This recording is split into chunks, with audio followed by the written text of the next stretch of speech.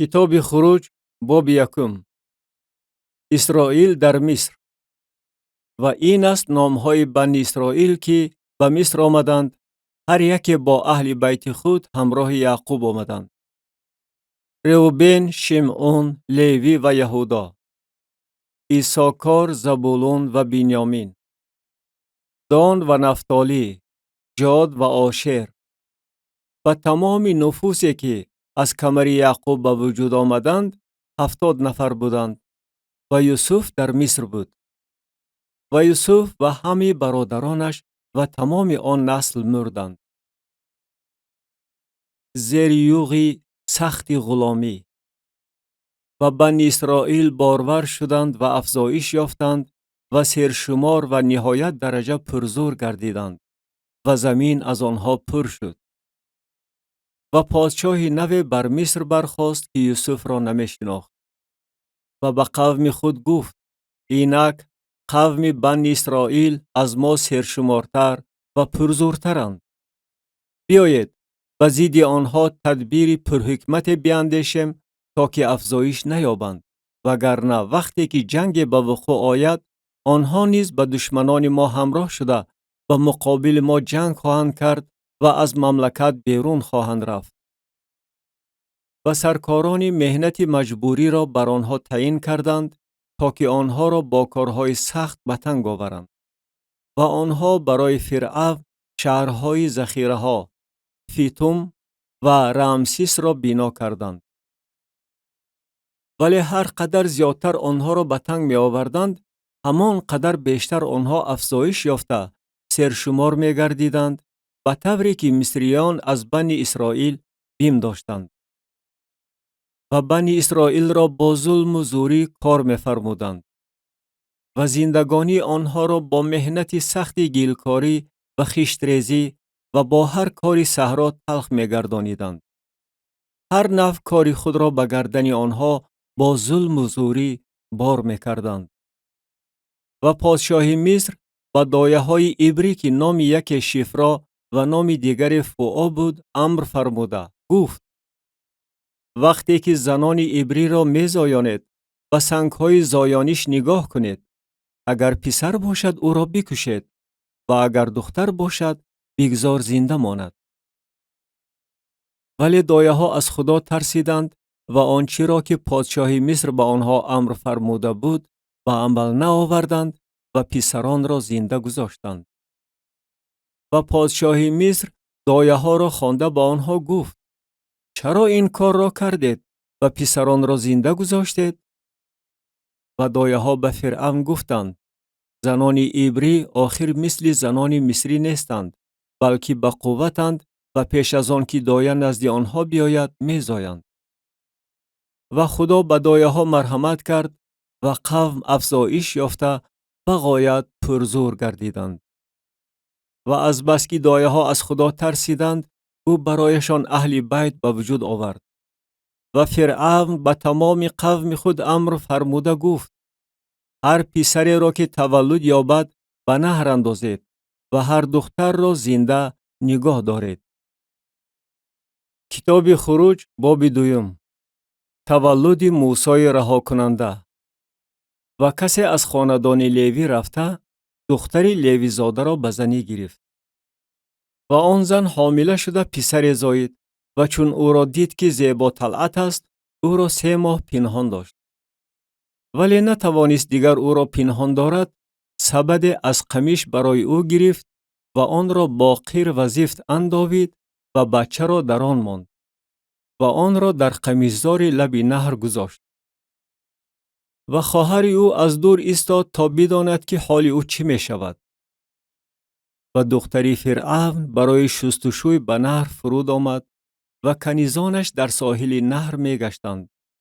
و سبد را اندرون قمیصزار دیده کنیز خود را فرستاد تا که آن را بگیرد. و آن را گشاده بچه را دید و اینک کودک گریه می کرد. و رحمش به او آمده گفت: این از بچه های عبریان است. و خواهر او به دختر فرعون گفت: آیا رفته زنی شیردار را از زنان عبریان نزد تو بخوانم تا که بچه را برای تو شیر دهد؟ و دختری فرعون به وی گفت برو. و آن دوشیزه رفته مادری بچه را خواند. و دختری فرعون به او گفت این بچه را ببر و او را برای من بمکان و من مزدت را خواهم داد. و آن زن بچه را گرفته مکانید. و بچه کلان شد و او را به دختری فرعون آورد و او برای وی پسر شد. و او را موسی نام مانده گفت زیرا که او را از درون آب برآوردم. موسی به قوم خود امین است. و در آن ایام چنین واقع شد که موسی کلان شده نزد برادران خود بیرون آمد و کارهای سخت آنها را مشاهده نمود و مردی مصری را دید که مرد عبری را که از برادران او بود میزند. و به هر طرف نظر انداخت و چون دید که کسی نیست آن مصری را کشته در ریگ پنهان کرد. و روزی دیگر بیرون آمد و اینک دو مرد عبری جدال میکنند و او به شریر گفت چرا یاری خود را میزنی؟ وی گفت کیست که تو را بر ما سردار و داور تعیین نموده است؟ آیا تو قصد داری مرا بکشی چنان که آن مصری را کشتی؟ و موسی ترسید و در دل خود گفت یقین است که آن حادثه معلوم شده است. گریختن موسی و زن گرفتنش. و فرعون این حادثه را شنیده میخواست موسی را به قتل رساند. و موسی از پیش فرعون گریخته در زمین مدیان مسکن گرفت و نزد چاه بنشست. و کاهن مدیان 7 دختر داشت و آنها آمدند و آب کشیده تغاره ها را پر کردند تا که رمه پدر خود را آب دهند. و چوپانان آمده آنها را حی کردند و موسی برخاسته آنها را محافظت نمود و رمه آنها را آب داد. و آنها نزد پدر خود رویل آمدند و او گفت چه طور شما امروز با زودی آمدید؟ و آنها گفتند مردی مصری ما را از دست چوپانان رها کرد و نیز برای ما آب کشیده رمه را آب داد. و او به دخترانش گفت پس وی کجاست؟ چرا آن مرد را ترک کردید؟ و را بخوانید تا که نان خورد. و موسی راضی شد که نزد آن مرد مسکن گیرد و او دختری خود سیفوره را به موسی داد. وی پسر زاید و او نامش را جرشون ماند زیرا که گفت در زمین بیگانه غریب بودم. و چنین واقع شد که بعد از ایام زیاد پادشاه مصر مرد و بنی اسرائیل از کاری سخت آه و واه کرده پیغام کشیدند و استغاثه آنها از کاری سخت سوی خدا برآمد. و خدا ناله آنها را شنید و خدا عهد خود را که با ابراهیم، اسحاق و یعقوب بسته بود به یاد آورد. و خدا به حال بنی اسرائیل نظر انداخت و خدا غمخواری نمود. کتاب خروج باب 3. دعوت شدن موسی، بت‌پرست فروزان. و موسی رمه پدر عروس خود یترو کاهن مدیان را میچرانید و رمه را به آن طرف بیابان برد و به حوریب که کوه خدا باشد آمد.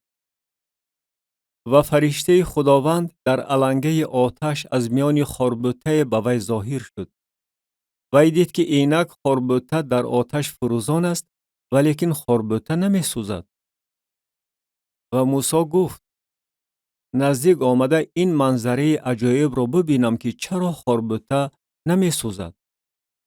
و خداوند دید که وی برای دیدن نزدیک می آید و خدا از میان خاربته سوی وی خوانده گفت موسی، موسی. وی گفت لبیک.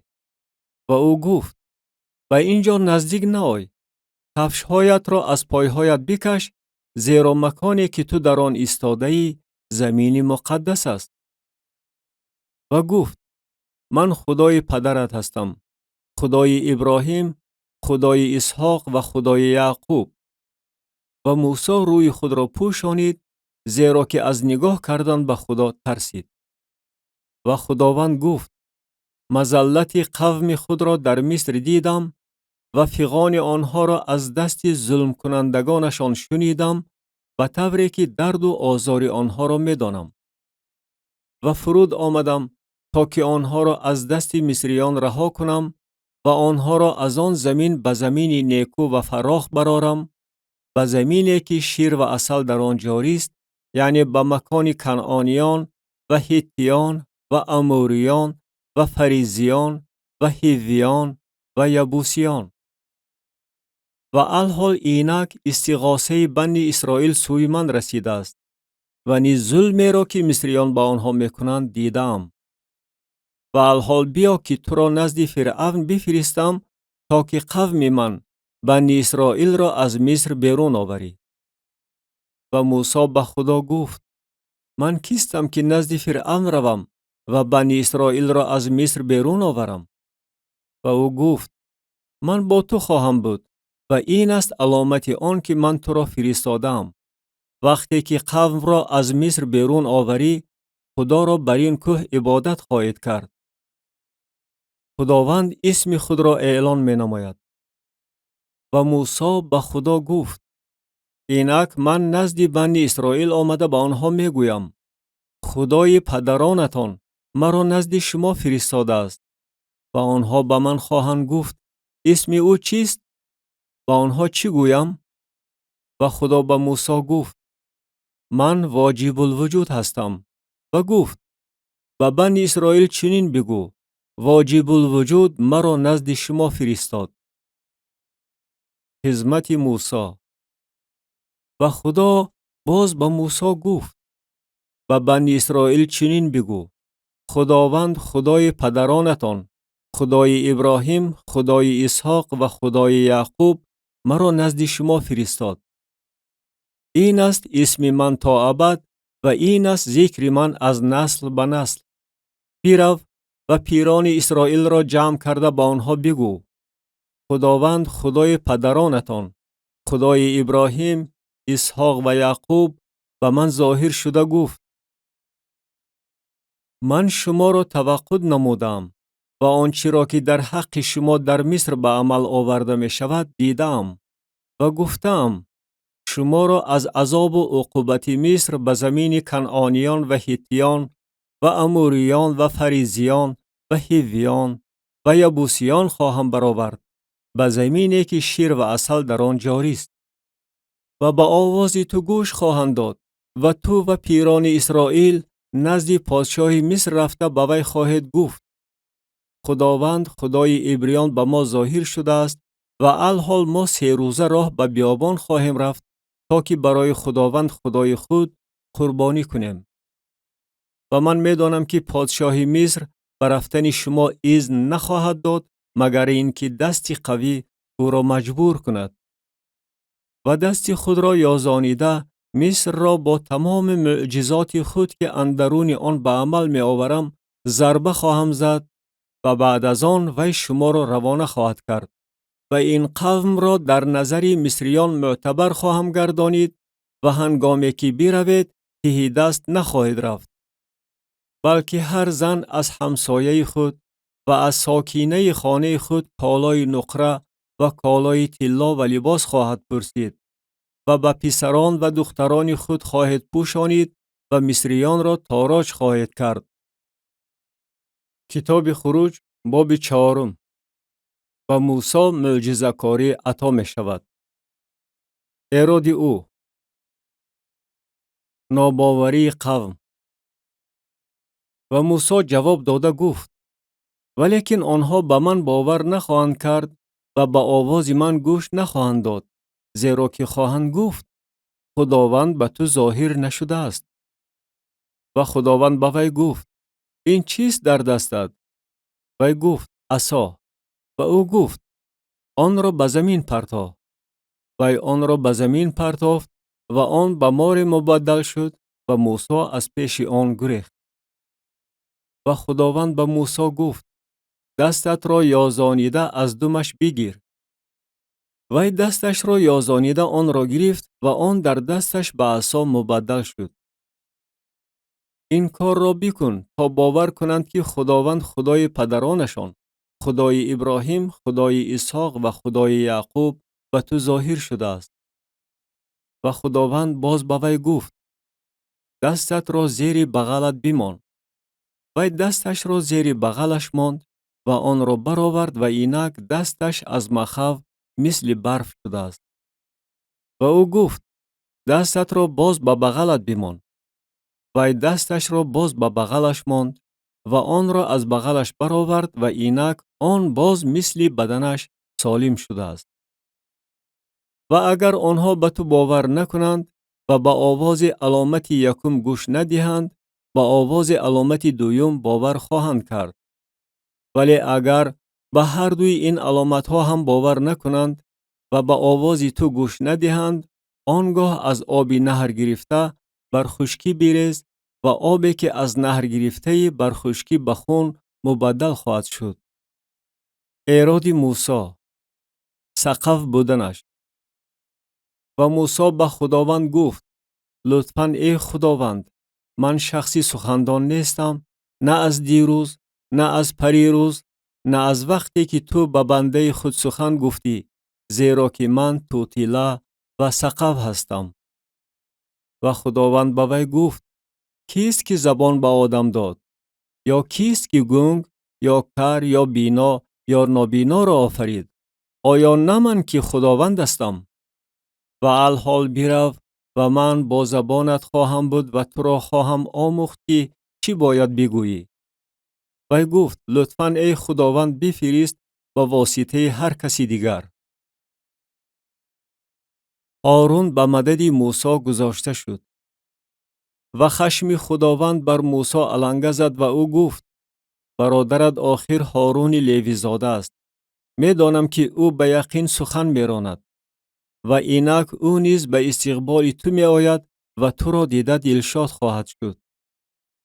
و تو با او سخن رانده، سخنان را به زبانش تلقین خواهی کرد و من با زبان تو و زبان او خواهم بود و شما را خواهم آموخت که چی باید بکنید.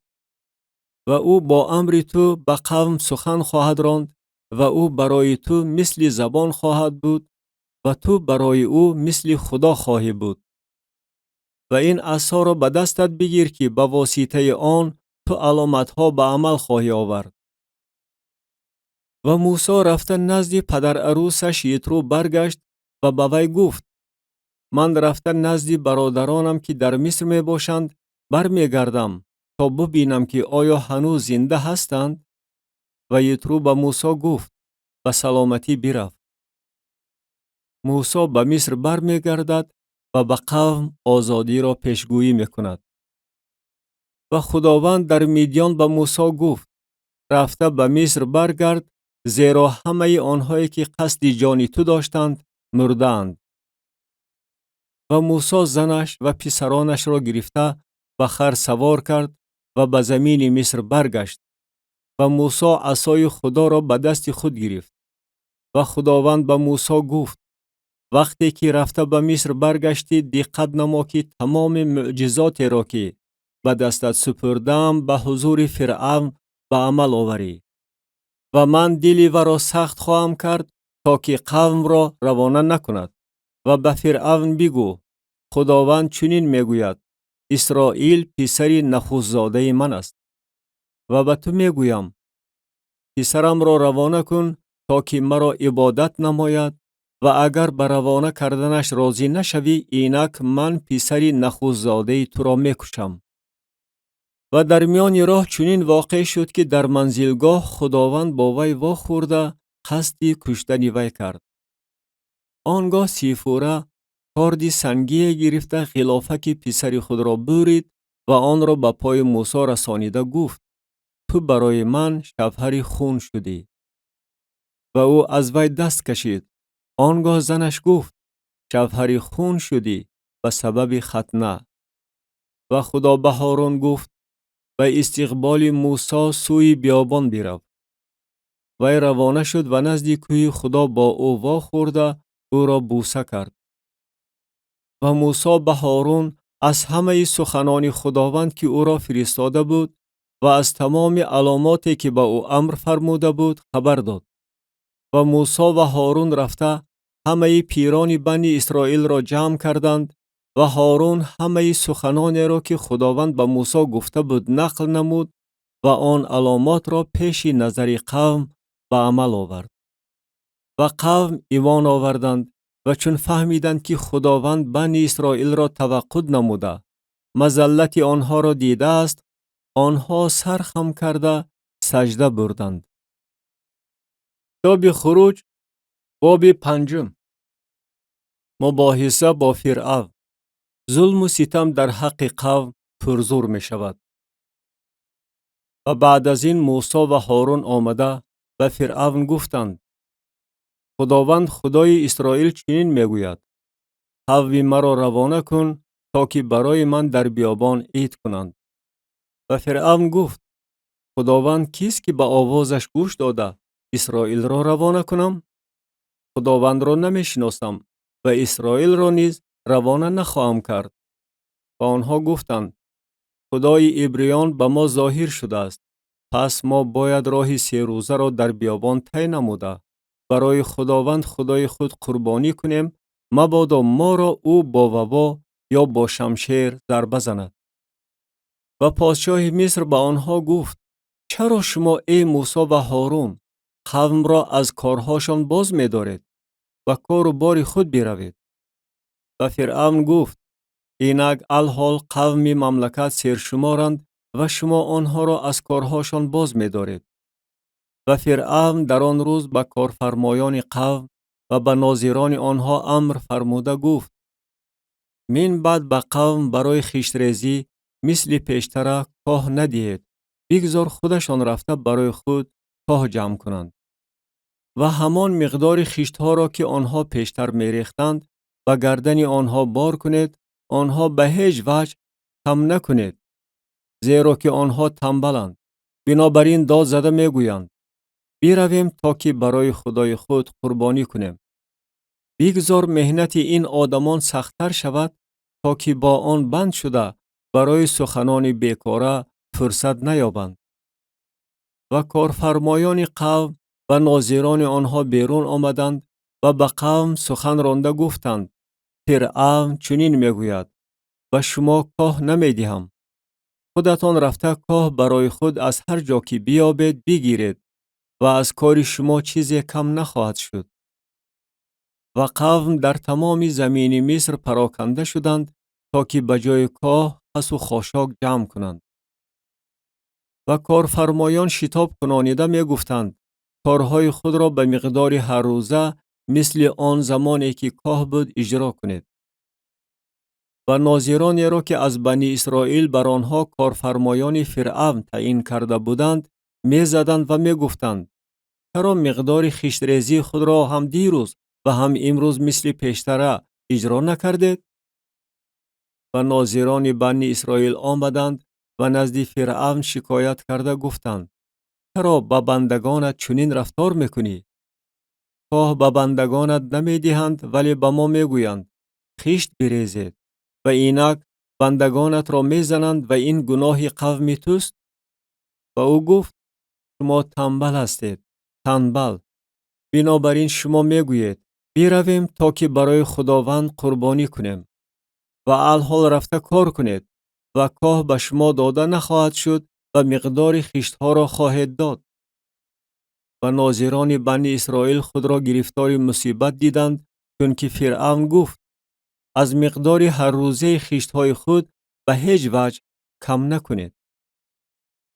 و هنگامی که از پیش فرعون بیرون آمدند با موسی و هارون واخوردند که در رو برویشان ایستاده بودند.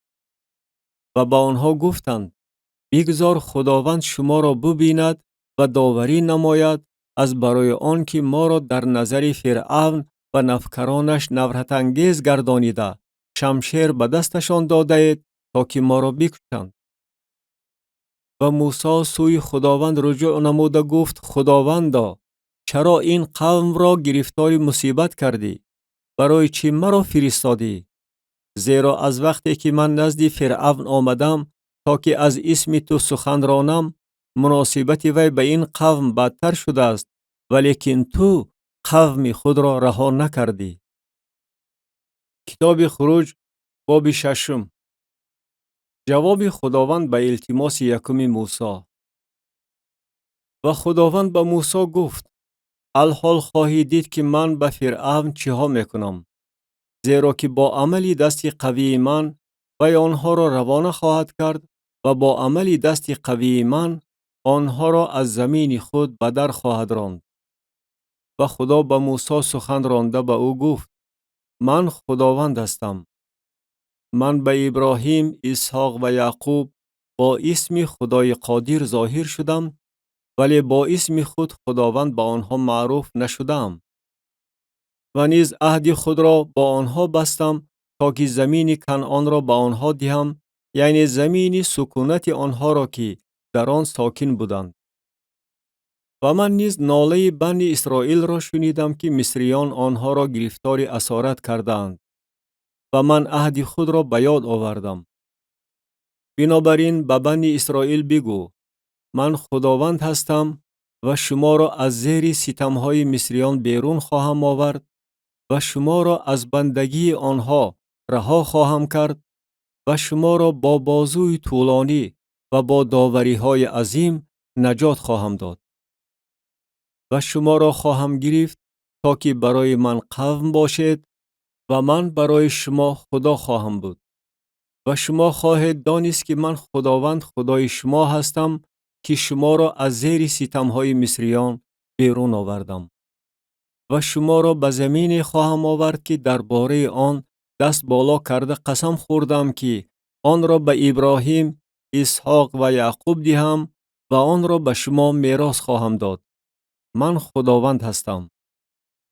و موسی به بنی اسرائیل به این مضمون سخن راند، ولی آنها به سبب شکسته‌دلی و محنت سخت به موسی گوش ندادند. و خداوند به موسی سخن رانده گفت: رفته به فرعون پادشاه مصر بگو که بنی اسرائیل را از زمین خود روانه کند. و موسی به حضور خداوند سخن رانده گفت: اینک بنی اسرائیل به من گوش ندادند، پس چگونه فرعون به من گوش خواهد داد؟ و حالان که من دهن بسته هستم. و خداوند به موسی و هارون سخن رانده آنها را سوی بنی اسرائیل و سوی فرعون پادشاه مصر موکل نمود تا که بنی اسرائیل را از زمین مصر بیرون آورند. نسب نامه سبطهای اسرائیل. اینهایند سرداران خانواده های آنها: پسران روبن، نخوزاده اسرائیل، هنوخ و فلو، حسرون و کرمی. اینهایند خانواده های روبن. و پسران شمعون: یموئیل و یامین و اوحد و یاکین و سوهر و شاول پسر کنعانیه. اینهایند خانواده های شمعون. و این است نامهای پسران لیوی بر حسب نسل‌هاشان: جرشون و قهات و مراری. و سالهای عمر لیوی 137 سال. پسران جرشون: لیبنی و شمعی بر حسب خانواده هاشان. و پسران قهات: امرام و یسحار و هبرون و اوزیئیل. و سالهای عمر قهات 133 سال. و پسران مراری: محلی و موشی. اینهایند خانواده های لیوی بر حسب نسل هاشان.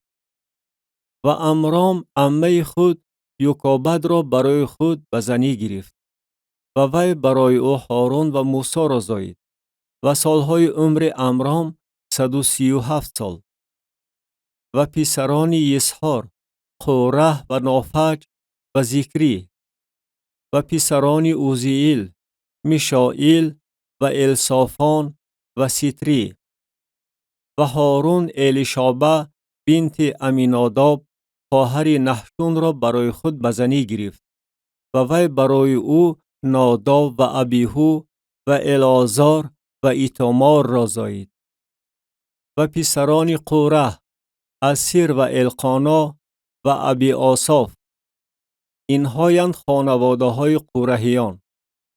و العازار ابن هارون برای خود از دختران فوتیئیل به زنی گرفت و وی برای او فینحاس را زاید. اینهایند سرداران خانواده های لیوی زادگان بر حسب نسل هاشان. همین هارون و موسی بودند که خداوند با آنها گفت بنی اسرائیل را بر حسب فوجهاشان از زمین مصر بیرون آورید. همین ها بودند که به فرعون پادشاه مصر سخن راندند تا که بنی اسرائیل را از مصر بیرون آورند. همین موسی و هارون بودند. خداوند باز موسی را می فرستد و فرعون رو آوردن او.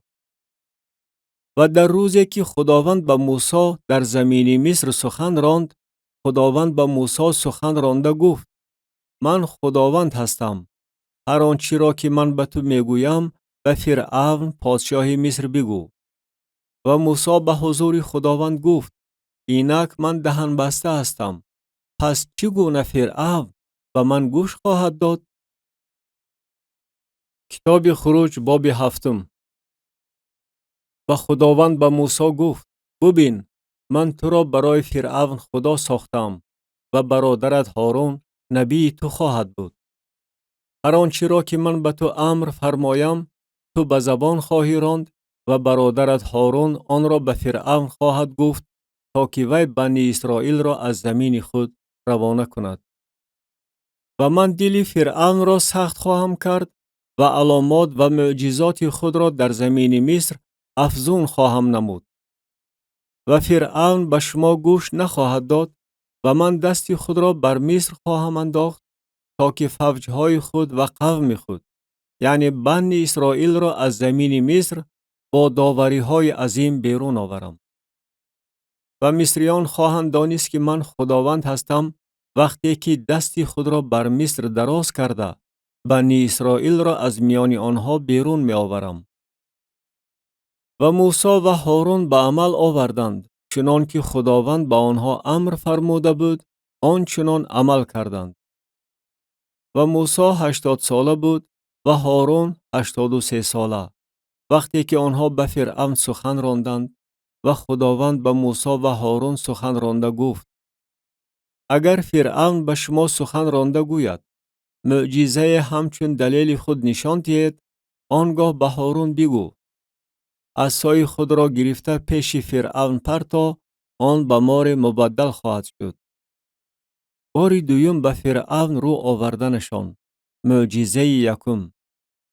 و موسی و هارون نزد فرعون آمدند و چنان که خداوند امر فرموده بود آنچنان عمل کردند و هارون عصای خود را پیش فرعون و پیش نوکرانش پرتافت و آن به مار مبدل شد.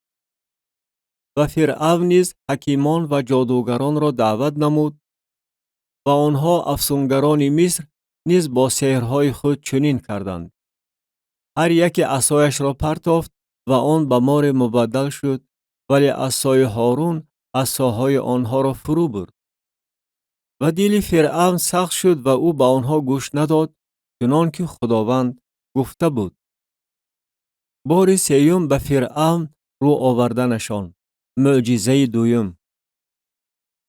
و خداوند به موسی گفت دل فرعون سخت شده است و نمیخواهد قوم را روانه کند. بامدادان نزد فرعون برو اینک وی سوی آب بیرون می آید و تو برای استقبال وی در ساحل نهر بیست و آن عصا را که به مار مبدل شد به دست خود بگیر و به وی بگو خداوند خدای عبریان مرا نزد تو فرستاده گفت قوم مرا روانه کن تا که مرا در بیابان عبادت نمایند و اینک تا الحال تو گوش ندادی. خداوند چنین میگوید از این خواهی دانست که من خداوند هستم اینک من با عصایی که در دستم هست آبی نهر را میزنم و آن به خون مبدل خواهد شد و ماهیانی که در نهر هستند خواهند مرد و نهر بدبوی خواهد شد و مصریان از نوشیدن آبی نهر نفرت خواهند کرد. و خداوند به موسی گفت به هارون بگو عصای خود را بگیر و دست خود را بر آبهای مصریان بر نهرهای آنها بر جویهای آنها بر کولهای آنها و بر هر آبنبار آنها دراز کن و به خون مبدل خواهند شد و در تمام زمین مصر و در ظرفهای چوبین و سنگین خون خواهد بود. و موسی و هارون آنچنان که خداوند امر فرموده بود کردند. عصا را برداشته آب نهر را پیش نظر فرعون و پیش نظر نفکرانش زد و تمام آب نهر به خون مبدل شد و ماهیانی که در نهر بودند مردند و نهر بدبوی شد و مصریان نتوانستند از نهر آب نوشند و در تمام زمین مصر خون بود. و افسونگران مصر هم با سحرهای خود چنین کردند و دل فرعون سخت شد و به آنها گوش نداد چنان که خداوند گفته بود. و فرعون تاب خورده به خانه خود آمد و این هم به دل او اثری نبخشید. و همه مصریان گرداگرد نهر چاه میکندند تا که آب برای نوشیدن پیدا کنند، چون که از آب نهر نمی توانستند نوشند. و بعد از آن که خداوند نهر را ضربه زد 7 روز پر شد. کتاب خروج باب 8.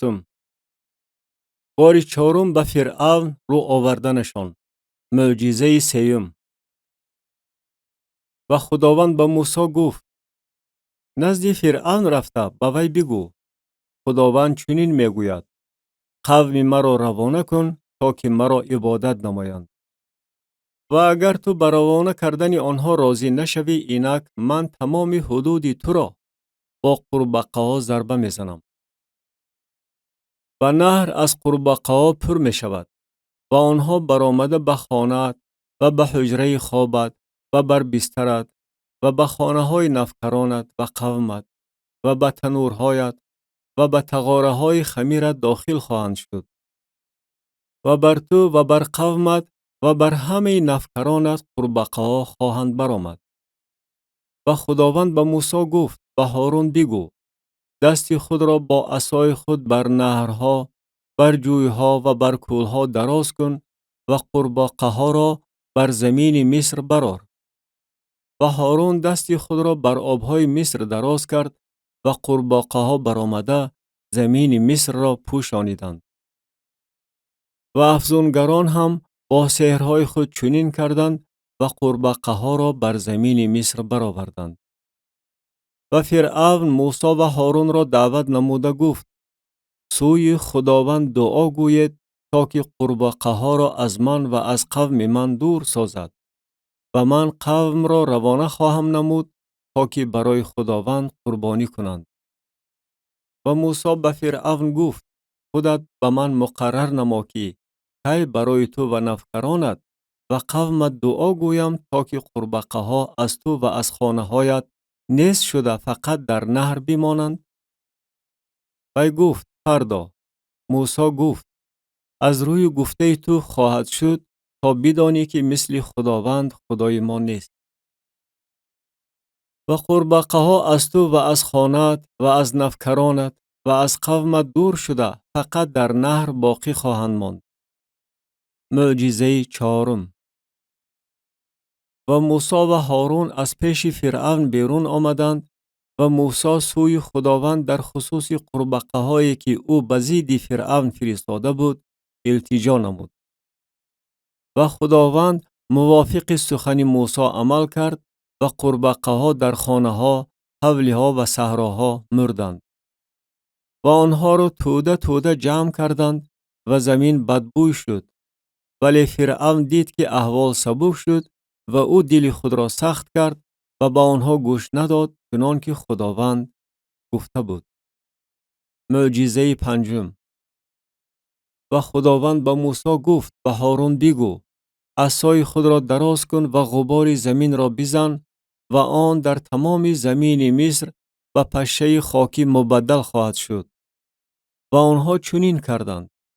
هارون دست خود را با عصای خود دراز کرده غبار زمین را زد و پشه خاکی بر آدمان و چارپایان پیدا شد. تمام غبار زمین در تمام زمین مصر و پشه خاکی مبدل شد. و افسونگران با سحرهای خود چنین کردند تا که پشه خاکی را بیرون آورند، ولیکن نتوانستند و پشه خاکی بر آدمان و چارپایان بود. و افسونگران به فرعون گفتند: این انگشت خداست. ولی دل فرعون سخت شد و او به آنها گوش نداد چنان که خداوند گفته بود. باری پنجم به فرعون رو آوردنشان. معجزه ششم. و خداوند به موسی گفت: بامدادان بر محل برخاسته و حضور فرعون بیست. اینک وی سوی آب بیرون می آید و تو به وی بگو: خداوند چنین می گوید: قوم مرا روانه کن تا که مرا عبادت نماید. زیرا اگر قوم مرا روانه نکنی، اینک من بر تو و نفکرانت و قومت و خانه هایت مگس های گوناگون را می فرستم و خانه های مصریان و نیز زمینی که آنها بر آن ساکنند از آن مگس ها پر خواهد شد. و در آن روز زمین جوشن را که قوم من در آن ساکنند جدا خواهم کرد و در آنجا مگس ها نخواهد بود، تا بدانی که من اندرون این زمین خداوند هستم. و تفاوت در میان قوم خود و قوم تو برقرار خواهم نمود. فردا این علامت به عمل خواهد آمد. و خداوند چنین کرد و مگس های زیاد به خانه فرعون و به خانه های نفکرانش و به تمام زمین مصر آمد و زمین از دست مگس ها نابود شد. و فرعون موسی و هارون را دعوت نموده گفت: بروید و برای خدای خود در این زمین قربانی کنید. ولی موسی گفت: چنین کردن ممکن نیست، زیرا چیزهای زشت مصریان را ما برای خداوند خدای خود قربانی میکنیم. اینک وقتی که چیزهای زشت مصریان را پیش نظر آنها قربانی کنیم، آیا آنها ما را سنگسار نمی کنند؟ ما راه 3 روزه را در بیابان طی نموده برای خداوند خدای خود قربانی خواهیم کرد، چنان که او به ما امر فرموده است. و فرعون گفت: من شما را روانه خواهم کرد تا که برای خداوند خدای خود در بیابان قربانی کنید، اما بسیار دور نروید، برای من هم دعا گویید. و موسی گفت: اینک من از پیش تو بیرون آمده سوی خداوند دعا می گویم و آن مگس ها از فرعون و نفکرانش و قومش فردا دور خواهد شد، فقط این که فرعون باری دیگر فریب داده از روانه کردن قوم تا که برای خداوند قربانی کنند روی نگرداند. معجزه هفتم. و موسی از پیش فرعون بیرون آمده سوی خداوند دعا گفت. و خداوند موافق سخنان موسی عمل نموده مگس ها را از فرعون و نفکرانش و قومش دور کرد، یک عدد هم از آن باقی نماند. ولی فرعون همین دفعه هم دل خود را سخت کرد و قوم را روانه نکرد. کتاب خروج باب 9. نزاع با فرعون. بار ششم به وی رو آوردنشان. معجزه هشتم.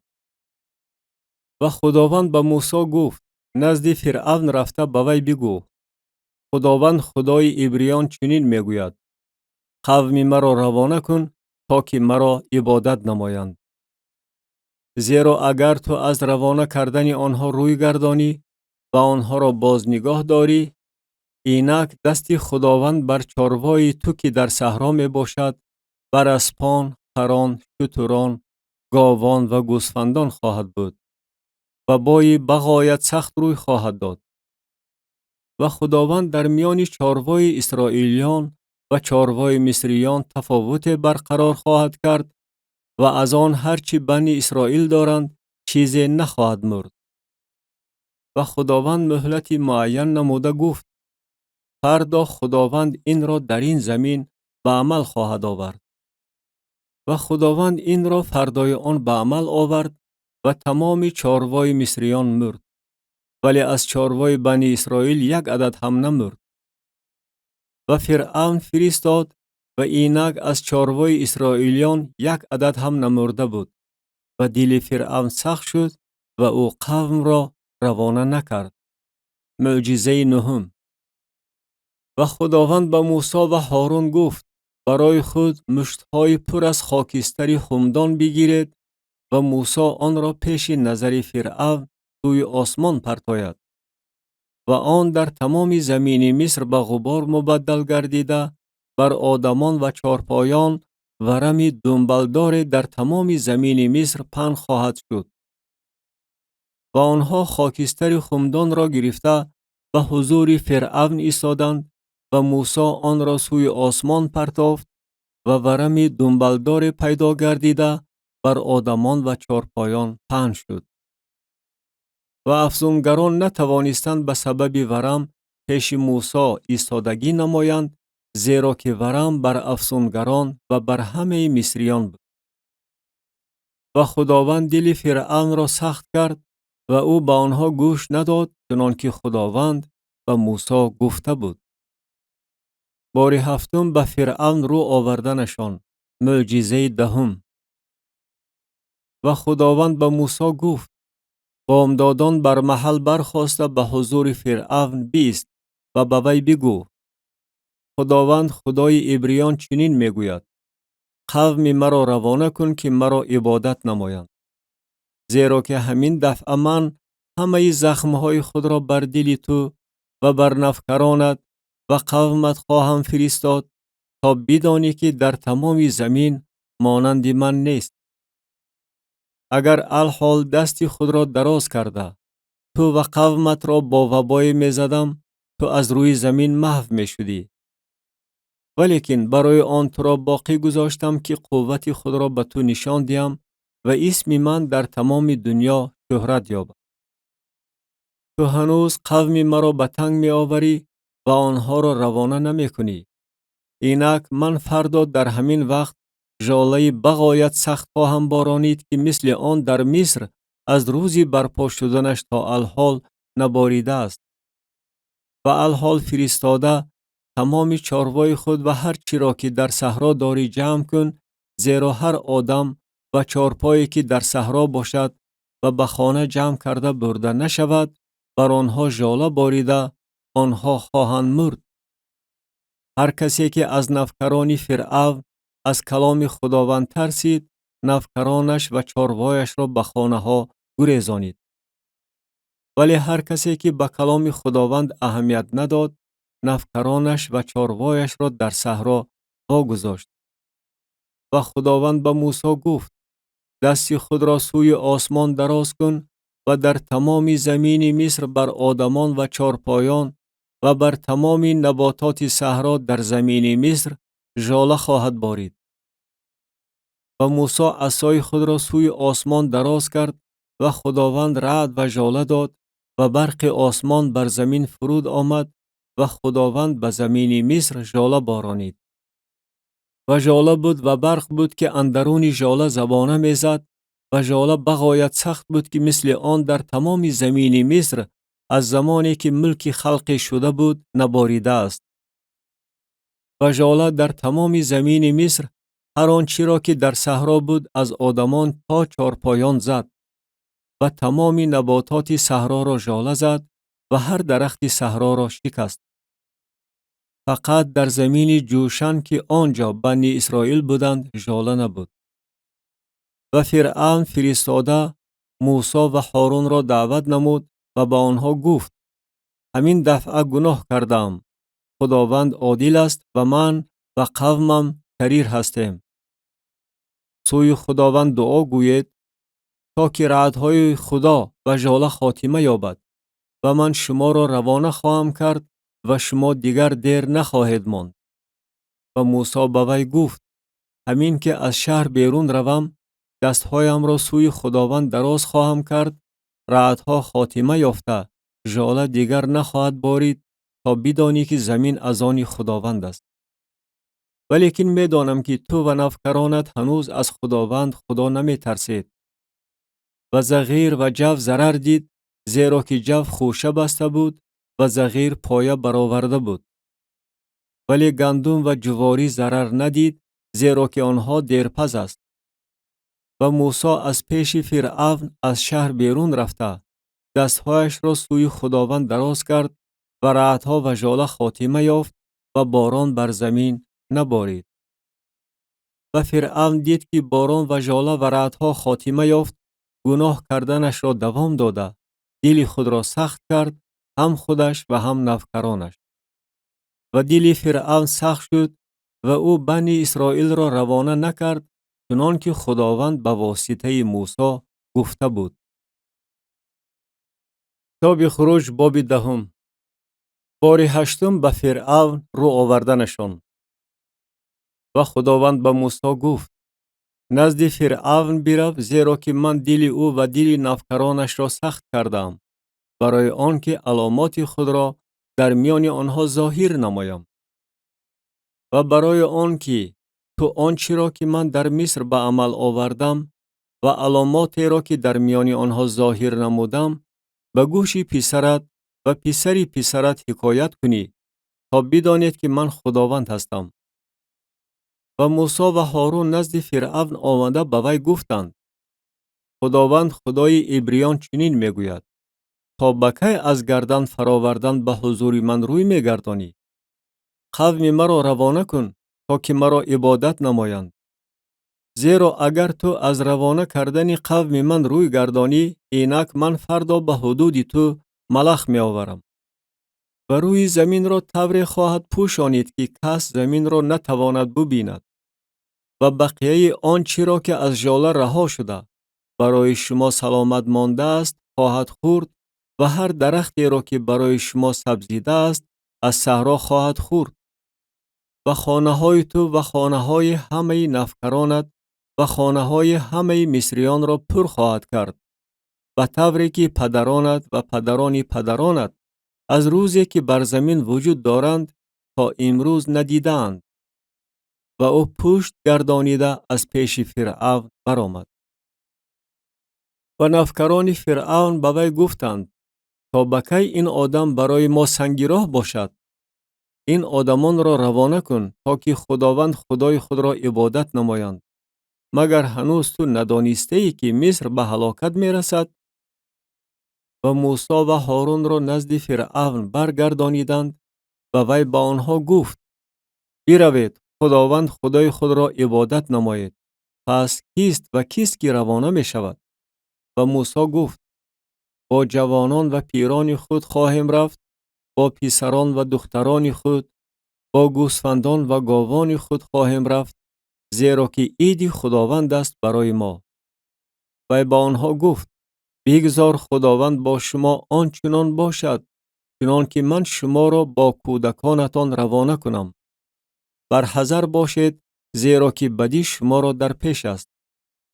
چنین نخواهد شد، فقط شما مردان بروید و خداوند را عبادت نمایید، زیرا که شما این را خواهان بودید. و آنها را از پیش فرعون به در راندند. معجزه 11. و خداوند به موسی گفت: دستی خود را بر زمین مصر برای ملخ دراز کن، تا که آن بر زمین مصر برآمده تمام نباتات زمین را که از ژاله باقی مانده است بخورد. و موسی عصای خود را بر زمین مصر دراز کرد و خداوند تمام آن روز و تمام شب باد شرقی را بر زمین وزانید. وقتی که صبح دمید، باد شرقی ملخ را آورد. و ملخ بر تمام زمین مصر برآمده در تمام حدود مصر قرار گرفت که آن بغایت بسیار بود. پیش از آن چنین ملخ نبود و بعد از آن چنین نخواهد بود. و روی تمام زمین را پوشانید و زمین تاریک شد و تمام نباتات زمین و تمام میوه درختان را که از ژاله باقی مانده بود خورد. و هیچ سبزه بر درختان و بر نباتات صحرا در تمام زمین مصر باقی نماند. و فرعون شتابان موسی و هارون را دعوت نموده گفت: پیش خداوند خدای شما و پیش شما گناه کردم. و الحال لطفاً همین دفعه هم گناه مرا عفو کنید و سوی خداوند خدای خود دعا گویید تا که فقط این مرگ را از من دور سازد. و از پیش فرعون بیرون آمده سوی خداوند دعا گفت. و خداوند بادی غربی بغایت سختی به وجود آورد که ملخ را برداشته برده و بحر قلزم انداخت. در تمام حدود مصر یک عدد هم ملخ نماند. ولی خداوند دل فرعون را سخت کرد و وی بنی اسرائیل را روانه نکرد. معجزه 12. و خداوند به موسی گفت: دستی خود را سوی آسمان دراز کن تا که بر زمین مصر تاریکی به وجود آید، تاریکی که آن را لمس کردن ممکن باشد. و موسی دستی خود را سوی آسمان دراز کرد و در تمام زمین مصر تاریکی غلیظ 3 روز به میان آمد. یکدیگر را نمی دیدند و کسی از جای خود 3 روز بر نخاست. ولیکن برای بنی اسرائیل در مسکنهاشان روشنایی بود. و فرعون موسی را دعوت نموده گفت: بروید و خداوند را عبادت نمایید. فقط رمه‌های گوسفندان و گاوان شما بماند، کودکان شما نیز با شما بروند. ولی موسی گفت: تو نیز به دست ما قربانی‌های سلامتی و قربانی‌های سوختنی بده تا که برای خداوند خدای خود تقدیم کنیم. کاروای ما نیز با ما خواهد رفت، یک سومه باقی نخواهد ماند، زیرا که از آن باید برای عبادت خداوند خدای خود بگیریم و ما تا به آنجا نرسیم نخواهیم دانست که با چه چیز خداوند را عبادت نماییم. و خداوند دل فرعون را سخت کرد و نخواست آنها را روانه کند. قطعی گفت و شنید. و فرعون به او گفت: از پیش من برو، بر حذر باش که روی مرا دیگر نبینی، زیرا در روزی که روی مرا ببینی خواهی مرد. و موسی گفت: درست گفتی، روی تو را دیگر نخواهم دید. کتاب خروج باب 11. پیشگویی درباره هلاکت نخست‌زادگان. و خداوند به موسی گفت: باز یک ضربه بر فرعون و بر مصر خواهم آورد. بعد از آن وی شما را از اینجا روانه خواهد کرد. و هنگامی که وی شما را روانه کردنی شود، کاملا شما را از اینجا به در خواهد راند. پس به گوش قوم بگو که هر مرد از همسایه خود و هر زن از همسایه خود کالای نقره و کالای طلا بپرسند. و خداوند قوم را در نظر مصریان معتبر گردانید. موسی نیز در زمین مصر در نظر نفکران فرعون و در نظر قوم شخصی بغایت بزرگ بود. و موسی گفت: خداوند چنین میگوید: قریب‌های نصف شب من اندرون مصر بیرون خواهم آمد و هر نخست‌زاده در زمین مصر خواهد مرد، از نخست‌زاده فرعون که بر تختش نشسته است تا نخست‌زاده کنیزی که نزد دستاس باشد و هر نخست‌زاده چارپایان. و ناله عظیم در تمام زمین مصر خواهد بود که مثلش نشده است و مثلش دیگر نخواهد شد. ولیکن بر همه بنی اسرائیل سگ زبانش را نخواهد جنبانید، نه بر آدمان و نه بر چارپایان، تا بدانید که خداوند در میان مصریان و اسرائیلیان چگونه تفاوت گذاشته است. و همه این نفکرانت پیش من فرو خواهند آمد و به من سجده برده خواهند گفت: تو و تمام قومی که پیروی تو باشند بیرون روید. و بعد از آن من بیرون خواهم رفت. و او با شدت غضب از پیش فرعون بیرون آمد. و خداوند به موسی گفت: فرعون به شما گوش نخواهد داد تا که معجزات من در زمین مصر افزون شود. و موسی و هارون تمام این معجزات را به حضور فرعون به عمل آوردند، ولی خداوند دل فرعون را سخت کرد و وی بنی اسرائیل را از زمین خود روانه نکرد. کتاب خروج باب 12. حس. و خداوند به موسی و هارون در زمین مصر سخن رانده گفت: بگذار در این ماه برای شما سری ماه‌ها باشد. بگذار آن برای شما ماه یکم در میان ماه‌ها باشد. و تمام جماعت اسرائیل سخن رانده گوید: در روز 10 همین ماه بگذار هر یک بره برای خانواده بگیرند، یعنی برای هر خاندان یک بره. و اگر اهل بیت برای استعمال بره کم باشند، بگذار وی با همسایه نزدیک خانه‌اش موافق شماره نفوسشان بگیرد. با اندازه خوردن هر یک به بره شرکت کنید. بره شما باید به عیب نرینه یک ساله باشد. از گوسفندان و بزان آن را بگیرید و بگذار آن نزد شما تا روز 14 همین ماه نگاه داشته شود و آن را تمام جمع آمد جماعت اسرائیل بگاه روزی ذبح کنند و از خون آن گرفته به هر دو پهلودری و به بالادری خانه هایی که در آنها آن را میخورند بمالند و گوشتش را در آن شب با آتش بریان کرده با فطیر بخورند، با سبزه های تلخ آن را بخورند. از آن خام یا در آب پخته نخورند، بلکه با آتش بریان شده باشد با کله و پاچه هایش و دل و درونش. و از آن تا صبح باقی نگذارید.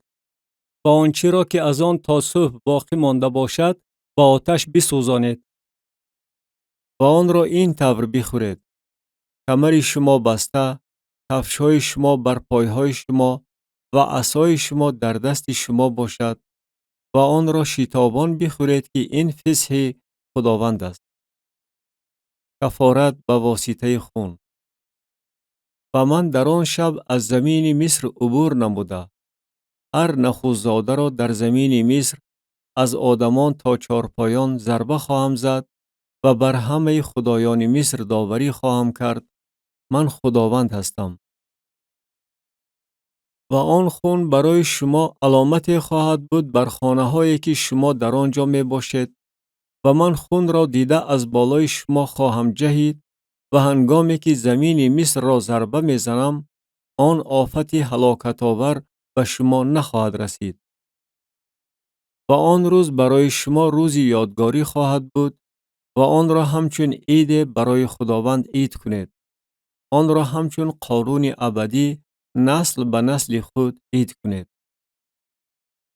7 روز فطیر بخورید، اما در عرفه روز یکم خمیر ترش را از خانه های خود نست کنید، زیرا هر که از روز یکم تا روز 8 خمیر ترش شده بخورد آن کس از میان اسرائیل محو خواهد شد. و در روز یکم جمع آمد مقدس و در روز هفتم جمع آمد مقدس برای شما خواهد بود. در آنها نباید هیچ کاری کرده شود، اما آنچه باید هر کس بخورد فقط آن را بجا آوردنتان ممکن است. و خوردن فطیر را رعایت نمایید، زیرا که در خود همین روز من فوجهای شما را از زمین مصر بیرون آوردم و این روز را همچون قانون ابدی نسل به نسل خود رعایت نمایید. در ماه یکم در روز 14 آن بیگاهی فطیر بخورید تا بیگاهی روز 21 ماه. 7 روز در خانه های شما خمیر ترش باید یافت نشود، زیرا هر کی خمیر ترش شده بخورد آن شخص از جماعت اسرائیل محو خواهد شد، خواه غریب باشد خواه ساکن مقیمی آن. هیچ خمیر ترش شده نخورید، در همه مسکنهای خود فطیر بخورید. و موسی همه پیران اسرائیل را دعوت نموده با آنها گفت: بیروید و بره برای خود موافق خانواده هاتان بگیرید و فیس را ذبح کنید و بنچه از زوفا گرفته در خونی که در لگن است بغوتانید و با بالادری و دو پهلودری از خونی که در لگن است بمالید و کسی از شما از در خانه خود تا صبح بیرون نرود. و خداوند عبور نموده مصریان را ضربه خواهد زد و همین که خون را بر بالادری و دو پهلودری ببیند خداوند از بالای آن در خواهد جهید و جانستان را نخواهد گذاشت که به خانه های شما در آمده ضربه زند. و این امر را همچون قاعده برای خود و برای پسران خود به صورت ابدی رعایت نمایید. و چون به زمین داخل شدید که آن را خداوند موافق گفته خود به شما خواهد داد، آن وقت این عبادت را رعایت نمایید. و چون پسرانتان به شما گویند این عبادت شما برای چیست؟ بگویید این قربانی فسح برای خداوند است که او در مصر وقتی که مصریان را ضربه زد از بالای خانه های بنی اسرائیل جهیده گذشت و خانه های ما را رهایی داد و قوم سر خم کرده سجده بردند و بنی اسرائیل رفته به عمل آوردند چنان که خداوند به موسی و هارون امر فرموده بود آنچنان به عمل آوردند. مباحثه با فرعون دوام می‌کند. فوت نخوزادگان. و نصف شب چنین واقع شد که خداوند همه نخوزادگان زمین مصر را از نخوزاده فرعون که بر تخت نشسته بود تا نخوزاده اسیری که در زندان بود و هر نخوزاده چارپایان را ضربه زد. و در آن شب فرعون و همه نفکرانش و همه مصریان برخاستند و فریاد عظیم در مصر به وقوع آمد زیرا خانه نبود که مرده در آن نباشد. و موسی و هارون را شبانه دعوت نموده گفت برخیزید و از میان قوم من بیرون روید هم شما و هم بنی اسرائیل و رفته خداوند را عبادت نمایید چنان که گفتید. گوسفندان و گاوان خود را نیز چنان که گفتید بگیرید و بروید و مرا نیز برکت دهید. و مصریان بر قوم فشار می آوردند تا که زودتر آنها را از زمین روانه کنند زیرا که گفتند همه‌مان می میریم. و قوم خمیر خود را پیش از آن که ترش شود برداشته بردند. لگنهای خود را با لباسهاشان پیچانیده بر دوش خود گذاشته بودند. و بنی اسرائیل از روی گفته موسی عمل کرده از مصریان کالای نقره و کالای طلا و لباسها پرسیدند. و خداوند قوم را در نظر مصریان معتبر گردانید و هر چیزی پرسیده آنها را دادند و آنها مصریان را تاراج کردند. ابتدای خروج. و بنی اسرائیل از رامسیس به جانب سکوت روانه شدند که تقریباً 600,000 مردان پیاده غیر از کودکان بودند. و ازدحام گوناگون قبیله زیادی نیز همراه آنها برآمدند و گوسفندان و گاوان که رمه بغایت بزرگ بودند. و از خمیری که از مصر بیرون آورده بودند کلچه های فطیر پختند زیرا که آن ترش نشده بود چون که از مصر رانده شده بودند و نتوانستند درنگ کنند و توشه نیز برای خود تیار نکرده بودند. و سکونت بنی اسرائیل که در مصر داشتند 430 سال بود. و هنگامی که 430 سال به آخر رسید در آن روز همه فوجهای خداوند از زمین مصر بیرون آمدند. این شب بیداری خداوند بود برای بیرون آوردن آنها از زمین مصر. این همان شب بود برای خداوند که در آن تمام بنی اسرائیل نسل به نسل خود باید بیدار باشند. و خداوند به موسی و هارون گفت این است دستور فسح. هیچ کسی بیگانه نباید از آن بخورد ولی هر غلامی که زر خرید باشد لازم است که ورا ختنه بکنی آنگاه وی از آن بخورد. مهاجر و مزدور نباید از آن بخورد. در یک خانه خورده شود. گوشت آن را از خانه بیرون نبرار و استخوان آن را نشکنید. تمام جماعت اسرائیل باید آن را بجا آورند. و اگر غریب نزد تو ساکن باشد و خواهد فسح را برای خداوند بجا آورد بگذار هر نرینه وی ختنه کرده شود و آنگاه وی نزدیک آمده آن را بجا آورد و مثل ساکنی توبجایی زمین خواهد بود ولی هیچ یک نامختون نباید از آن بخورد. بگذار یک قانون باشد برای ساکن توبجایی و برای غریبی که در میان شما سکونت دارد. و تمام بنی اسرائیل بجا آوردند چنان که خداوند به موسی و هارون امر فرموده بود آنچنان بجا آوردند. و چنین واقع شد که در همان روز خداوند بنی اسرائیل را بر حسب فوجهاشان از زمین مصر بیرون آورد. کتاب خروج باب 13. تقدیس نخوزادگان. فرمان درباره فطیر. و خداوند به موسی سخن رانده گفت: هر نخوزاده را که هر رحم را در میان بنی اسرائیل بکشاید، خواه آدم باشد خواه چارپا، برای من تقدیس نما، وی از آن من است. و موسی به قوم گفت: این روز را که از مصر از خانه غلامی بیرون آمده در خاطر نگاه دارید، زیرا که خداوند با قوه دست شما را از آنجا بیرون آورد و نباید خمیر ترش خورده شود. امروز شما در ماه ابیب بیرون می آید و هنگامی که خداوند تو را به زمین کنعانیان و هیتیان و اموریان و هیویان و یبوسیان داخل کند که به پدرانت قسم خورده است که آن را به تو بدهد، زمینی که شیر و عسل در آن جاری است، آنگاه تو این عبادت را در این ماه بجا آور. 7 روز فطیر بخور و در روز هفتم عید برای خداوند است. 7 روز باید فطیر خورده شود و نباید نزد تو نانی ترش دیده شود و نباید نزد تو در تمام حدود تو خمیر ترش دیده شود.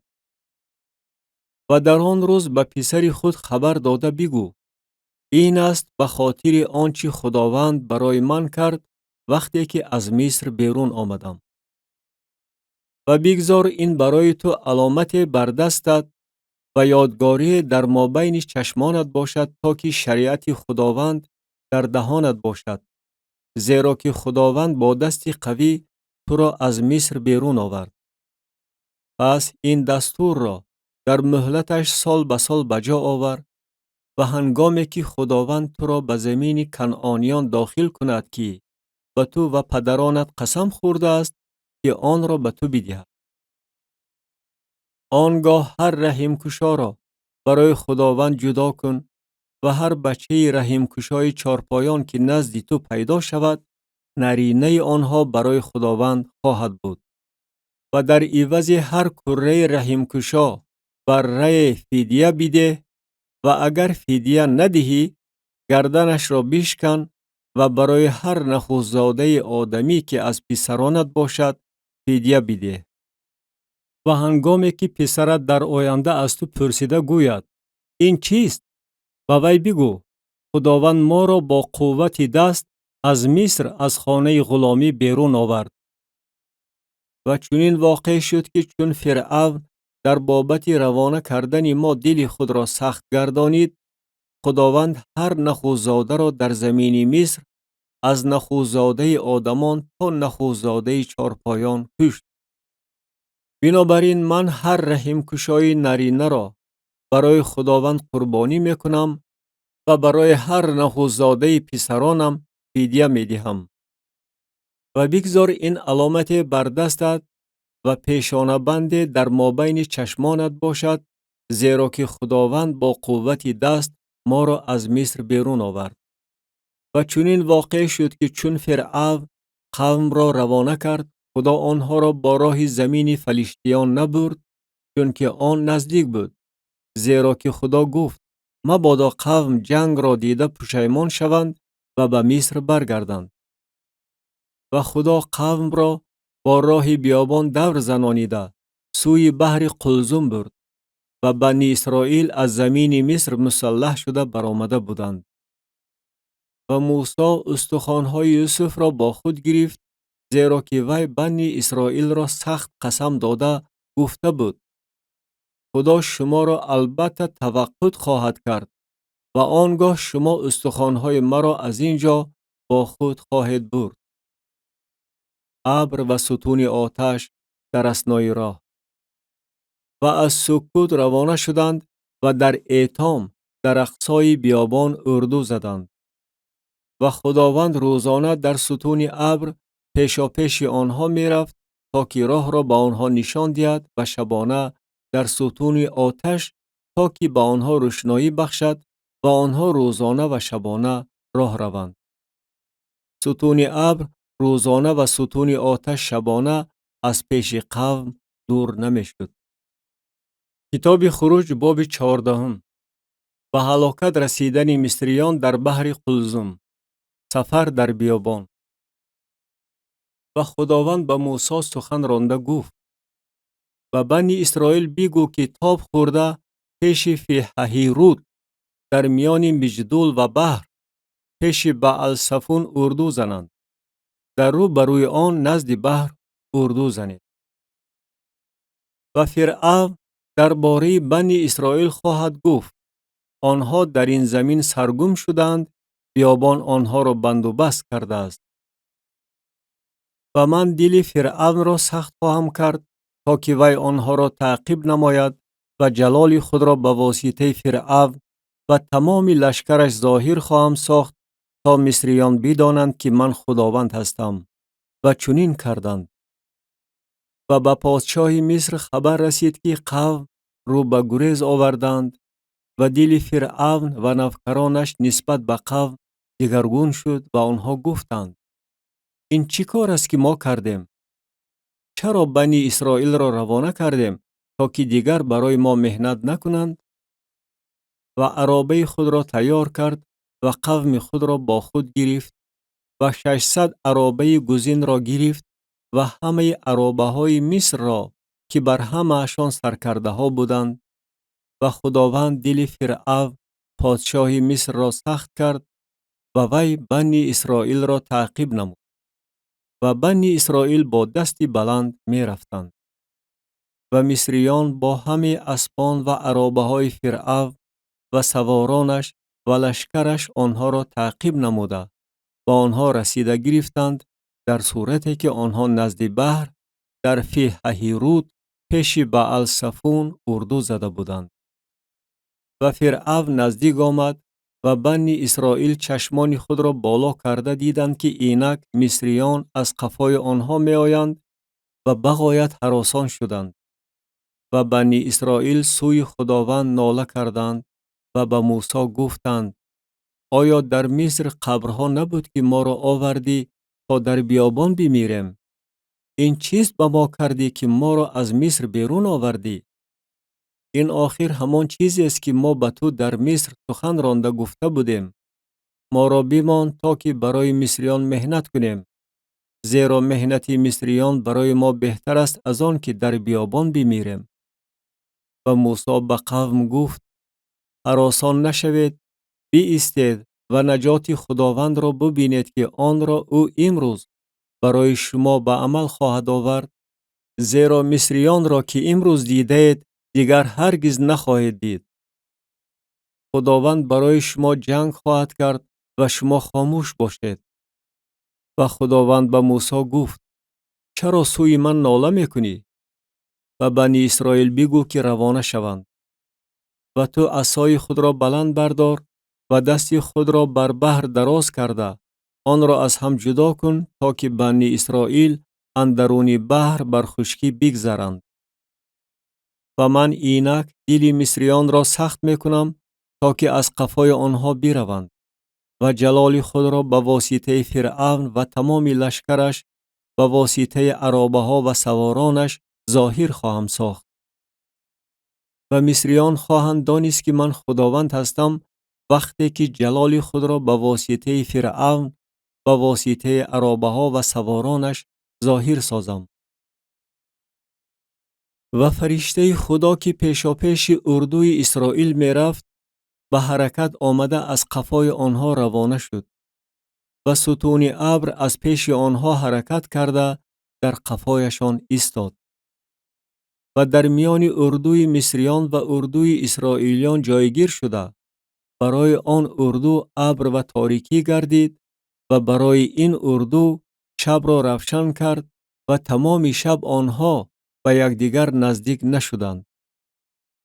و موسی دستی خود را بر بحر دراز کرد و خداوند بحر را با باد شرقی سخت تمام شب به حرکت درآورد و بحر را خشک گردانید و آبها از هم جدا شد.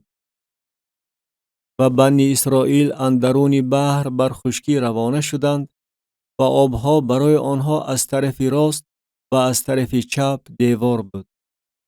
و مصریان با همه اسبان فرعون با عرابه ها و سوارانش تعقیب کنان از قفای آنها اندرون بحر در آمدند. و در پاس سحری چنین واقع شد که خداوند از درون ستون آتش و ابر بر اردوی مصریان نظر انداخت و اردوی مصریان را به اضطراب آورد و چرخهای عرابه هاشان را برآورد و طوری که آنها به زور حرکت می‌کردند و مصریان گفتند از پیش اسرائیلیان بگریزیم، زیرا که خداوند برای آنها با مصریان جنگ می‌کند.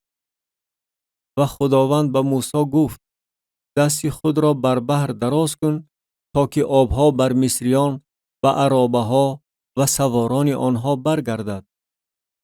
و موسی دست خود را بر بحر دراز کرد و بحر هنگام دمیدن صبح و مجرای خود برگشت و مصریان به پیشواز آن می‌دویدند و خداوند مصریان را اندرون بحر واژگون ساخت و آبها برگشته عرابه ها و سواران و تمام لشکری فرعون را که از قفای آنها در بحر می آمدند پوشانید. از آنها یک نفر هم باقی نماند. و بنی اسرائیل اندرون بحر بر خشکی روانه شدند و آبها برایشان از طرف راست و از طرف چپ دیوار بود. و خداوند در آن روز اسرائیل را از دست مصریان رها کرد و اسرائیلیان مصریان را در ساحل بحر مرده دیدند. و چون اسرائیلیان آن قدرت بزرگ را که خداوند بر مصریان ظاهر ساخت دیدند، قوم از خداوند ترسیدند و به خداوند و به بنده او موسی ایمان آوردند. کتاب خروج باب 15. خلاصی قطعی از اسارت. مدحیه موسی. آنگاه موسی و بنی اسرائیل این سرود را برای خداوند سرودند و چنین گفتند: برای خداوند می سرایم، زیرا که او عظیم المرتبه است. اسب و سوار آن را در بحر واژگون ساخت. خداوند قوت و حمد و ثنای من است و او نجات من شد. او خدای من است و او را ستایش می نمایم. او خدای پدر من است و او را بالا بردار می کنم. خداوند مرد جنگی است، اسم او خداوند است. عرابه های فرعون و لشکری ورا در بحر واژگون ساخت و سرکرده های گزین وی در بحر قلزم غرق شدند. ورتها آنها را پوشانید، مثل سنگ در قعرها فرو رفتند. یمین تو ای خداوند با قوت جلال یافته است. یمین تو ای خداوند دشمن را تار و مار می کند و با افزونی کبریای خود مخالفانت را شکست می دهی. غضب خود را می فرستی و آنها را مثل خاشاک می سوزاند. از وزیدن باد غضب تو آبها فراهم آمد، جریانها مثل خاک توده بایستاد، ورتها اندرون بحر شخ شده ماند. دشمن گفت تعقیب می نمایم، رسیده می گیرم، غنیمت را تقسیم می کنم. جانم از آنها سیر می شود، شمشیر خود را می کشم، دست من آنها را محو می نماید. همین که باد خود را وزانیدی، بحر آنها را پوشانید، آنها مثل قرغاشیم در آبهای عظیم فرو رفتند. کیست مثل تو ای خداوند در میان خدایان؟ کیست مثل تو عظیم القدر در قدسیت؟ تو از هر مدح بالاتری ای آفریدگار معجزات. همین که یمین خود را دراز کردی، زمین آنها را فرو برد. قومی را که رها کردی، با مرحمت خود هدایت می نمایی. با قوت خود آنها را سوی مسکن قدس خود می بری. قومها شنیده به اضطراب آمدند، ساکنان فلسطین را لرزه فرا گرفت. آنگاه میران ادوم هراسان شدند، پیشوایان موآب را لرزه فرا گرفت. همه ساکنان کنعان پژمرده دل شدند. ترس و هراس آنها را فرا خواهد گرفت. از بزرگی بازوی تو مثل سنگ لال خواهند شد تا دمی که قوم تو ای خداوند عبور نمایند. تا دمی که قوم رها کرده تو عبور نمایند. آنها را آورده بر کوه میراث خود خواهی شینانید و مکانی که تو ای خداوند مسکن خود گردانیده ای و قدسی که دستهای تو ای خداوند برپا نموده است. خداوند تا ابد سلطنت خواهد راند. وقتی که اسبان فرعون با عرابه ها و سوارانش به بحر داخل شدند، خداوند آبهای بحر را بر آنها برگردانید و بنی اسرائیل اندرون بحر بر خشکی روانه شدند. و مریم نبیه خواهر هارون دف را به دست خود گرفت و همه زنان از قفای وی دف زنان و رقص کنان بیرون آمدند.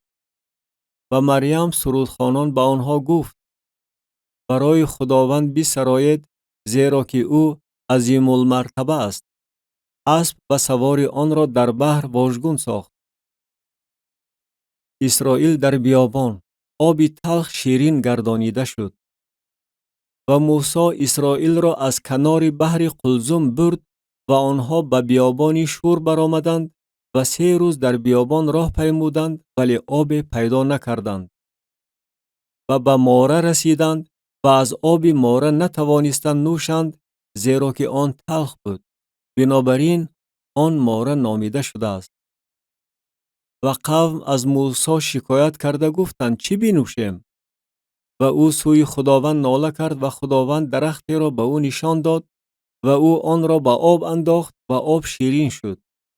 در آنجا او برای آنها فریضه و شریعت مقرر نمود و در آنجا آنها را امتحان کرد و گفت: اگر تو آواز خداوند خدای خود را بشنوی و آنچه را که در نظر او درست است به عمل آوری و به احکام او گوش دهی و فرایض او را رعایت نمایی، هیچ یکی از بیماری های را که بر مصر آوردم بر تو نخواهم آورد، زیرا که من خداوندی شفا بخش تو هستم. و به ایلیم آمدند و در آنجا 12 چشمه آب و 70 درخت خرما بود و در آنجا نزد آب اردو زدند. کتاب خروج باب 16. گرسنگی. و از ایلیم روانه شدند و تمام جماعت بنی اسرائیل در روز 15 ماه دوم بعد از بیرون آمدنشان از زمین مصر و بیابان سین که در میان ایلیم و سینا واقع است رسیدند.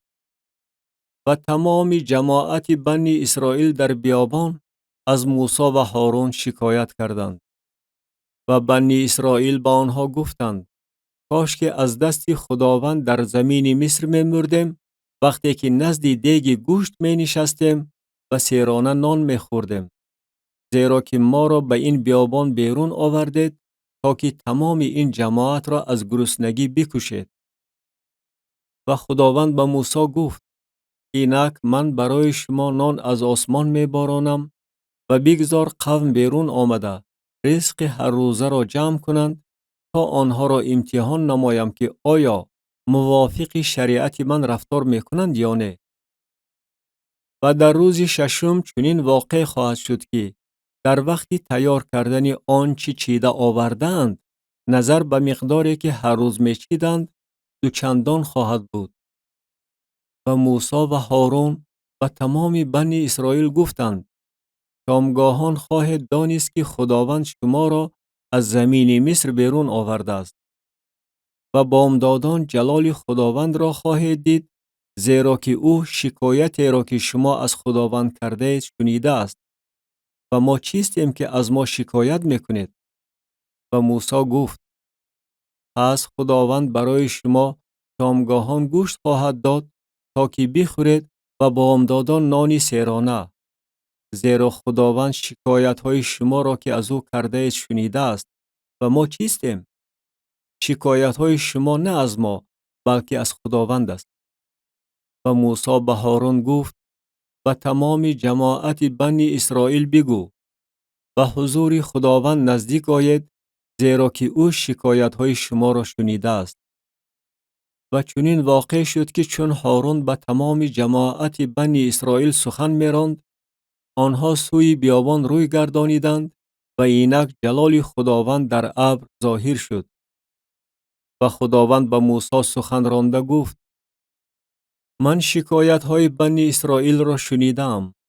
با آنها سخن رانده بگو: شامگاهان گوشت خواهید خورد و بامدادان از نان سیر خواهید شد و خواهید دانست که من خداوند خدای شما هستم. و شامگاهان چنین واقع شد که بیدانه ها پیدا شده اردوگاه را پوشانید و بامدادان یک قبض شبنم گرداگرد اردوگاه نشست. من تمثال مسیح. و هنگامی که قبط شبنم ناپدید شد، اینک بر روی بیابان چیزی ریزه لنده لنده، ریزگی مثل یخچه بر زمین خوابیده است. و بنی اسرائیل آن را دیدند و به یکدیگر گفتند: این چیست؟ زیرا نمی دانستند که آن چیست. و موسی با آنها گفت: این نان است که خداوند به شما داده است تا که بخورید. این است امری که خداوند فرموده است: هر کس از آن به اندازه خوردنش بگیرد، یعنی یک عمر برای هر سر، موافق شماره نفوس شما، هر یکی برای کسانی که در خیمه وی هستند بگیرید. و بنی اسرائیل چنین کردند و بعضی بسیار و بعضی کم چیده گرفتند. و هنگامی که با عمر چین کردند، آن که بسیار چیده بود زیادتی نداشت و آن که کم چیده بود کمی نداشت، هر یکی به اندازه خوردنش چیده بود. و موسی با آنها گفت: کسی از آن تا صبح باقی نگذارد. ولی آنها به موسی گوش ندادند و بعضی کسان از آن تا صبح باقی گذاشتند و آن کرم کرده بوی گرفت و موسی بر آنها خشمگین شد. و آن را هر صبح هر یکی به اندازه خوردن خود می چیدند و همین که آفتاب گرم می کرد بیاب می شد. و چنین واقع شد که در روز ششم دو چندان نان چیدند، یعنی 2 عمر برای هر آدم. و همه سرداران جماعت آمده و موسی خبر دادند. قرارداد درباره شنبه، تمثال آرامی ابدی. و او با آنها گفت: این است آنچه خداوند گفته است: فردا آرامی شنبه مقدس خداوند است. آنچه پختن خواهید بپزید و آنچه جوشانیدن خواهید بجوشانید و هر آنچه زیادتی کند برای خود سریشته کرده تا صبح نگاه دارید. و آن را تا صبح نگاه داشتند چنان که موسی امر فرموده بود. و آن بوی نگرفت و کرم هم در آن پیدا نشد.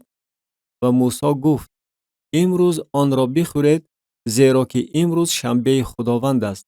امروز آن را در صحرا نخواهید یافت. 6 روز آن را بچینید و روز هفتم شنبه است. آن در این روز نخواهد بود.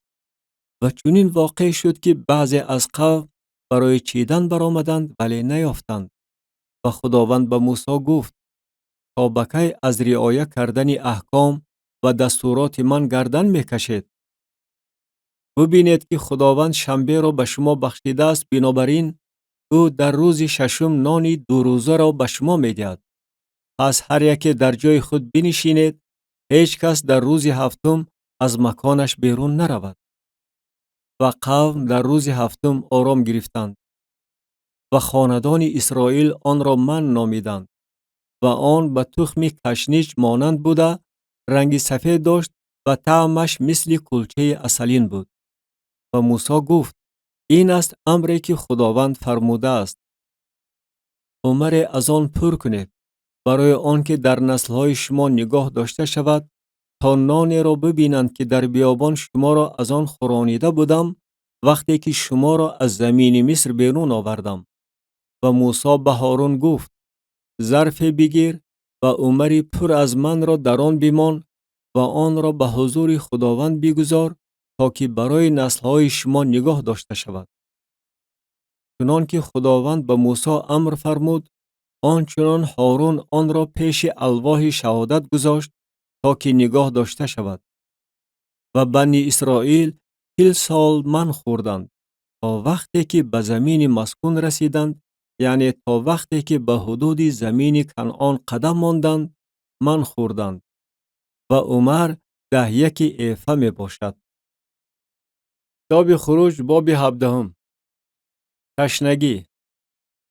و تمام جماعت بنی اسرائیل با امر خداوند از بیابان سین به سفر خود روانه شدند و در رفیدیم اردو زدند و آب برای نوشیدن قوم نبود. و قوم با موسی نزاع کرده گفتند و ما آب دهید تا بنوشیم. و موسی با آنها گفت چرا با من نزاع میکنید؟ چرا خداوند را می آزمایید؟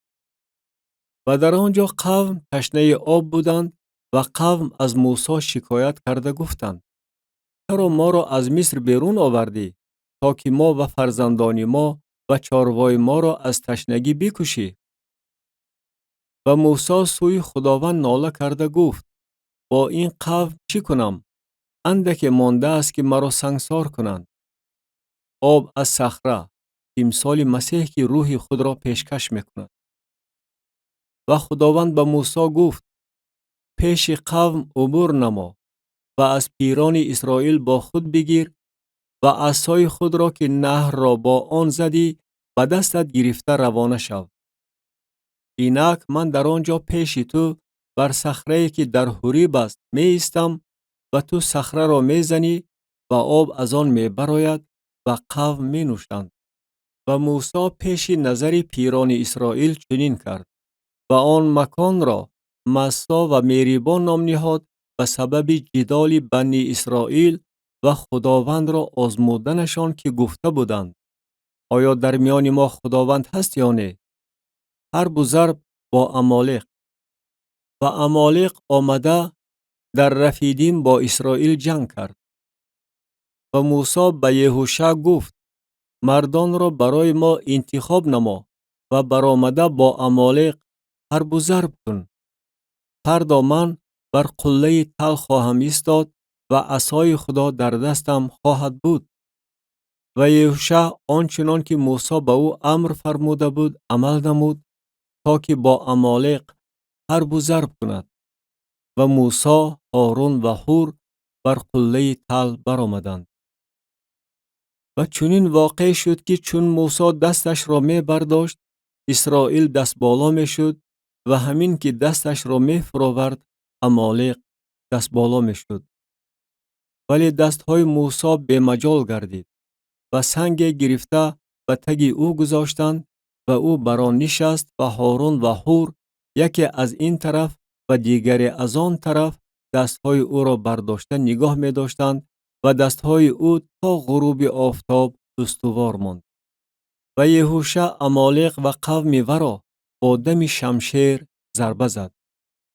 و خداوند به موسی گفت این را برای یادگاری در کتاب بنویس و گوشرس یهوشع نما که من ذکر عمالق را از زیر آسمان تماما محو خواهم کرد. و موسی قربانگاه بنا کرد و آن را خداوند نیسی ناماند. و گفت زیرا که دست بر تخت خداوند است جنگ خداوند بر ضد عمالق از نسل به نسل خواهد بود. کتاب خروج باب 18. واخوری موسی با یترو. تعیین نمودن داوران. و یترو کاهن مدیان پدر عروس موسی هر آنچه را که خدا برای موسی و برای قوم خود اسرائیل کرده بود یعنی اسرائیل را از مصر بیرون آورده بود شنید. و یترو پدر عروس موسی سیفوره زن موسی را گرفت بعد از آن که ورا گردانیده فرستاده بود. و دو پسر او را که نام یک جرشون بود زیرا که او گفته بود در زمین بیگانه غریب هستم. و نام دیگر الیعازر بود زیرا که او گفته بود خدای پدرم مددگار من است و مرا از شمشیر فرعون رها کرده است. و یترو پدر عروس موسی با پسران و زن او نزد موسی به بیابان آمد که او در آنجا نزد کوه خدا اردو زده بود. و به موسی خبر داد من پدر عروس تو یترو با زنت و دو پسرت نزد تو آمدم. و موسی به پیشواز پدر عروسش برآمد و تعظیم نموده و را بوسید و از سلامتی یکدیگر پرس و پاس کردند و به خیمه در آمدند. و موسی به پدر عروسش درباره هر آنچه خداوند به فرعون و مصریان به خاطر اسرائیل کرده بود و درباره همه دشواری هایی که در راه به آنها روی داده و خداوند آنها را رهانیده بود حکایت نمود. و یترو از تمام نیکی که خداوند به اسرائیل کرده آنها را از دست مصریان رهانیده بود شاد شد. و یترو گفت: مبارک است خداوند که شما را از دست مصریان و از دست فرعون رهانیده است و این قوم را از زیر دست مصریان رها کرده است. الحال دانستم که خداوند از همه خدایان بزرگتر است، علل خصوص در بابت آن ظلمی که در حق آنها کرده بودند. و یترو پدر عروس موسی قربانی سوختنی و ذبح‌ها برای خداوند گرفت. و هارون و همه پیران اسرائیل آمدند تا که با پدر عروس موسی و حضور خداوند نان بخورند. و فردایش چنین واقع شد که موسی بنشست تا که قوم را داوری نماید. و قوم نزد موسی از صبح تا شام بایستادند. و پدر عروس موسی هر آنچه را که او به قوم میکرد دید و گفت: این چه کار است که تو به قوم میکنی؟ چرا تو تنها می نشینی و تمام قوم نزد تو از صبح تا شام می ایستند؟ و موسی به پدر عروس خود گفت: زیرا قوم نزد من می آیند تا که از خدا پرسان کنند.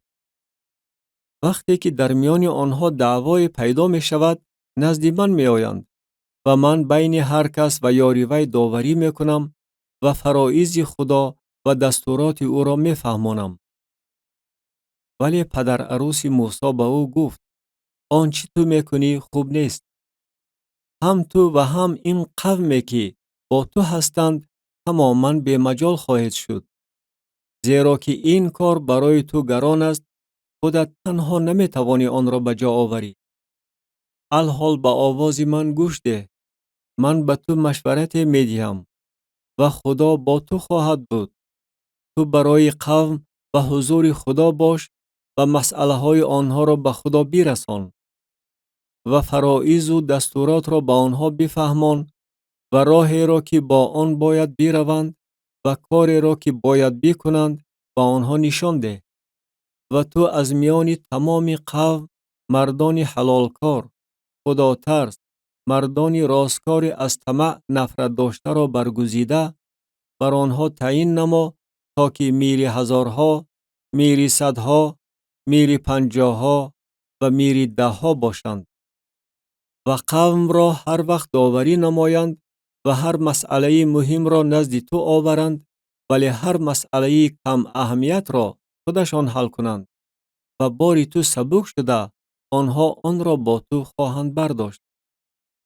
اگر این کار را بکنی و خدا به تو چنین امر فرماید، آنگاه می توانی ایستادگی نمایی و تمام این قوم نیز به مکان خود به سلامتی خواهند رسید.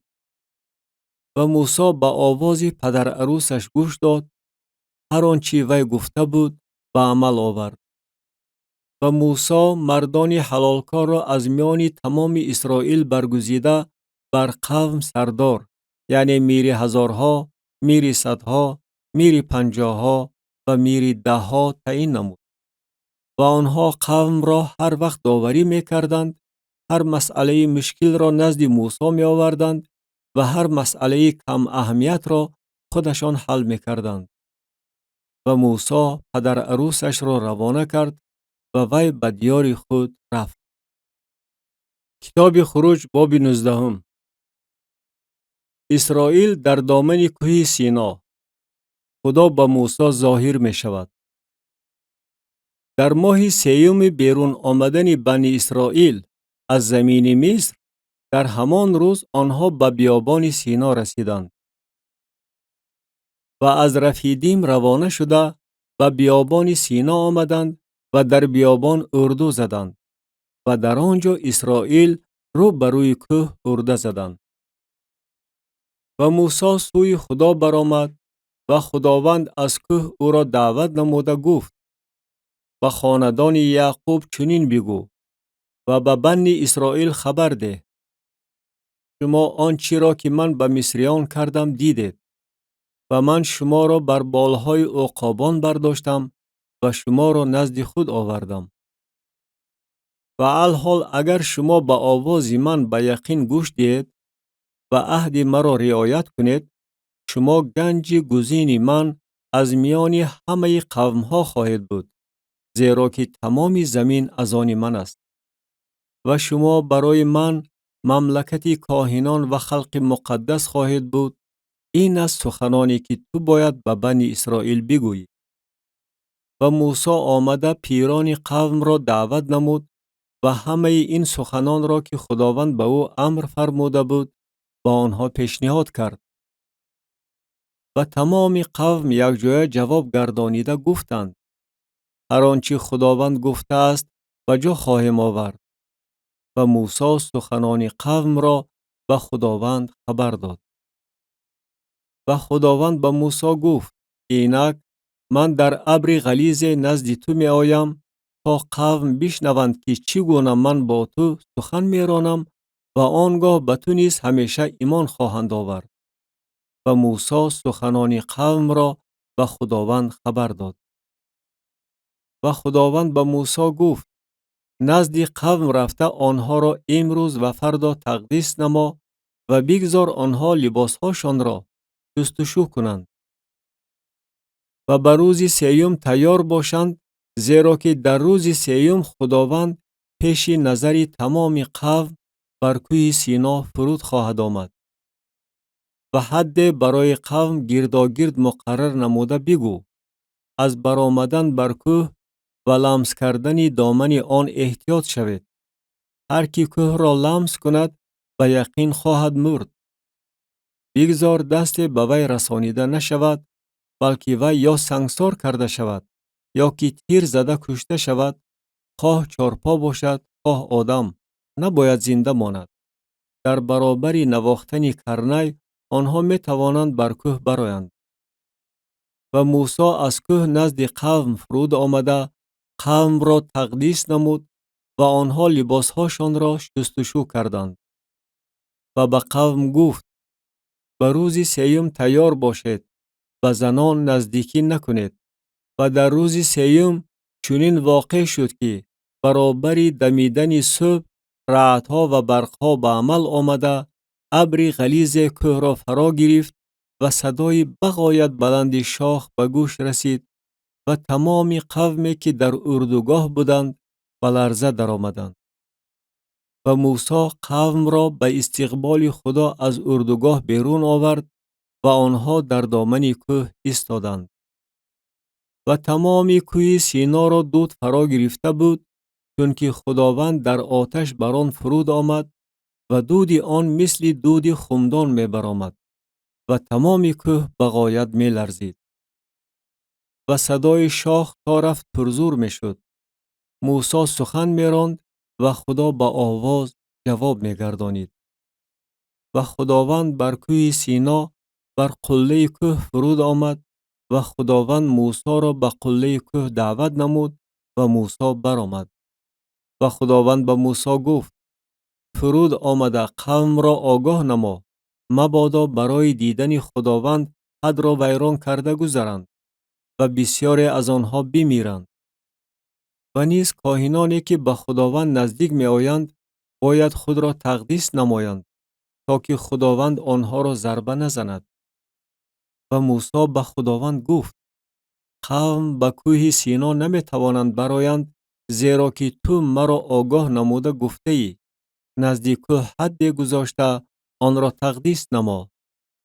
و خداوند به او گفت: برو، فرود آی و بعد برآ و هارون همراه تو باشد، ولی کاهنان و قوم حد را ویران کرده نگذارند تا که نزد خداوند بالا برآیند، مبادا او آنها را ضربه زند. و موسی نزد قوم فرود آمده با آنها سخن راند. کتاب خروج باب 20. فرایض سینا. و خدا این سخنان را به زبان رانده گفت: من خداوند خدای تو هستم که تو را از زمین مصر از خانه غلامی بیرون آوردم.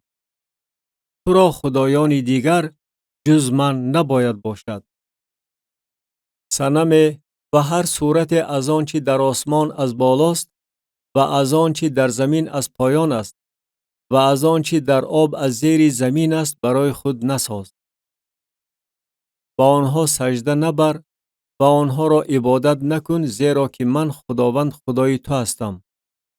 خدای غیور هستم که برای گناه پدران از پسران تا نسل سیوم و چهارم از آنهایی که از من نفرت داشته باشند انتقام میگیرم و تا هزاران نسل به آنهایی که مرا دوست می‌دارند و احکام مرا به جا می‌آورند مرحمت می‌کنم. اسم خداوند خدای خود را بیهوده به زبان نگیر، زیرا که خداوند کسی را که اسم او را بیهوده به زبان می‌گیرد بی جزا نخواهد گذاشت. روز شنبه را در خاطر نگاه دار تا که آن را تقدیس نمایی. 6 روز کار کن و هر عملت را به جا آور. ولی روز هفتم شنبه خداوند خدای توست. در هیچ جا کار نکن. خودت و پسرت و دخترت و غلامت و کنیزت و چارپایت و غریبت که اندرون دروازه های توست. زیرا که در 6 روز خداوند آسمان و زمین و بحر و هر آنچه را که در آنهاست به وجود آورد و در روز هفتم آرام گرفت. بنابراین خداوند روز شنبه را مبارک خواند و آن را تقدیس نمود. پدر خود و مادر خود را عزت نما تا که عمر تو بر زمینی که خداوند خدای تو به تو می‌دهد دراز شود. قتل نکن، زنا نکن، دزدی نکن، در حق یار خود شهادت دروغ نده. خانه یار خود را طمع نکن. زن یارت و غلامش و کنیزش و گاوش و خرش و هر چیزی را که از آن یارت باشد طمع نکن. و چون تمام قوم رعدها و زبانه‌های آتش و صدای شاخ و کوهی پر از دود را دیدند و شنیدند، پس ناکی رفتند و از دور ایستادند و به موسی گفتند: تو با ما سخن بگو و ما خواهیم شنید، ولی خدا با ما سخن نگوید مبادا بمیریم. و موسی به قوم گفت: نترسید، زیرا که خدا برای آزمودن شما آمده است تا که ترس او پیش روی شما باشد و شما گناه نکنید. و قوم از دور ایستادند و موسی سوی میغ که خدا در آنجا بود نزدیک آمد. و خداوند به موسی گفت: و بنی اسرائیل چنین بگو: شما دیدید که من از آسمان به شما سخن راندم. با من خدایانی نقره نسازید و خدایانی طلا برای خود نسازید. قربانگاه خاکی برای من بساز و قربانی های سوختنی خود و قربانی های سلامتی خود را از گوسفندان و گاوان خود بر آن تقدیم نما. و هر جایی که من ذکر اسم خود را مقرر نمایم، من نزد تو آمده تو را برکت خواهم داد. و اگر قربانگاهی سنگین برای من بسازی، آن را از سنگ‌های تراشیده بینا نکن، زیرا که اگر افضال خود را با آن برسانی، آن را پلید خواهی کرد. و بر قربانگاه من با زینه پایه نبرا، تا که عورت تو بر آن یله نشود. کتاب خروج باب 21. فرایض درباره غلامان، قتل و زیان جسمانی. و این است فرایضی که با آنها پیشنهاد خواهی کرد. اگر غلام عبری بخری، بگذار او 6 سال کار کند و در سال هفتم مفت به آزادی برآید. اگر او تنها آمده باشد، بگذار تنها برآید. اگر صاحب زن باشد، بگذار زنش با او برآید. اگر آقایش زن به او داده باشد و وی برای او پسران یا دختران زاییده باشد، بگذار زن و بچگانش نزد آقای او بمانند و او تنها برآید. ولی اگر آن غلام گوید آقای خود، زنم و بچگانم را دوست می دارم، نمی خواهم با آزادی برایم، بگذار آقایش او را نزد خدایان بیارد و او را به در یا به پهلودری نزدیک آورد و آقایش گوش او را با بگیز سوراخ کند و او یک عمری غلام وی خواهد بود. و اگر کسی دختری خود را به کنیزی بفروشد، وی مثل برآمدن غلامان نمی تواند براید. اگر وی به نظر آقایش که ورا برای خود نامزد کرده بود پسند نآمده باشد، بگذار او امکانیت دهد که برای وی فدیه دهند. اما او حق ندارد که ورا به قوم بیگانه بفروشد در صورتی که خودش در حق وی خیانت کرده است. و اگر او ورا برای پسر خود نامزد کند، بگذار نسبت به وی موافق حقوق دختران رفتار نماید. اگر او زنی دیگری برای خود گیرد، نباید زن اول را از خوراک، لباس و حقوق زناشویی محروم کند. و اگر این سه تدبیر را برای وی ناندیشد، بگذار وی مفت به فدیه براید. هر کی کسی را بزند و آن کس بمیرد، بگذار وی محکوم قتل گردد. ولی اگر وی قصداً عمل نکرده باشد، بلکه خدا آن کس را زیر دست وی راست آورده باشد، من مکانی برای تو مقرر خواهم کرد تا که وی به آنجا بگریزد. و اگر شخصی به یار خود قصد کرده باشد که ورا با راه فریب بکشد، ورا از پیش قربانگاه من گرفته به قتل برسان. و هر کی پدر یا مادر خود را بزند، بگذار وی محکوم قتل گردد. و هر کی کسی را دزدیده بفروشد یا او در دستش یافت شود، بگذار وی محکوم قتل گردد. و هر کی پدر یا مادر خود را تحقیر نماید، بگذار وی محکوم قتل گردد.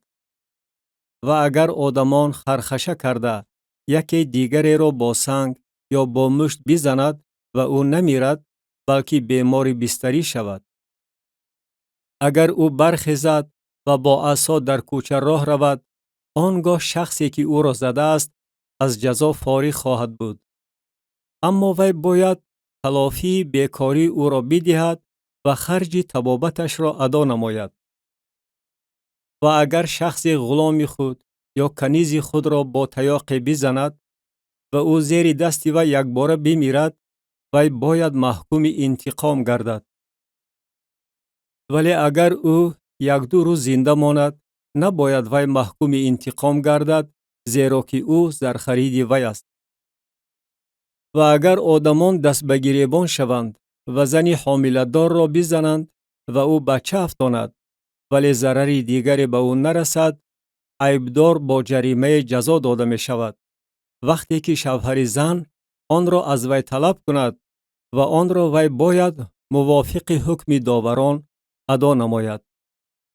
و اگر ضرری به او رسد، آنگاه جان در عوض جان بده، چشم در عوض چشم، دندان در عوض دندان، دست در عوض دست، پای در عوض پای، سوزانش در عوض سوزانش، جراحت در عوض جراحت، لط در عوض لط. و اگر کسی چشم غلام خود یا چشم کنیز خود را بزند و آن را معیب کند، بگذار ورا در عوض چشمش آزاد کرده فرستد. و اگر دندان غلام خود یا دندان کنیز خود را زده غلطاند، بگذار ورا در عوض دندانش آزاد کرده فرستد. و اگر گاو مرد یا زن را شاخ زند و او بمیرد، آن گاو را باید سنگسار کنند و گوشتش را نخورند، ولی صاحب گاو عیبدار نیست.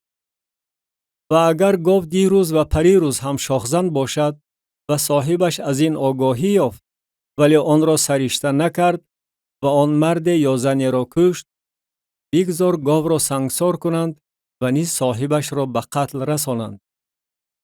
اگر بر وی فدیه گذاشته شود، بگذار وی فدیه جان خود را هر قدر که بر وی گذاشته شده باشد ادا نماید. اگر پسر یا دختر را شاخ زده باشد، موافق همین فریضه باید به وی عمل کنند. اگر گاو غلام یا کنیز را شاخ زند 30 سیخل نقره با آقای او باید داده شود و گاو سنگسار کرده شود. اگر کسی چاه را کشاید یا کسی چاه کند و آن را نپوشاند و گاو یا خر در آن افتد، صاحب چاه باید تاوان آن را ادا نماید، یعنی به صاحب آن نقره بدهد و لاشه از آن او خواهد بود. و اگر گاوی یاری او را شاخ زند و آن بمیرد، بگذار گاوی زنده را فروخته پولش را تقسیم کنند و نیز گاوی مرده را تقسیم کنند. یا اگر معلوم شده باشد که آن گاو دیروز و پریروز هم شاخزن بود ولی صاحبش آن را سرشته نکرد، او باید گاو در عوض گاو بدهد و گاو مرده از آن او خواهد بود. کتاب خروج باب 22. فرایض درباره مالکیت. دستورات درباره دوست داشتن یار. اگر کسی گاو یا گوسفند بدزدد و آن را بکشد یا بفروشد، باید در عوض گاو 5 گاو و در عوض گوسفند 4 گوسفند بدهد. اگر دزدی را شبانه در وقت رخنه کردنش دیده خبر زنندش که وی بمیرد، برای وی گناه خونریزی نخواهد بود. اما اگر بر وی آفتاب طلوع کرده باشد، برای وی گناه خون است. وی باید البته تاوان بدهد. اگر وی چیزی نداشته باشد، وی باید برای تلافی دزدیش فروخته شود. اگر چیزی دزدیده وی از گاو تا خر و گوسفند در دستش زنده یافت شود، وی باید دوچندان تاوان بدهد. اگر کسی کشزار یا تاکزار را تلف کنانیده باشد، یعنی چارپایان خود را سر داده کشزار کسی دیگر را نابود کرده باشد، وی باید بهترین کشزار خود و بهترین تاکزار خود را برای تاوان آن بدهد. اگر آتش برآمده خارها را فرا گیرد و بندهای غله یا خوشه های نادرویده یا کشزار را بسوزاند، هر کی این سوختار را به وجود آورده باشد، باید البته تاوانش را بدهد. اگر کسی نقره یا کالای را نزد یار خود امانت بماند و امانتش از خانه آن شخص دزدیده شود، اگر دزد یافت شود، وی باید دوچندان تاوان بدهد. اما اگر دزد یافت نشود، بگذار صاحب خانه نزد داوران آورده شود تا قسم یاد کند که به مالکیت یار خود دست دراز نکرده است. در هر مسئله جنجالی آید به گاو، خر، گوسفند، لباس و هر چیزی گم شده که کسی دعوای آن داشته باشد، کار هر دو باید نزد داوران آورده شود. هر کی را داوران عیبدار کنند، وی باید به یار خود دوچند تاوان بدهد. اگر کسی نزد یار خود خر یا گاو یا گوسفند و یا هر چارپای دیگر را امانت بماند و آن بمیرد یا پایش بشکند یا دزد آن را ببرد به طوری که شاهد نباشد، بگذار قسم خداوند در میان هر دو به کار برده شود درباره آن که دست خود را به مالکیت یار خود دراز نکرده است و صاحبش باید قبول کند و آن کس تاوان ندهد. ولی اگر از او دزدیده شود، او باید به صاحبش تاوان بدهد. اگر دریده شود، باید آن را برای اثبات کردن بیارد. برای دریده شده تاوان نخواهد داد. و اگر کسی از یار خود حیوانی را به عاریت بگیرد و آن معیب شود یا بمیرد، در صورتی که صاحبش با آن نباشد، آن کس باید البته تاوان بدهد. اگر صاحبش با آن باشد، تاوان نخواهد داد. اگر آن کرا کرده شده باشد، تاوانش به کراپولی داخل شده است. و اگر کسی دوشیزه را که نامزد نشده است فریفته نموده با وی بخسبد، او باید مهر داده و را برای خود به زنی بگیرد. اگر پدر وی راضی نشود که و را به او بدهد، او باید برابر مهر دوشیزگان نقره بدهد. جادوگر را زنده نمان. هر کی با حیوان علاقه جنسی کند، باید البته کشته شود. کسی که برای خدایان جز خداوند یگانه قربانی کند باید محو کرده شود. و غریب را فریب نده و او را به تنگ نآور، زیرا که در زمین مصر غریب بودید. هیچ یک بیوزن و یتیم را اذیت ندهید. اگر او را اذیت دهی و او سوی من ناله کند، من ناله او را خواهم شنید و خشم من علنگه خواهد زد و من شما را با شمشیر خواهم کشت و زنان شما بیوه و فرزندان شما یتیم خواهند شد. اگر به کمبغلی از میان قوم من که همسایه تو باشد پول قرض دهی، با وی مثل قرضخواه رفتار نکن. سود به گردن وی بار نکن. اگر لباس یاری خود را به گرو گیری، تا وقتی غروب آفتاب آن را به وی برگردان. زیرا که آن یگانه پوشاک وی است، لباس برای بدن وی است. پس وی چی پوشیده خواب رود؟ و اگر وی سوی من ناله کند، من خواهم شنید، زیرا که من کریم هستم. داوران را تحقیر نکن و بر رئیسی که در قوم توست لعنت نگوی. در آوردن نوبر حاصلات خود و محصول چرخشت خود درنگ نکن. نخوزاده پسرانت را به من بده. با گاو و گوسفند خود نیز چنین بکن. بگذار 7 روز نزد مادر خود باشد، در روز 8م آن را به من بده. و برای من آدمان مقدس خواهید بود و گوشتی را که در صحرا دریده شده است نخورید. آن را نزد سگان بپرتایید. کتاب خروج باب 23. فرایض درباره عدالت و درباره دوست داشتن یار. آوازه بیکاره را به زبان نران. دست خود را به شریر نده تا که شاهد کاذب باشی.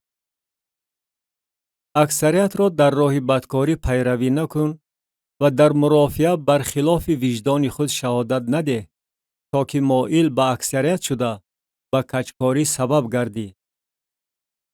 و نسبت به کمبغل در مرافعه وی روبینی نکن. اگر گاو یا خر گم شده دشمنت را بیابی، آن را البته به او برگردان. اگر خر دشمنت را ببینی که زیر بارش افتیده خوابیده است، آن را به حالش واگذار نکن، بلکه همراه او بار آن را فرار. حقوق کمبغل خود را در مرافعه او پایمال نکن. از گپ دروغ کناره‌گیری نما و بیگناه و عادل را نکش، زیرا که من شریر را سفید نخواهم کرد. و رشوه نگیر، زیرا که رشوه بینایان را کور می‌گرداند و سخنان عادلان را تحریف می‌کند. و غریب را به تنگ نآور و شما از دل غریب خبردار هستید، زیرا که در زمین مصر غریب بودید. فرایض درباره روز 7م و سال 7م. و 6 سال زمین خود را کشت و کار نما و حاصلش را جمع کن. و در سال 7م آن را آرام گذار و ترک نما، تا که کمبغلان قومت از آن بخورند و آنچه از آنها باقی ماند حیوانات صحرا بخورند.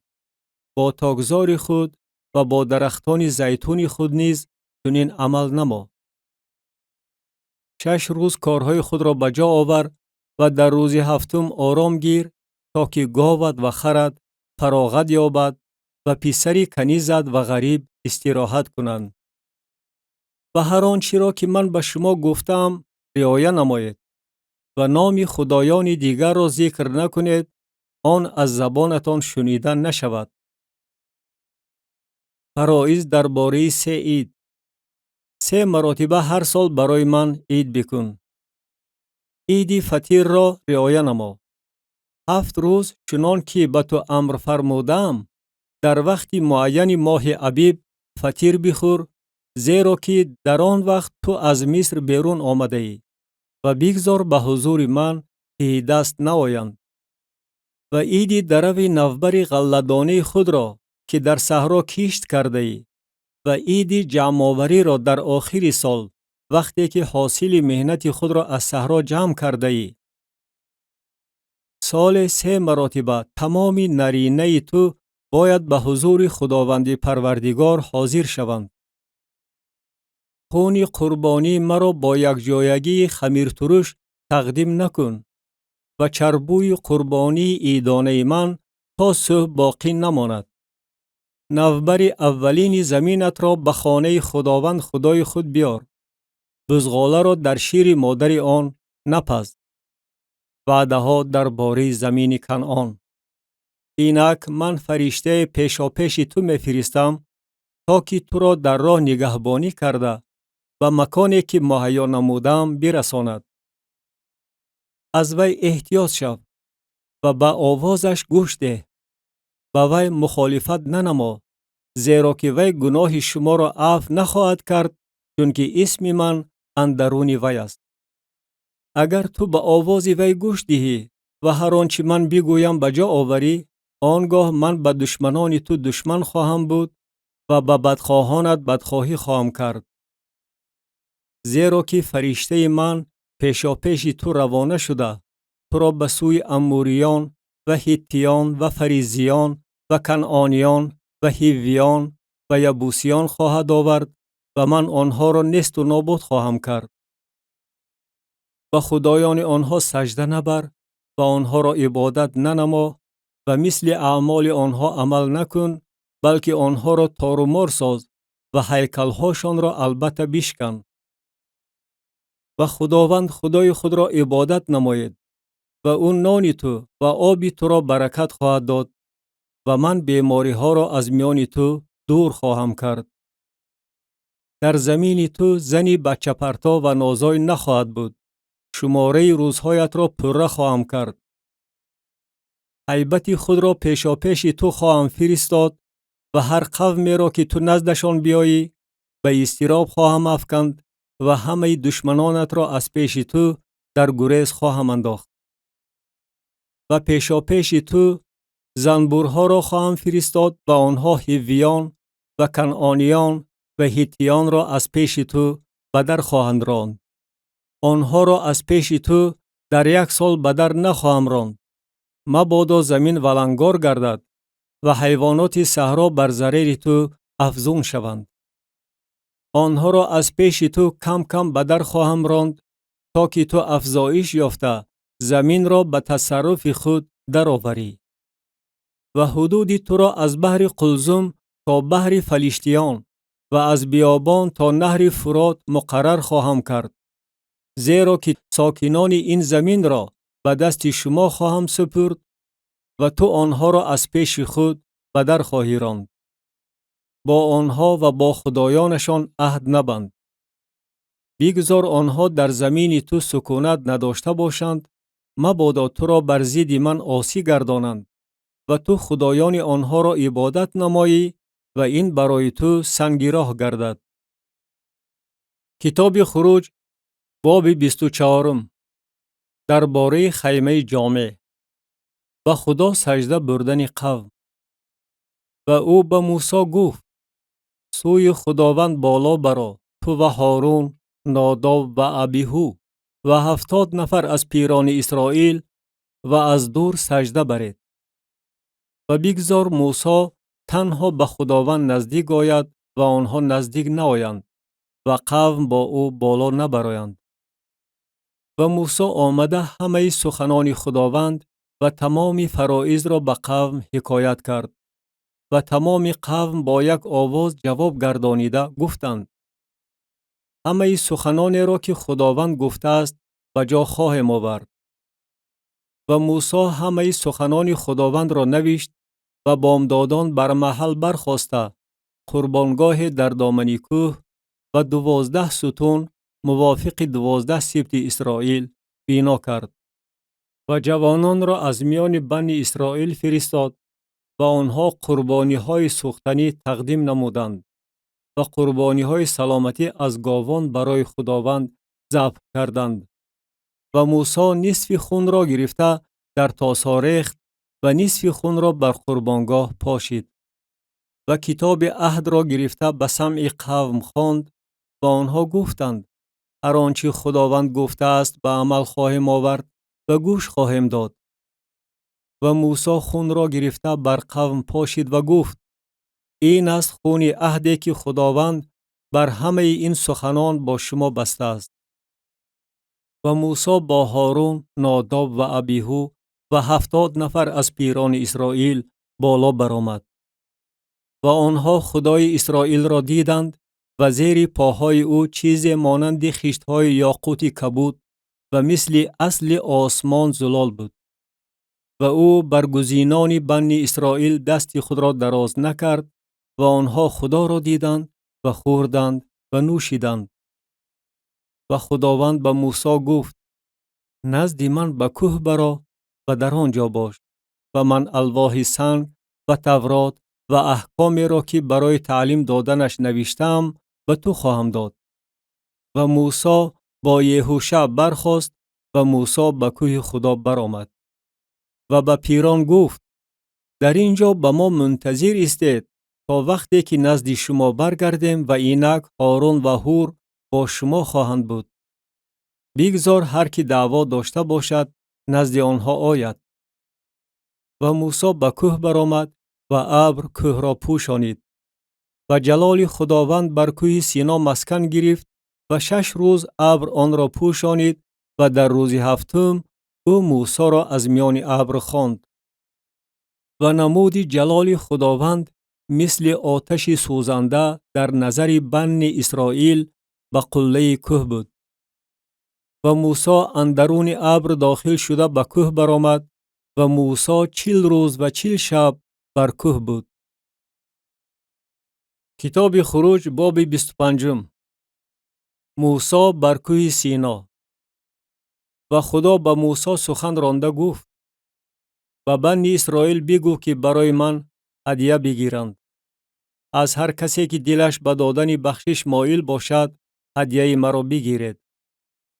و این است هدیه‌ای که از آنها باید بگیرید: طلا و نقره و مس و لاجورد و ارغوان و قرمز و کتان نازک و پشم بز و پوست قشقار که سرخ باشد و پوست توس و چوب عقاقیا، روغن برای چراغ‌ها، عطریات برای روغن تدهین و برای بخور معطر، سنگ‌های جز و سنگ‌های ترسه برای ایفود و برای سینه بند. و بگذار آنها برای من قدس بسازند و من در میان آنها ساکن خواهم شد. موافق هر آنچه من به تو نشان می‌دهم، هم طرح مسکن و هم طرح تمام کالای آن را آنچنان بسازید. درباره مسکن و صندوق عهد. و بگذار صندوق از چوب عقاقیا بسازند که درازیش 2.5 ذراع و فراخیش 1.5 ذراع و قدش 1.5 ذراع باشد. و آن را با طلای خالص بپوشان، از درون و از بیرون آن را بپوشان و بر آن گرداگرد افسر طلا بساز. و برای آن 4 حلقه طلا بساز و بر 4 گوشه آن وصل نما. 2 حلقه را بر یک پهلویش و 2 حلقه را بر پهلوی دیگرش. و دستک ها از چوب عقاقیا ساخته آن را با طلا بپوشان و آن دستک ها را به حلقه هایی که بر پهلوهای صندوق است داخل نما تا که صندوق به واسطه آنها برداشته شود. آن دستک ها باید در حلقه های صندوق بماند و نباید از آن دور کرده شود. و شهادتی را که من به تو میدهم در صندوق بمان. و سرپوش از طلای خالص بساز که درازیش 2.5 ذراع و فراخیش 1.5 ذراع باشد. و 2 کروبی از طلا بساز، آنها را یک لخت از 2 کنار سرپوش بساز. و 1 کروبی را از این کنار و کروبی دیگر را از آن کنار بساز. کروبیان را از خود سرپوش بر 2 کنار آن بسازید. و کروبیان بالها را در بالا پهن کرده، سرپوش را با بالهای خود خواهند پوشانید و رویهاشان سوی یکدیگر خواهد بود. رویهای کروبیان سوی سرپوش نگران خواهد بود. و سرپوش را بر صندوق از بالا بمان و شهادت را که به تو می دهم اندرون صندوق بمان. و در آنجا من به تو ظاهر گردیده از بالای سرپوش از میان دو کروبی که بر صندوق شهادت می باشند با تو سخن خواهم راند و درباره هر آنچه به واسطه تو به بنی اسرائیل امر خواهم فرمود.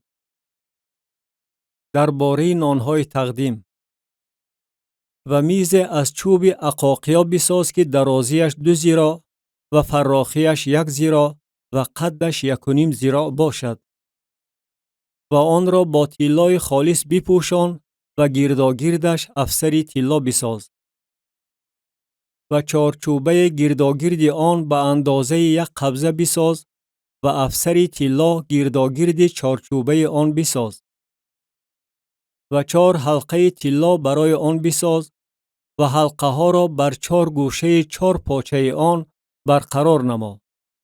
حلقه ها باید به بلندی چارچوبه موافق بوده همچون خانه های دستک ها برای برداشتن میز خدمت کند و دستک ها را از چوب عقاقیا بساز و آنها را با طلا بپوشان و میز را به واسطه آنها خواهند برداشت و طبق های آن و قاشق های آن و تاس های آن و پیاله های آن را که هدیه ریختنی را به واسطه آنها می‌ریزند بساز.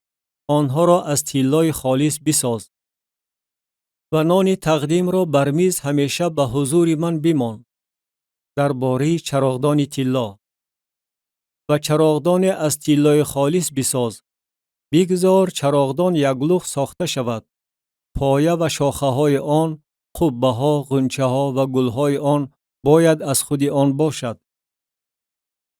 و 6 شاخه باید از پهلوهای آن بیرون آید.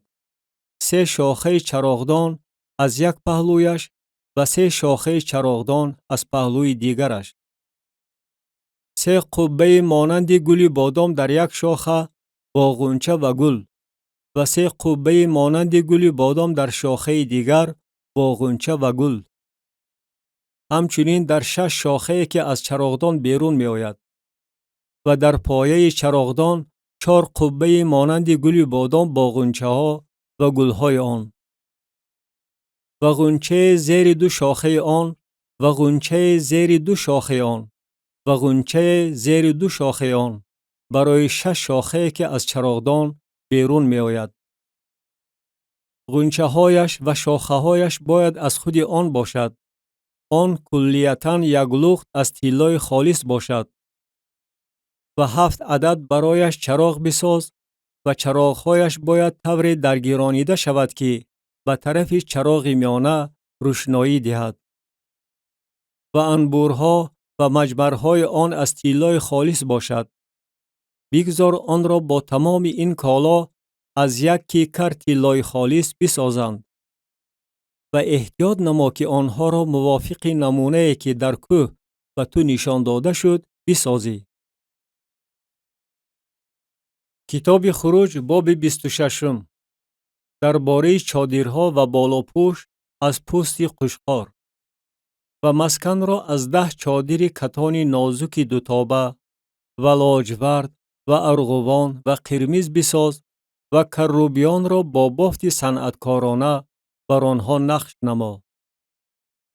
درازی هر یک چادر 28 ذراع و فراخی هر یک چادر 4 ذراع باشد. همه چادرها به یک اندازه باشد. 5 چادر باید با همدیگر پیوند کرده شود و 5 چادر دیگر با همدیگر پیوند کرده شود. و تگمه خانه ها لاجورد بر لب یک چادری که در کنار پیوند کنی می باشد بساز و بر لب چادر کنار پیوند کنی دویم نیز چنین بساز. 50 تگمه خانه در یک چادر بساز و 50 تگمه خانه در کنار چادری که در پیوند کنی دویم می باشد بساز. تگمه خانه ها باید در رو بروی همدیگر باشد. و 50 چنگک طلا بساز و چادرها را با چنگک ها به یکدیگر پیوند نما و مسکن یک لخت خواهد شد. سپس چادرها از پشم بز بساز تا که خیمه بر مسکن باشد. 11 عدد چنین چادرها بساز. درازی هر یک چادر 30 ذراع و فراخی هر یک چادر 4 ذراع باشد. 11 چادر به یک اندازه باشد. و 5 چادر را علاهیده و 6 چادر را علاهیده پیوند نما و چادر ششم را از طرف پیش خیمه دو قد بکن. و 50 تگمه‌خانه بر لب یک چادری که در کنار پیوند کنی می باشد بساز و 50 تگمه‌خانه بر لب چادر پیوند کنی دویم. و 50 چنگک میسین بساز و چنگک ها را به تگمه‌خانه ها داخل بکن و خیمه را پیوند نما و آن یک لخت خواهد شد. و کنار زیادتی چادرهای خیمه، یعنی نصف چادری که زیادتی کرده است، بگذار در قفای مسکن آویزان باشد. و زیرای از یک طرف و زیرای از طرف دیگر که از درازی چادرهای خیمه زیادتی می کند، بگذار در پهلوهای مسکن از یک طرف و از طرف دیگر آویزان باشد تا که آن را بپوشاند. و بالا پوش برای خیمه از پوستهای قشقار که سرخ باشد بساز و بالا پوش از پوستهای تهس از بالای آن. درباره تخته ها و تخته ها که می ایستاده باشد برای مسکن از چوب عقاقیا بساز. درازی هر یک تخته 10 ذراع باشد و فراخی هر یک تخته 1.5 ذراع. و در هر تخته 2 دندانه متوازی یکدیگر باشد. در همه تخته های مسکن چنین بساز. و تخته ها برای مسکن بساز 20 تخته برای طرف جنوبی و 40 پایه نقره زیر 20 تخته بساز. 2 پایه زیر یک تخته برای 2 دندانه آن و 2 پایه زیر تخته دیگر برای 2 دندانه آن. و برای طرف دیگری مسکن برای طرف شمالی 20 تخته و 40 پایه نقره برای آنها، 2 پایه زیر یک تخته و 2 پایه زیر تخته دیگر. و برای قفای مسکن که طرف غربی است 6 تخته بساز. و برای گوشه های مسکن در قفا 2 تخته بساز.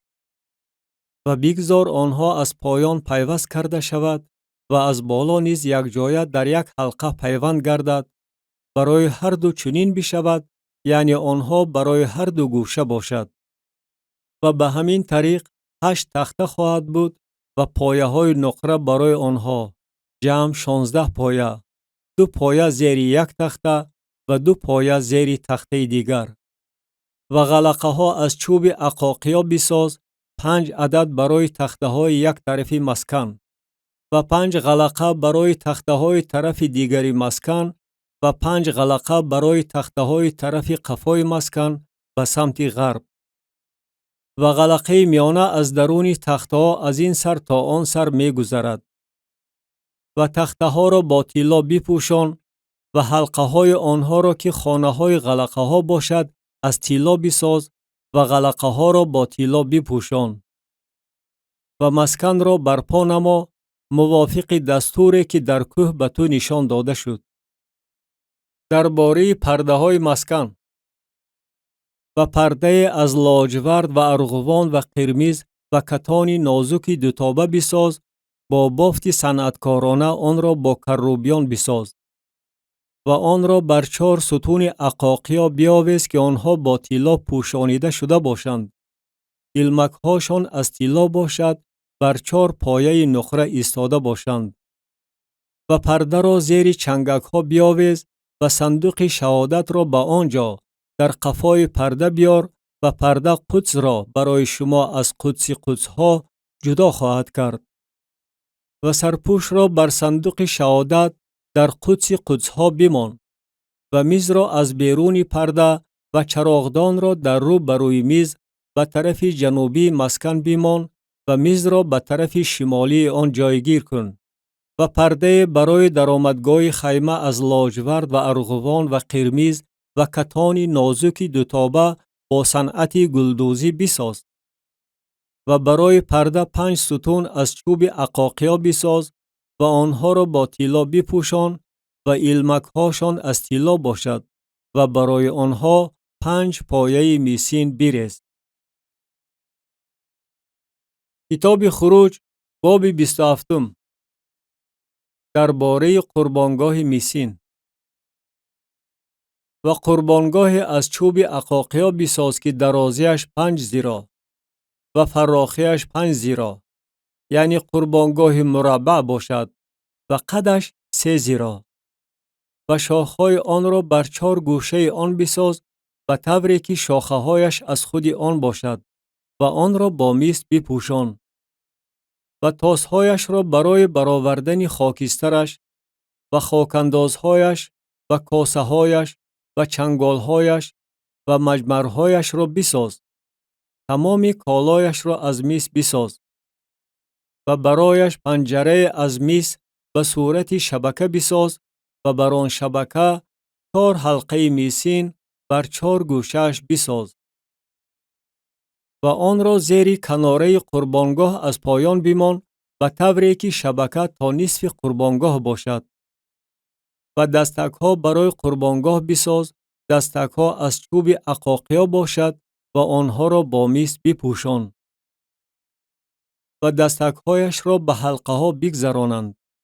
و دستک‌ها در هر دو پهلوی قربانگاه باشد وقتی که آن را بردارند.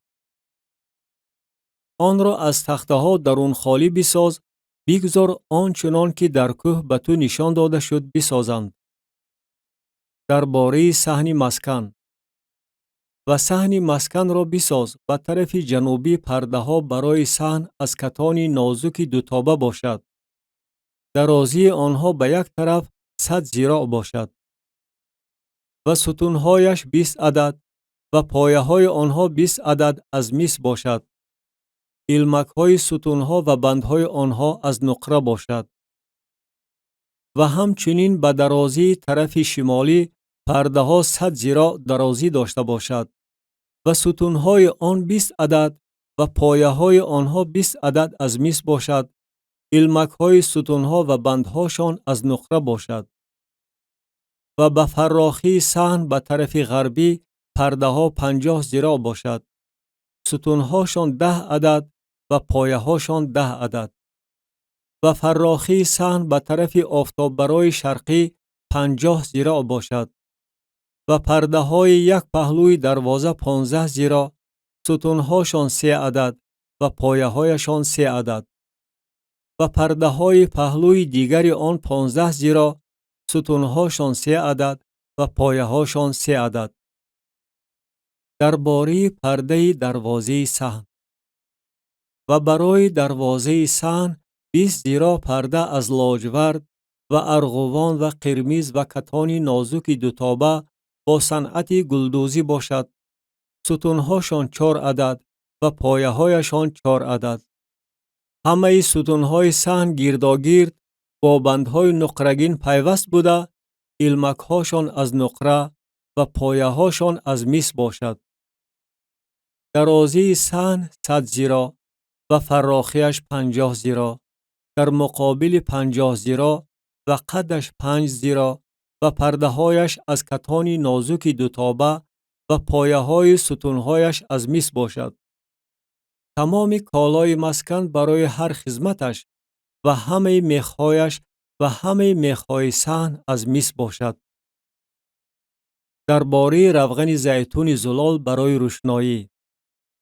و تو به بنی اسرائیل امر فرما که روغن زیتون زلال کوفته شده برای روشنایی نزد تو بیارند تا که چراغ‌ها دائما افروخته شود.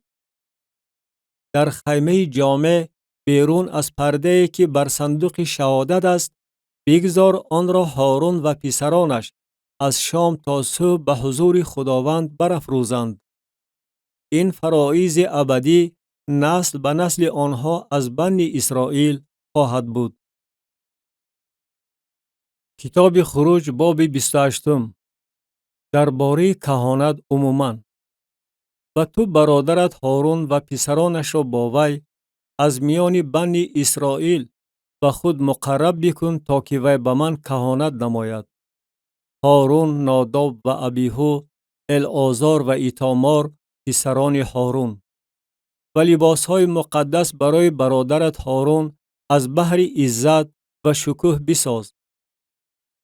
و تو به همه دانادلان که من دل آنها را از روح حکمت پر ساختم سخن بیران که لباسهای هارون را برای تقدیس کردن وی بسازند تا که وی به من کهانت نماید. در باره لباسهای کاهنان. و این است لباسهایی که باید بسازند: سینه‌بند و ایفود و ریدا و پیراهن کتکچه‌دار و عمامه و کمربند. و بگذار لباسهای مقدس را برای برادرت هارون و برای پسرانش بسازند تا که وی به من کهانت نماید. و آنها طلا و لاجورد، ارغوان و قرمز و کتان نازک را بگیرند. و ایفود را از طلا و لاجورد، ارغوان و قرمز و کتان نازک دوتابه با بافت صنعتکارانه بسازند. دو کتف پوشک پیوند شونده بر دو کنار آن باید باشد تا که آن پیوست شود. و تسمه بندوبست آن که بر آن است باید با همان صنعت از خود آن، یعنی از لاجورد، ارغوان و قرمز و کتان نازک دوتابه باشد. و دو سنگ جزع بگیر و نامهای بنی اسرائیل را بر آنها حک نما. 6 نام آنها را بر یک سنگ و 6 نام باقی آنها را بر سنگ دیگر موافق تولدشان. با صنعت حکاک سنگ مثل حک مهر نامهای بنی اسرائیل را بر دو سنگ حک نما. آنها را در نگین خانه های طلا بنشان. و این دو سنگ را بر کتف پوشک های ایفود جایگیر نما که سنگ های یادگاری برای بنی اسرائیل باشد. و بگذار هارون نامهای آنها را به حضور خداوند بر دو کتف خود برای یادگاری بردارد. و نگین خانه ها از طلا بساز و دو زنجیر از طلای خالص آنها را به شکل طنابه با صنعت بافت مارپیچ بساز و زنجیرهای مارپیچ را به نگین خانه ها اندرمان بکن. و سینه‌بند داوری را با بافت صنعتکارانه بساز با همان صنعتی که ایفود را بافته ای، یعنی آن را از طلا، لاجورد، ارغوان و قرمز و کتان نازک دوتابه بساز. آن باید مربع، 2 قبته، درازیش 1 وجب و فراخیش 1 وجب باشد. و اندرونش سنگ‌های نگین خانه‌دار 4 قطار سنگ بنشان. قطار عبارت از لعل، یاقوت زرد و زمرد که این قطار یکم است. و قطار دویم بهرمان، یاقوت کبود و الماس. و قطار سیوم یاقوت تر، عقیق سوخته و جمع است. و قطار چهارم زبرجد، جز و یشم. آنها باید با نگین خانه های طلا نشانیده شود. و این سنگ ها باید با نام های بنی اسرائیل، یعنی 12 عدد با نام های آنها باشد، مثل حک مهر برای 12 سیب که هر یک به نام خودش باید باشد. و برای سینه‌بند زنجیرها به شکل طناب با صنعت بافت مارپیچ از طلای خالص بساز. و برای سینه‌بند 2 حلقه طلا بساز و این 2 حلقه را به 2 کنار سینه‌بند اندرمان بکن.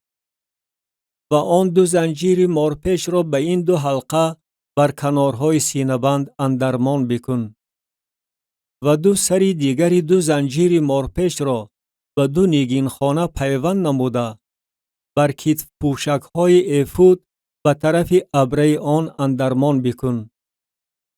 و باز 2 حلقه طلا بساز و آنها را بر 2 کنار سینه بند و آن لبش که به طرف استر ایفود است اندرمان بکن. و باز 2 حلقه طلا بساز و آنها را بر 2 کتف پوشک ایفود از پایان از طرف ابره آن نزد پیوند شوی آن از بالای تسمه ایفود اندرمان بکن. و بگذار سینه بند را از حلقه هایش و حلقه های افود با رشته لاجورد بند کنند تا که آن بر تسمه افود باشد و سینه بند از افود جدا نشود. و هارون نامهای بنی اسرائیل را در سینه بند داوری بر دل خود هنگامی که به قدس می درآید برای یادگاری به حضور خداوند دائما خواهد برداشت. و اوریم و تومیم را در سینه بند داوری بیمان تا که بر دل هارون هنگامی که به حضور خداوند می درآید باشد و بگذار هارون مبشر داوری بنی اسرائیل را بر دل خود به حضور خداوند دائما بردارد. درباره ردای افود و لوحه: و ردای افود را کاملا از لاجورد بساز و بگذار چاک برای درآوردن سر در میانه آن باشد. لبلوله گرداگرد چاکش با صنعت بافتگری باشد، یعنی مثل گریبان جفشن باشد تا که ندرد. و در لب دامنش انارها از لاجورد و ارغوان و قرمز بساز که گرداگرد دامن آن باشد و زنگولچه های طلا در میان آنها گرداگرد باشد.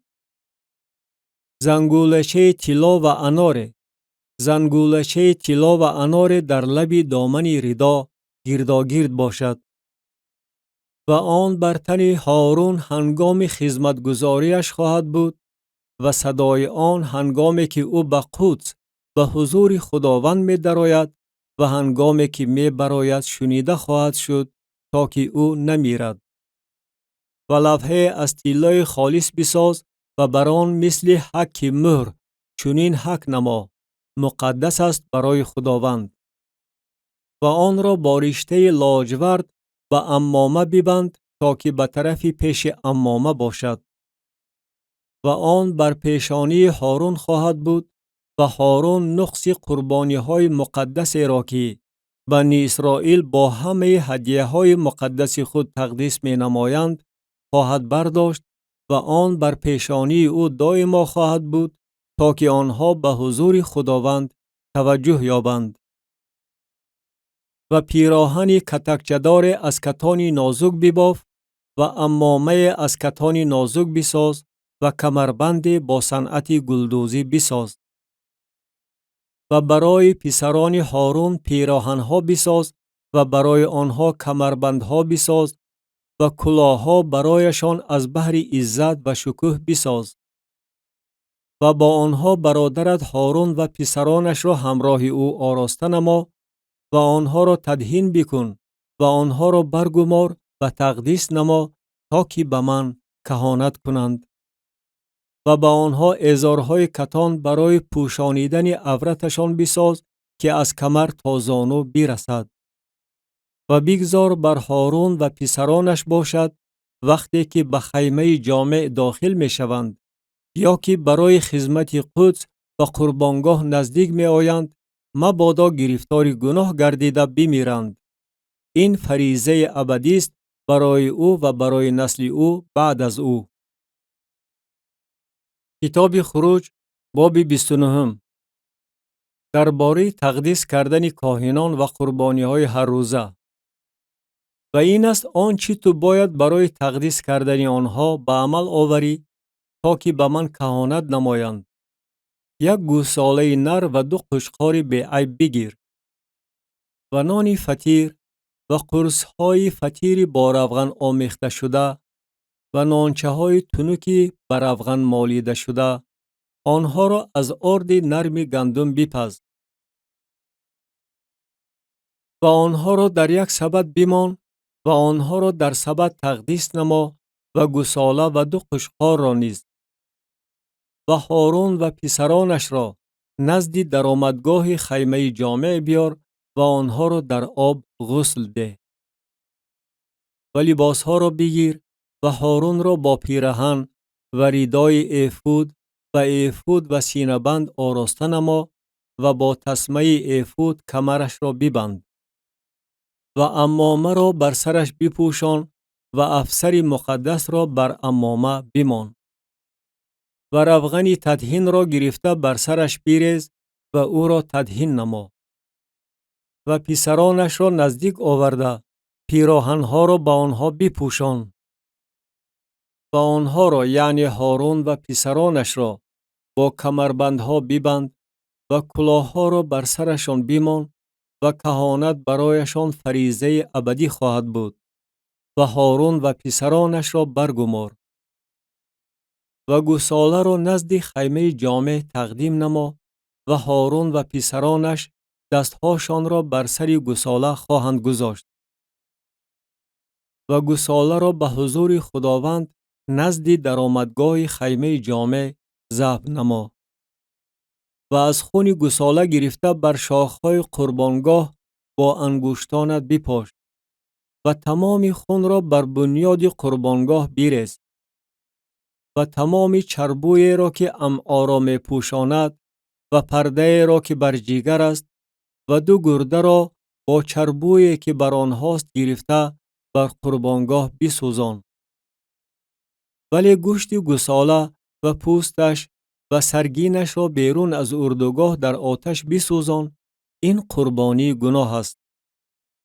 و یک قشقار را بگیر و هارون و پسرانش دستهای خود را بر سر قشقار بمانند و قشقار را ذبح نما و خونش را گرفته بر قربانگاه گرداگرد بپاش و قشقار را به اندامهایش پاره کن و امعایش و پاچه‌هایش را شستشو نما و آنها را بر اندامهایش و بر سرش بمان و تمام قشقار را بر قربانگاه بسوزان. این قربانی سوختنی برای خداوند است. این عطر گوارا قربانی آتشین برای خداوند است. و قشقار دویم را بگیر و هارون و پسرانش دستهای خود را بر سر قشقار بمانند و قشقار را ذبح نما و از خون آن گرفته بر نرمه گوش راست هارون و بر نرمه گوش راست پسرانش و بر نرانگشت دست راستشان و بر نرانگشت پای راستشان بمال و خون را بر قربانگاه گرداگرد بپاش و از خونی که بر قربانگاه است و از روغن تدهین گرفته بر هارون و لباسش و بر پسران او و لباسشان با او بپوش و او و لباسش و پسران او و لباسشان با او تقدیس خواهند شد. و از قشقار چربو و دنبه را و چربوی را که امعا را می پوشاند و پرده جگر و دو گرده و چربوی را که بر آنهاست و ساق راست را بگیر، زیرا که این قشقار گماشتنی می باشد. و نیز یک گرده نان و یک قرص نان روغنین و یک نانچه تنک از سبت نان فطیر که به حضور خداوند است بگیر و همه‌اش را بر دستهای هارون و بر دستهای پسران او بمان و این را بلند برداشته به حضور خداوند جنبانیده بیار و این را از دست آنها گرفته بر قربانگاه با قربانی سوختنی بسوزان تا که عطر گوارا به حضور خداوند باشد، چون که این قربانی آتشین برای خداوند است. و سینه قشقار گماشتنی را که برای هارون است بگیر و آن را بلند برداشته به حضور خداوند جنبانیده بیار و این حصه تو خواهد بود. و سینه جنبانیده شده و ساق بلند برداشته شده را که از قشقار گماشتنی هارون و پسرانش جنبانیده و بلند برداشته شد تقدیس نما و این برای هارون و پسرانش فریضه ابدی از جانب بنی اسرائیل خواهد بود، زیرا که این هدیه است و هدیه از جانب بنی اسرائیل از قربانی های سلامتی آنها، یعنی هدیه آنها برای خداوند خواهد بود. و لباس های مقدس هارون بعد از او از آن پسرانش خواهد بود تا که در آنها تدهین نموده و برگماشته شوند. 7 روز آن کاهنی که بجای او از پسرانش به خیمه جامع در آمده خدمت قدس را بجا می آورد باید آنها را بپوشد و قشقار گماشتنی را گرفته گوشتش را در مکان مقدس بپز و بگذار هارون و پسرانش گوشت قشقار را با نانی که در سبت است نزد درآمدگاه خیمه جامع بخورند و آن را باید آنهایی بخورند که به واسطه آن کفارت یافتند تا که برگماشته و تقدیس کرده شوند. ولی بیگانه نباید بخورد، زیرا که این مقدس است.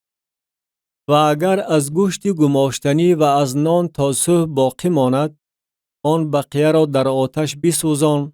آن را نباید کسی بخورد، زیرا که مقدس است.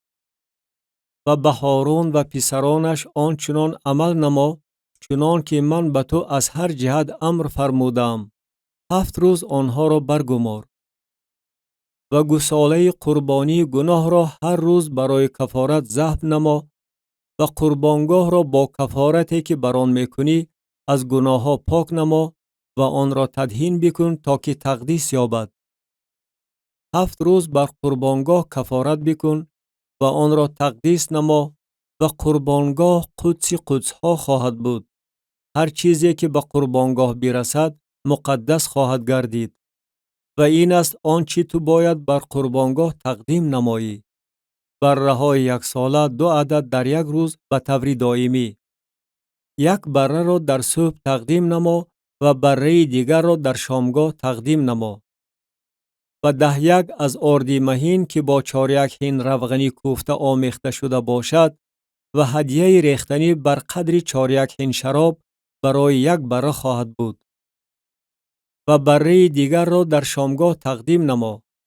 برای آن مانند هدیه آردی صبح و مانند هدیه ریختنی آن تقدیم نما تا که عطر گوارا و قربانی آتشین برای خداوند باشد.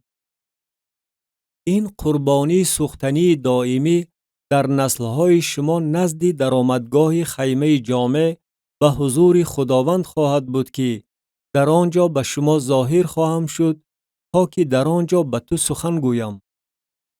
و در آنجا به بنی اسرائیل ظاهر خواهم شد و آن از جلال من تقدیس خواهد یافت.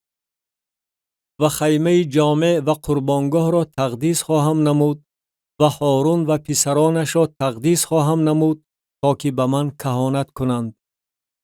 و در میان بنی اسرائیل ساکن خواهم شد و برای آنها خدا خواهم بود. و خواهند دانست که من خداوند خدای آنها هستم که آنها را از زمین مصر بیرون آوردم تا که در میان آنها ساکن شوم. من خداوند خدای آنها هستم. کتاب خروج باب 30 درباره قربانگاه طلا و تقدیم کردن قربانی ها. و قربانگاه برای سوزانیدن بخور بساز، آن را از چوب عقاقیا بساز. درازیش 1 ذراع و فراخیش 1 ذراع، یعنی مربع باشد و قدش 2 ذراع، شاخهایش از خودش باشد. و آن را با طلای خالص بپوشان، بامش و دیوارهایش را گرداگرد و شاخهایش را و افسر طلا برایش گرداگرد بساز. و 2 حلقه طلا برایش از تگ افسرش بساز بر 2 پهلویش، یعنی بر 2 طرفش بساز و آنها خانه های دستک ها باشد تا که آن را به واسطه آنها بردارند. و دستک ها را از چوب عقاقیا بساز و آنها را با طلا بپوشان. و آن را پیش پرده که نزد صندوق شهادت است جایگیر کن، یعنی بر روی سرپوشی که بر صندوق شهادت است که من در آنجا به تو ظاهر خواهم شد. و هارون بخور معطر بر آن خواهد سوزانید. هر صبح وقتی که چراغ‌ها را به ترتیب می آورد، آن را خواهد سوزانید. و هنگامی که هارون چراغ‌ها را در شامگاه برمی افروزد، آن را خواهد سوزانید. این بخور دائمی به حضور خداوند در نسل‌های شما خواهد بود. هیچ بخور دیگری و قربانی سوختنی و هدیه آردی بر آن تقدیم نکنید و هدیه ریختنی بر آن نریزید. و هارون سال 1 مرتبه بر شاخهای آن کفارت خواهد نمود، از خون قربانی گناه که برای کفارت باشد، سال 1 مرتبه بر آن در نسل‌های شما کفارت خواهد نمود. این قدس قدس هاست برای خداوند. و خداوند به موسی سخن رانده گفت: وقتی که سرشمار بنی اسرائیل را بر طبق آنهایی که در شمار آورده شده‌اند پیدا می‌کنی، بگذار هر کس فدیه جان خود را هنگام شمرده شدنشان به خداوند بدهد تا که به آنها هنگام شمرده شدنشان و بای روی ندهد. هر کسی که از سرشماری می‌گذرد باید این فدیه را بدهد: نیم سیقل با سیقل مقدس که یک سیقل از 20 گیرا عبارت است. نیم سیقل هدیه خداوند است. هر کسی که از سرشماری می‌گذرد از سن 20 ساله و بالاتر باید هدیه خداوند را بدهد. ثروتدار از نیم سیقل زیاد ندهد و کمبغل از آن کم ندهد وقتی که هدیه خداوند را برای کفارت جانهای خود ادا می‌کند. و نقره کفارت را از بنی اسرائیل بگیر و آن را برای خدمت خیمه جامع بده و این برای بنی اسرائیل یادگاری به حضور خداوند برای کفارت جانهای شما خواهد بود.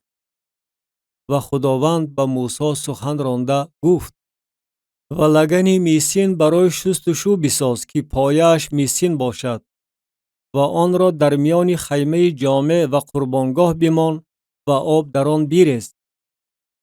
و بگذار هارون و پسرانش دستها و پایهای خود را از آن بشویند. وقتی که به خیمه جامع می آیند با آب شستشو کنند تا که نمیرند. یا وقتی که برای خدمت کردن و سوزانیدن قربانی آتشین برای خداوند به قربانگاه نزدیک می شوند، بگذار دستها و پایهای خود را بشویند تا که نمیرند. و این برای آنها، یعنی برای او و ذریاتش در نسل‌های آنها فریضه ابدی خواهد بود. و خداوند به موسی سخن رانده گفت: و تو عطریات بهترین بگیر، از مور چکیده 500 مسقال و از دارچین خوشبوی به قدر نصف آن، یعنی 250 مسقال و از نی اتراگین 250 مسقال و پوست درخت خوشبوی 500 مسقال و روغن زیتون 1 هین. و از اینها روغن تدهین مقدس بساز، عطری که با صنعت عطرسازی ساخته شده باشد. این روغن تدهین مقدس خواهد بود. و خیمه جامع و صندوق شهادت را با آن تدهین نما و میز را با تمام کالای آن و چراغدان را با تمام کالای آن و قربانگاه بخور را و قربانگاه قربانی سوختنی را با تمام کالای آن و لگن را با پایه آن. و آنها را تقدیس نما و آنها قدس قدس‌ها خواهد بود. هر چیزی که به آنها برسد مقدس خواهد گردید. و هارون و پسرانش را تدهین بکن و آنها را تقدیس نما تا که به من کهانت کنند. و به بنی اسرائیل سخن رانده بگو: این برای من روغن تدهین مقدس در نسل‌های شما خواهد بود و آن بر بدن هر آدم نباید ریخته شود و موافق ترکیبش چیز مثل آن نسازید. آن مقدس است و برای شما مقدس خواهد بود. هر کی مثل آن ترکیب دهد و یا از آن بر شخص بیگانه بمالد، از میان قوم خود محو خواهد شد. و خداوند به موسی گفت: برای خود عطریات چنانچه ناتاف، شهلت و هلبنا بگیر و لیبونای پاک نیز که وزنش برابر این عطریات باشد. و از آنها بخور بساز، عطری که با صنعت عطرسازی ساخته شده باشد، نمکین، پاک، مقدس باشد. و از آن یک قدر بکوب و آن را پیش صندوق شهادت در خیمه جامع که من در آنجا به تو ظاهر خواهم شد بمان. این برای شما قدس قدس‌ها خواهد بود. و این بخوری که تو می سازی موافق ترکیب آن برای خود نسازید. بگذار آن نزد تو برای خداوند مقدس باشد. هر کی مثل آن برای بوییدن بسازد، از میان قوم خود محو خواهد شد. کتاب خروج باب 31. دستورات به کسانی که در ساختن خیمه کار کردند. و خداوند به موسی سخن رانده گفت: دقت نما که من بسلعیل ابن اوری ابن هور را از سبط یهودا به نام خواندم و من او را از روح خدا از حکمت و فهم و دانش و هر هنر پر کردم تا که صنعتها را آموخته با طلا، نقره و مس کار کند و سنگها را برای مرصع کاری حک نماید و چوب تراش گردیده هر کار را بجا آورد. و اینک من آهالیاب ابن اهیساماک را از سبط دان مددگار او تعیین نمودم و به دل هر کسی دانادل حکمت بخشیدم تا هر آنچه را که به تو امر فرمودم به عمل آورند. خیمه جامع و صندوق شهادت و سرپوشی که بران است و تمام کالای خیمه و میز و کالایش و چراغدان طلای خالص و تمام کالایش و قربانگاه بخور و قربانگاه قربانی سوختنی و تمام کالایش و لگن و پایش و لباس خدمتی و لباس مقدس برای هارون کاهن و لباس پسرانش برای کهانت و روغن تدهین و بخور معطر برای قدس، همه اش را آنچنان که به تو امر فرمودم آنها به عمل خواهند آورد. شنبه همچون علامت در میان خداوند و اسرائیل. و خداوند به موسی سخن رانده گفت و تو به بنی اسرائیل سخن رانده بگو، اما شنبه های مرا رعایت نمایید، زیرا که این در میان من و شما در نسل های شما علامتی خواهد بود تا بدانند که من خداوند هستم که شما را تقدیس میکنم. و شنبه را رعایت نمایید، زیرا که آن برای شما مقدس است. پلید کنندگان آن بگذار کشته شوند، زیرا هر کی در آن کار کند جان وی از میان قوم خود محو خواهد شد. 6 روز بگذار کار کرده شود و در روز هفتم شنبه آرامی کامل است که مقدس است برای خداوند. هر کی در روز شنبه کار کند بگذار کشته شود. و بگذار بنی اسرائیل شنبه را رعایت نمایند. شنبه را در نسل‌های خود همچون عهد ابدی بجا آورند. آن در میان من و بنی اسرائیل علامت ابدی است، زیرا که خداوند در 6 روز آسمان و زمین را آفرید و در روز هفتم آرام گرفته فراغت نمود. و به موسی وقتی که سخن را با وی در کوه سینا به اتمام رسانید، 2 لوح شهادت الواح سنگین داد که با انگشت خدا بر آنها نوشته شده بود. کتاب خروج باب 32. قوم میل به بت پرستی میکنند. و قوم چون دیدند که موسی در فرآمدن از کوه درنگ میکند، قوم نزد هارون جمع شده به او گفتند: برخاسته برای ما خدایان بساز که پیشاپیش ما روانه باشند، زیرا این شخص یعنی موسی که ما را از زمین مصر بیرون آورد نمیدانیم که به وی چه حادثه روی داده است.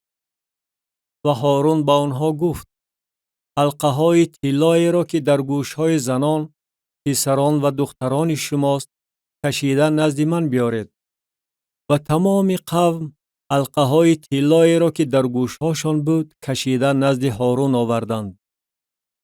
و آنها را از دستشان گرفته با قلم حکاکی به شکل درآورد و گوساله ریخته را از آن ساخت و گفتند: این است خدای تو ای اسرائیل که تو را از زمین مصر بیرون آورد. و هارون این را دیده قربانگاه پیش آن بنا کرد و هارون اعلان نموده گفت: فردا عید است برای خداوند. و فردای آن بر محل برخاسته قربانی های سوختنی تقدیم نمودند و قربانی های سلامتی ذبح کردند.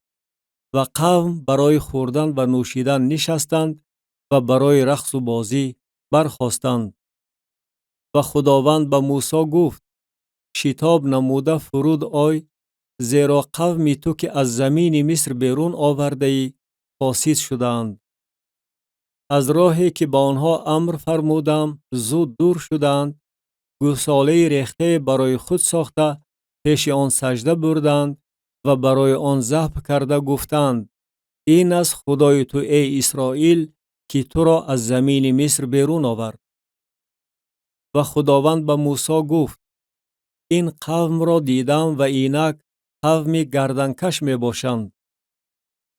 و الحال مرا بگذار تا که غضبم بر آنها علنگه زده آنها را محو نمایم و تو را قوم بزرگ گردانم. موسی شفاعت می نماید. ولی موسی به حضور خداوند خدای خود تضرع نموده گفت: چرا ای خداوند غضب تو بر قومت که با قوت عظیم و دست زورآور آنها را از زمین مصر بیرون آورده ای علنگه زند؟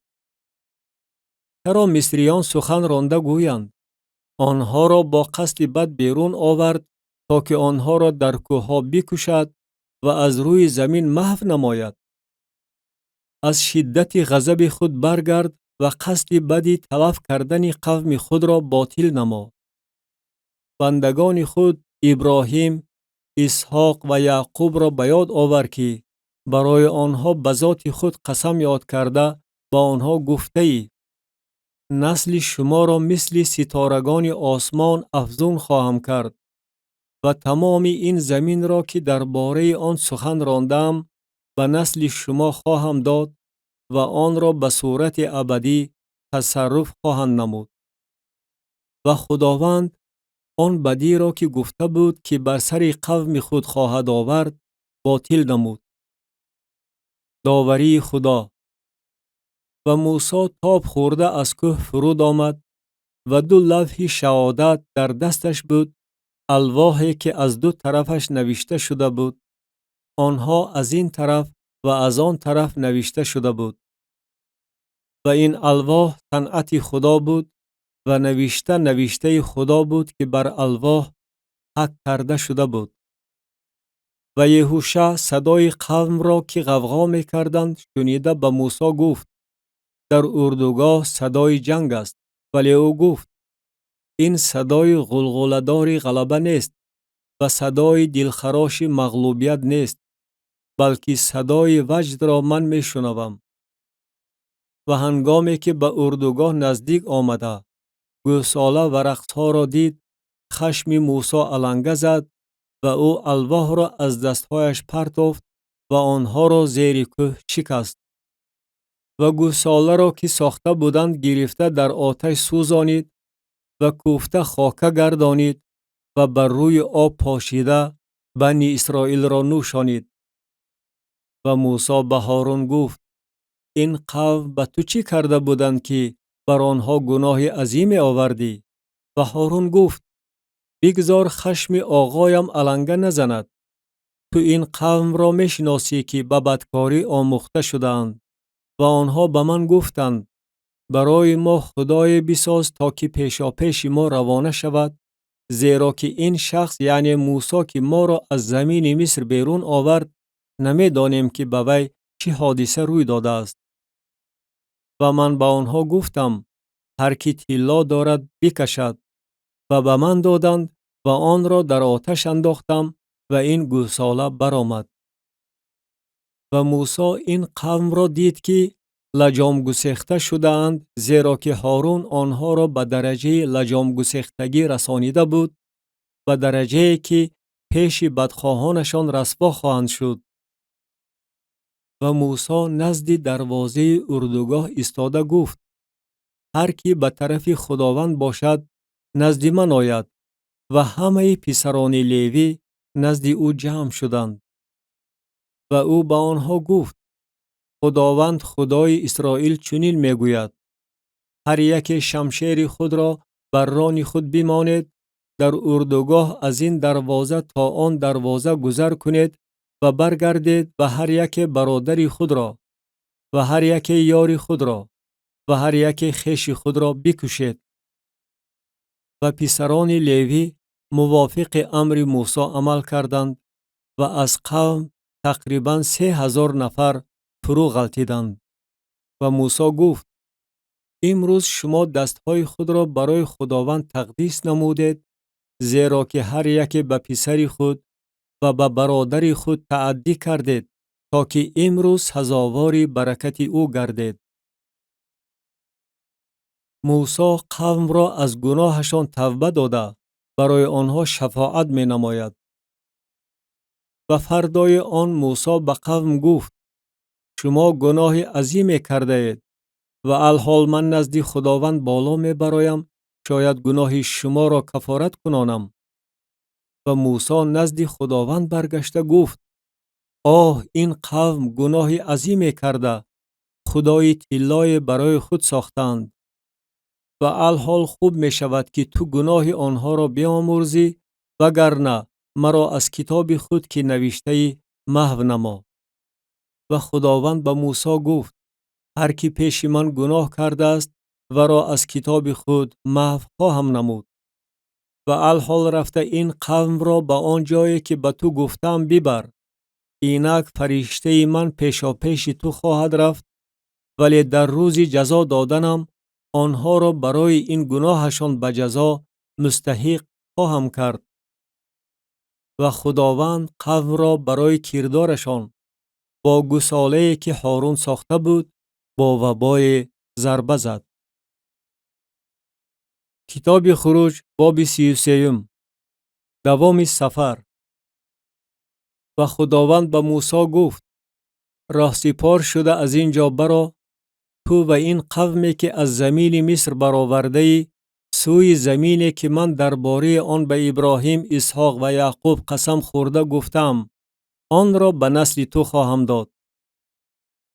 و فرشته پیشا پیش تو خواهم فرستاد و کنعانیان، اموریان، هیتیان، فریزیان، حویان و یبوسیان را به در خواهم راند. سوی زمینی که شیر و عسل در آن جاری است، زیرا که من در میان شما نخواهم رفت، چون که شما قوم گردنکش هستید. مبادا شما را در اثنای راه محو کنم. و همین که قوم این سخن بد را شنیدند، ماتم گرفته هیچ یک زیب و زینت خود را بر خود نگذاشتند. و خداوند به موسی گفت: به بنی اسرائیل بگو شما قوم گردنکش هستید. اگر من لحظه در میان شما بیروم، شما را محو می نمایم.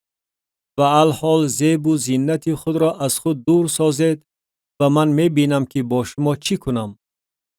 و بنی اسرائیل زیب و زینت خود را از کوه حوریب از خود دور کردند. خیمه جامع بیرون از اردوگاه. و موسی خیمه خود را گرفته بیرون از اردوگاه دور از اردوگاه برافراشت و آن را خیمه جامع نامید. و هر کسی که طالب خداوند بود سوی خیمه جامع که بیرون از اردوگاه بود می برآمد. و هنگامی که موسی سوی خیمه می برآمد، تمام قوم برخاسته هر یک به در خیمه خود می ایستادند و از عقب موسی تا دمی که او به خیمه می درآمد نگاه می کردند. و هنگامی که موسی به خیمه می درآمد، ستون ابر فرود آمده به در خیمه می ایستاد و او با موسی سخن می راند. و هنگامی که تمام قوم ستون ابر به در خیمه ایستاده را می دیدند، تمام قوم برخاسته هر یک به در خیمه خود سجده می بردند. و خداوند به موسی رو برو سخن می راند، چنان که کسی با یار خود سخن می راند. و او به اردوگاه بر می گشت و خدمتگزار او یهوشع ابن نون جوان از خیمه دور نمی شد. دعای موسی. و موسی به خداوند گفت: اینک تو به من می گویی این قوم را ببر، ولی تو مرا آگاه نکرده ای که همراه من کی را می فرستی، اگرچه گفته ای من تو را به نامت شناختم و تو منظور نظر من شده ای. و الحال اگر من منظور نظر تو شده باشم، لطفاً راه های خود را به من معلوم نما تا که تو را بشناسم و منظور نظر تو گردم و تو به اعتبار گیر که این مردم قوم تو هستند. و او گفت خودم خواهم آمد تا که به تو آرامی بخشم. و به او گفت اگر خودت نآیی ما را از اینجا نبر، زیرا از چه معلوم شود که من و قوم تو منظور نظری تو شده ایم؟ آیا نه از آن که تو با ما بیایی؟ و در آن صورت من و قوم تو از همه قوم‌هایی که در روی زمین هستند ممتاز خواهیم شد. و خداوند به موسی گفت این کار را نیست که گفته ای من خواهم کرد، زیرا که تو منظور نظر من شده ای و من تو را با نامت شناختم. و او گفت لطفاً جلال خود را به من بنمای. و او گفت من تمام جلالت خود را از پیش تو می‌گذرانم و اسم خداوند را پیش تو می‌خوانم و کریم می‌شوم و هر کی سزاوار کرم است و رحیم می‌شوم و هر کی سزاوار رحم است. و او گفت تو روی مرا نمی‌توانی ببینی، زیرا که آدمی زاد نمی‌تواند مرا ببیند و زنده ماند. و خداوند گفت اینک جای نزد من است، بر این صخره بایست. و هنگامی که جلال من گذر کند، من تو را در شکاف صخره گذاشته با کف دست خود تو را خواهم پوشانید تا دمی که بگذرم. و همین که کف دستم را دور کنم تو قفای مرا خواهی دید، ولی روی من نمودار نخواهد شد. کتاب خروج باب 34. الواح دویم. و خداوند به موسی گفت برای خود 2 لوح سنگین مثل اوله بتراش و من سخنانی را که بر الواح اولین بود و تو آنها را شکستی بر این الواح خواهم نوشت. و برای صبح تیار باش و صبحگاه به کوه سینا برو و در آنجا بر قله کوه به من منتظر بایست. و کسی نباید با تو براید و نیز کسی نباید در تمام کوه دیده شود. گوسفندان و گاوان نیز نباید در رو بروی این کوه چرا کنند. و موسی 2 لوح سنگین مثل اوله تراشید و بامدادان برخاسته به کوه سینا برآمد، چنان که خداوند به او امر فرموده بود، و 2 لوح سنگین را به دست خود گرفت. دویم باره ظاهر شدن خدا. و خداوند در ابر فرود آمده در آنجا با او بایستاد و اسم خداوند را خواند. و خداوند از پیش او گذشته ندا کرد خداوند، خداوند، خدای رحیم و کریم، صابر و پر از احسان و وفا، که مرحمت را برای هزاران نسل نگاه می دارد، گناه و معصیت و خطا را می آمرزد، ولی عاصیان را به جزا نمی گذارد، برای گناه پدران پسران و پسران پسران را تا نسل سیوم و چهارم جزا می دهد. و موسی شتابان تا به زمین خم شده سجده برد و گفت اگر من منظور نظر تو ای خداوند شده باشم، بگذار خداوند در میان ما روانه شود، زیرا که آنها قوم گردنکش هستند و تو گناه ها و خطاهای ما را بیامرز و ما را میراث خود گردان. و او گفت اینک من عهد می بندم پیش نظر تمام قوم تو معجزات به عمل می آورم که در تمام دنیا و در همه خلقا به عمل نآمده است. و تمام قومی که تو در میانشان می باشی عمل خداوند را خواهند دید، زیرا آنچه من برای تو می کنم سهمگین است. آنچه را که من به تو امروز امر می فرمایم رعایت نما، اینک من اموریان، کنعانیان، هیتیان، فریزیان، هیویان و یبوسیان را از پیش تو بدر خواهم راند. احتیاط نما که با ساکنان زمینی که به آنجا می روی عهد نبندی، مبادا در میان شما دام گردد، بلکه قربانگاه های آنها را خراب کنید و ستون های آنها را بشکنید و عشیره های آنها را محو نمایید، چون که تو نباید به خدای دیگر سجده بری، زیرا خداوند که اسمش غیور است خدای غیور می باشد. مبادا با ساکنان آن زمین عهد بندی که آنها خدایان خود را فاسدانه پیروی نموده برای خدایان خود قربانی میکنند و تو را تکلیف می نمایند و تو از قربانی آنها میخوری و از دختران آنها برای پسران خود میگیری و دختران آنها خدایان خود را فاسدانه پیروی نموده پسران تو را فاسد میگردانند تا که خدایان آنها را پیروی کنند. خدایان ریخته برای خود نساز. احکام درباره عیدها و شنبه. عید فطیر را رعایت نما. 7 روز چنان که به تو امر فرمودم در مهلت معین ماه ابیب فطیر بخور زیرا که در ماه ابیب از مصر بیرون آمده ای. هر رحم کشا از آن من است و هر رحم کشای نرینه چارپای تو خواه از گاو باشد خواه از گوسفند. و برای رحم کشای هر بره فدیه بده و اگر فدیه ندهی گردنش را بشکن. برای هر نخوزاده پسرانت فدیه بده و به حضور من ته دست نآیند. 6 روز کار کن و در روز هفتم استراحت نما. در موسم شودگار و درو نیز استراحت شنبه را رعایت نما. و عید هفته ها را در موسم درو نوبر گندم بجا آور و عید جمع‌آوری را در گردش سال 3 مراتبه تمام نرینه تو باید به حضور خداوند پروردگار خدای اسرائیل حاضر شوند.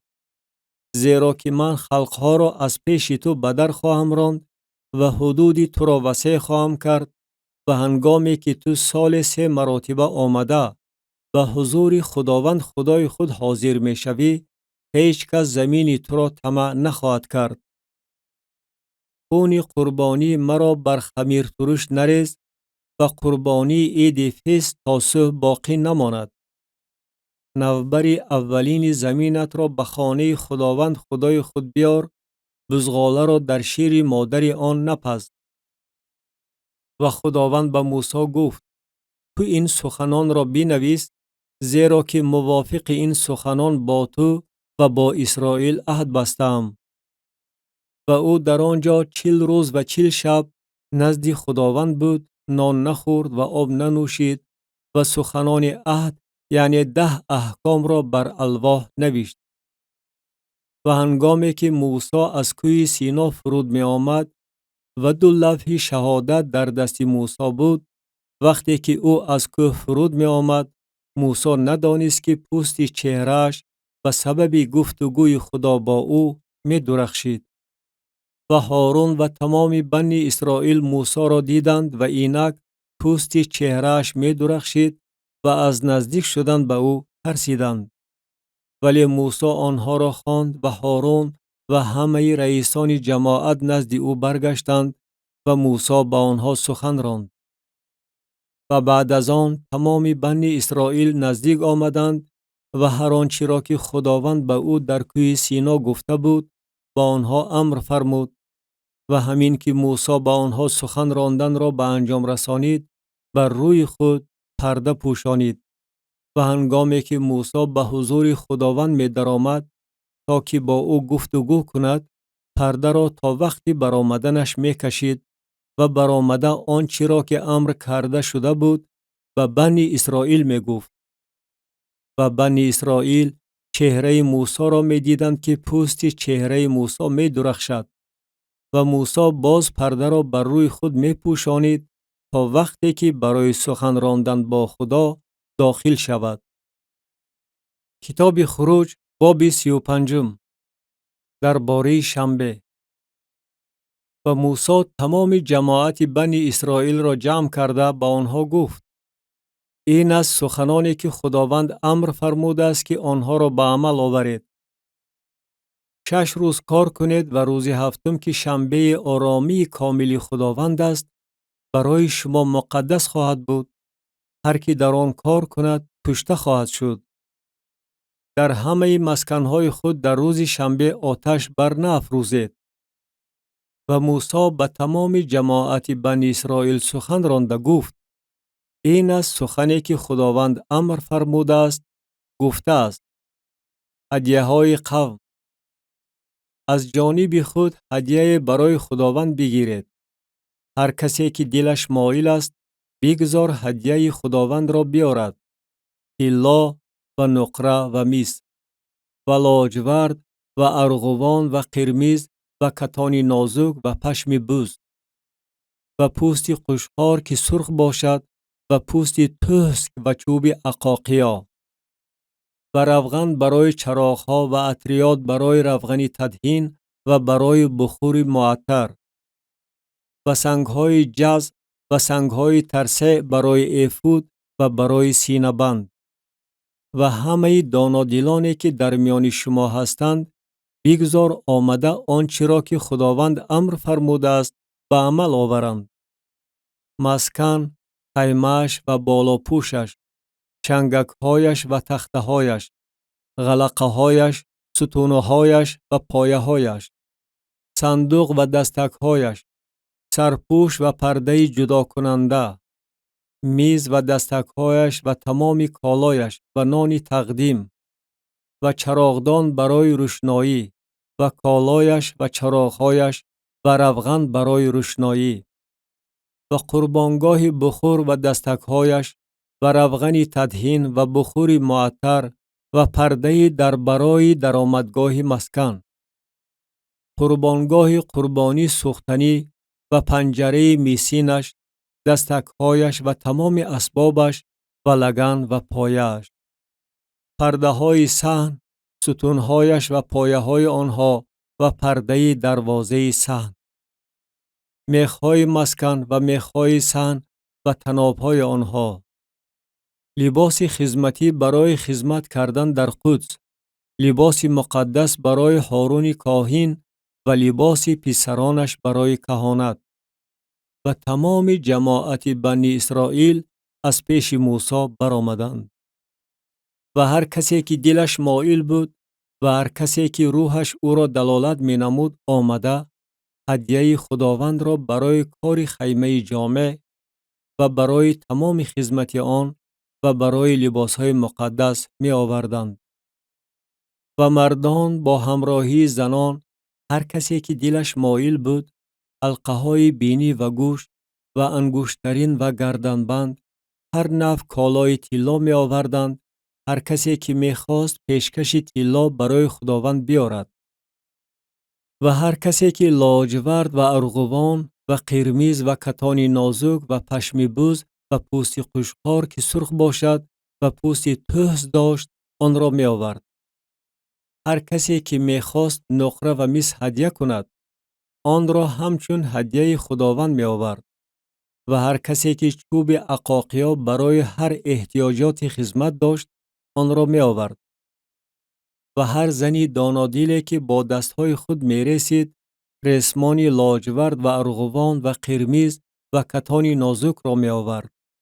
و همه زنانی که دلشان به حکمت مایل بود پشم بز را می رسیدند.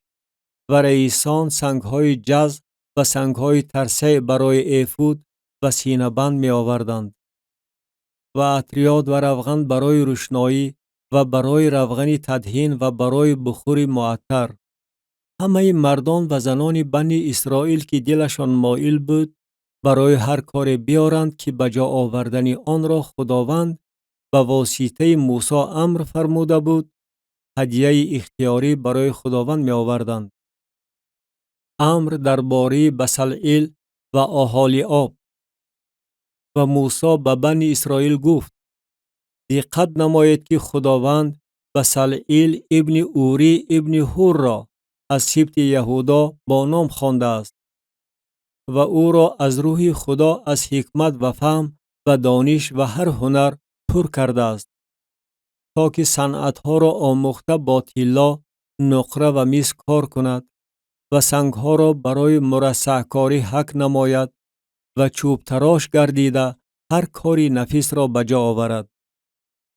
و قابلیت تعلیم دهی را به دل او بخشیده است و دل او و آهالیاب ابن اهیساماک از سبط دان و او آنها را از حکمت دل پر کرده است تا که عمل هر حکاک و زرباف و گلدوز متای لاجورد و ارغوان و قرمز و کتان نازک و نساج را به جا آورند.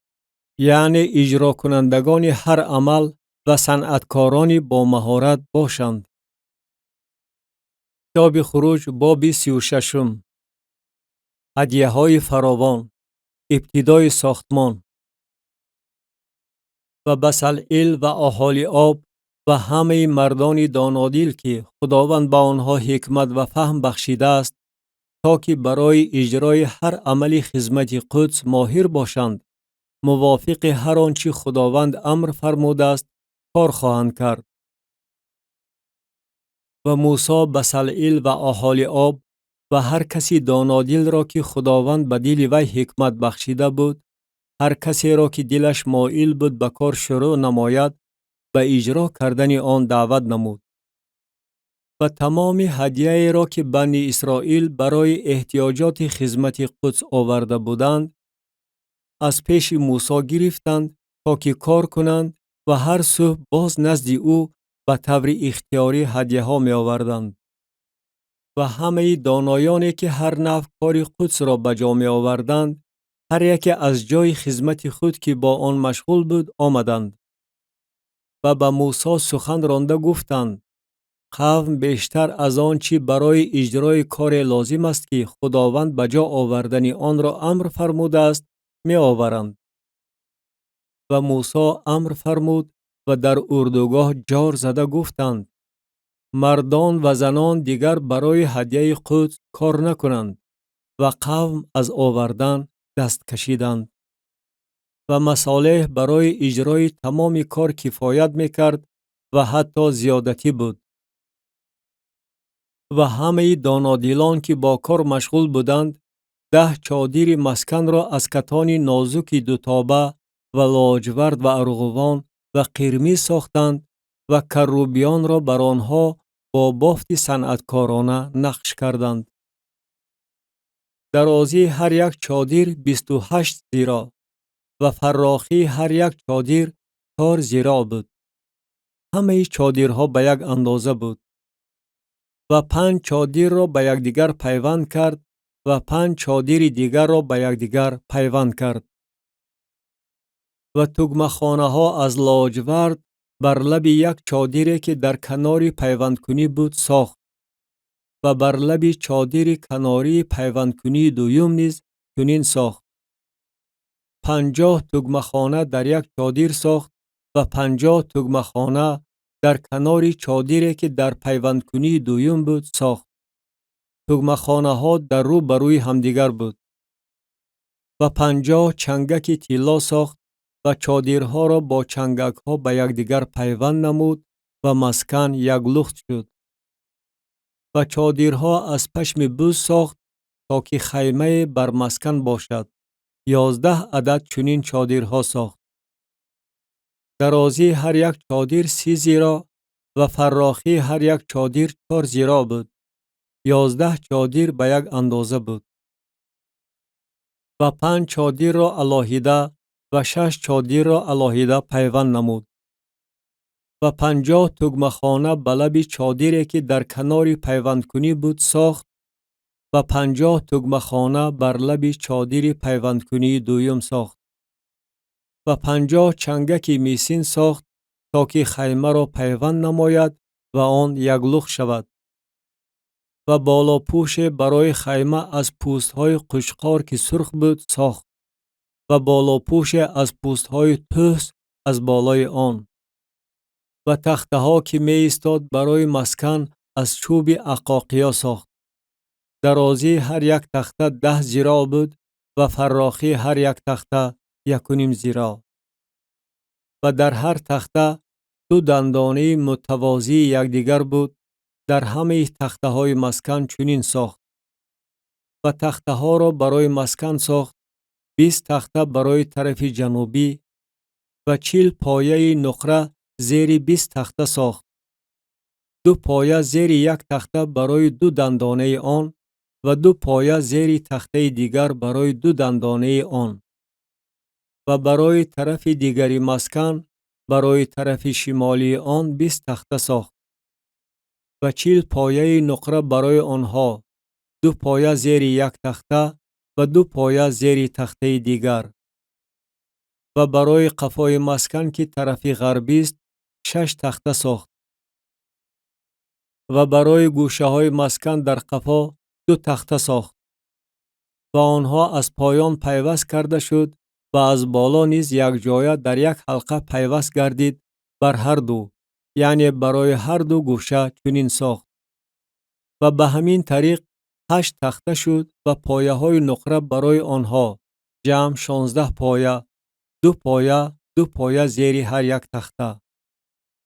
و غلقه ها از چوب عقاقیا ساخت 5 عدد برای تخته های یک طرف مسکن و 5 غلقه برای تخته های طرف دیگری مسکن و 5 غلقه برای تخته های طرف قفای مسکن به سمت غرب و غلقه میانه را ساخت تا که از درون تخته ها از این سر تا آن سر بگذرد و تخته ها را با طلا پوشانید و حلقه های آنها را که خانه های غلقه ها بود از طلا ساخت و غلقه ها را با طلا پوشانید و پرده از لاجورد و ارغوان و قرمز و کتان نازک دوتابه ساخت، با بافت صنعتکارانه آن را با کروبیان ساخت و برای آن 4 ستون از عقاقیا ساخت و آنها را با طلا پوشانید و ایلمک هاشان از طلا بود و برای آنها 4 پایه نقره ریخت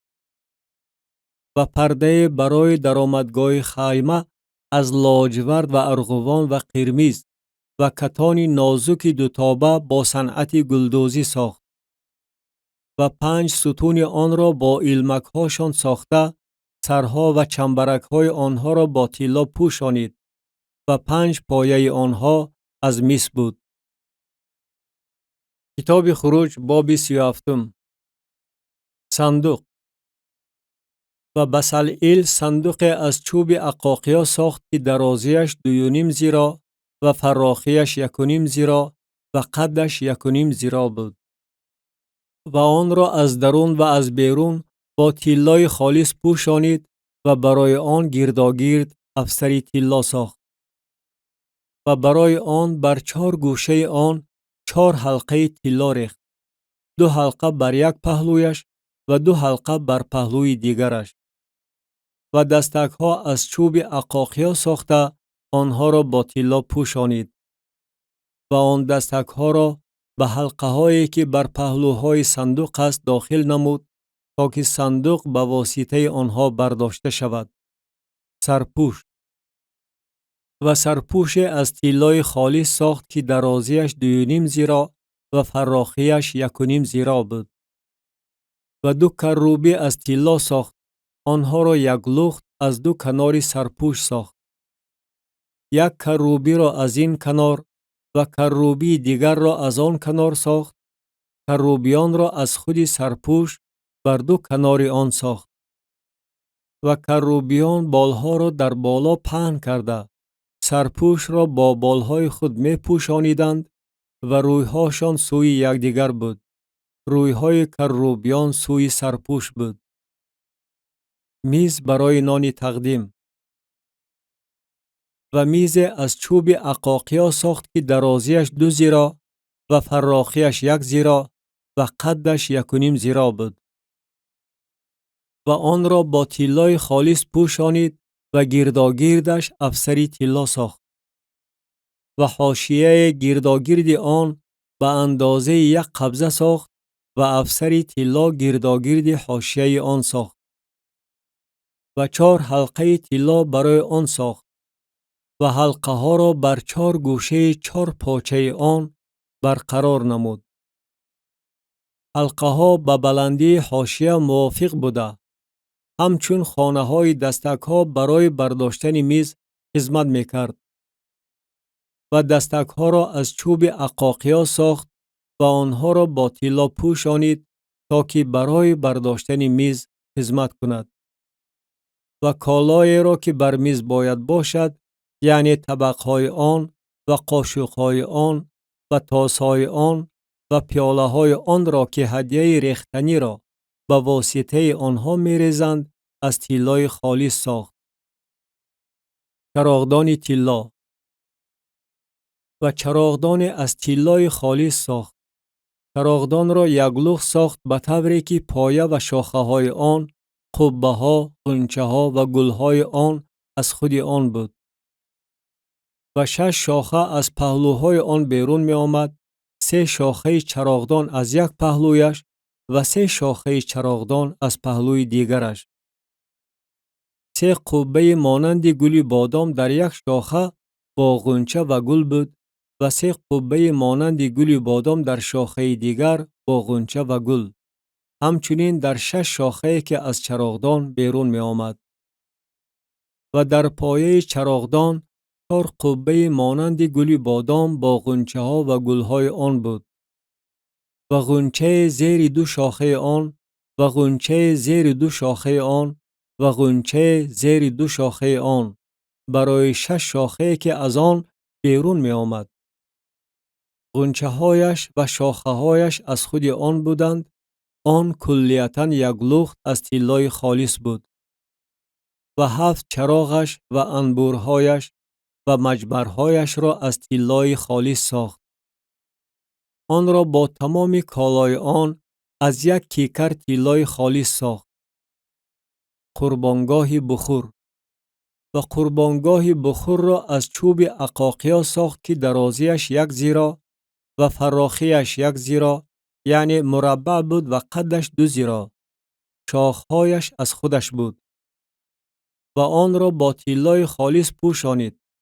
بامش و دیوارهایش را گرداگرد و شاخهایش را و افسری طلا برایش گرداگرد ساخت. و 2 حلقه طلا برایش از تگ افسرش بر 2 پهلویش، یعنی بر 2 طرفش ساخت. همچون خانه های دستک ها ساخت تا که آن را به واسطه آنها بردارند. و دستک ها را از چوب عقاقیا ساخت و آنها را با طلا پوشانید. و روغن تدهین مقدس و بخور معطر پاک ساخت که با صنعت عطرسازی ساخته شده بود. کتاب خروج باب 38. قربانگاه قربانی سوختنی. و قربانگاه قربانی سوختنی را از چوب عقاقیا ساخت که درازیش 5 ذراع و فراخیش 5 ذراع، یعنی مربع بود و قدش 3 ذراع.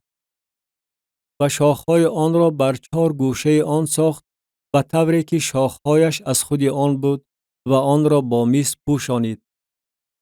و تمام کالای قربانگاه، طاسها و خاکاندازها و کاسه ها و چنگال ها و مجمرها را ساخت. تمام کالایش را از مس ساخت. و برای قربانگاه پنجره از مس به صورت شبکه ساخته زیر کناره آن از پایان تا نصف آن گذاشت. و 4 حلقه بر 4 گوشه پنجره میسین همچون خانه ها برای دستک ها ریخت. و دستک ها از چوب عقاقیا ساخته آنها را با مس پوشانید. و دستک ها را به حلقه هایی که بر پهلوی قربانگاه بود گذرانید تا که آن را به واسطه آنها بردارند. آن را از تخته ها درون خالی ساخت.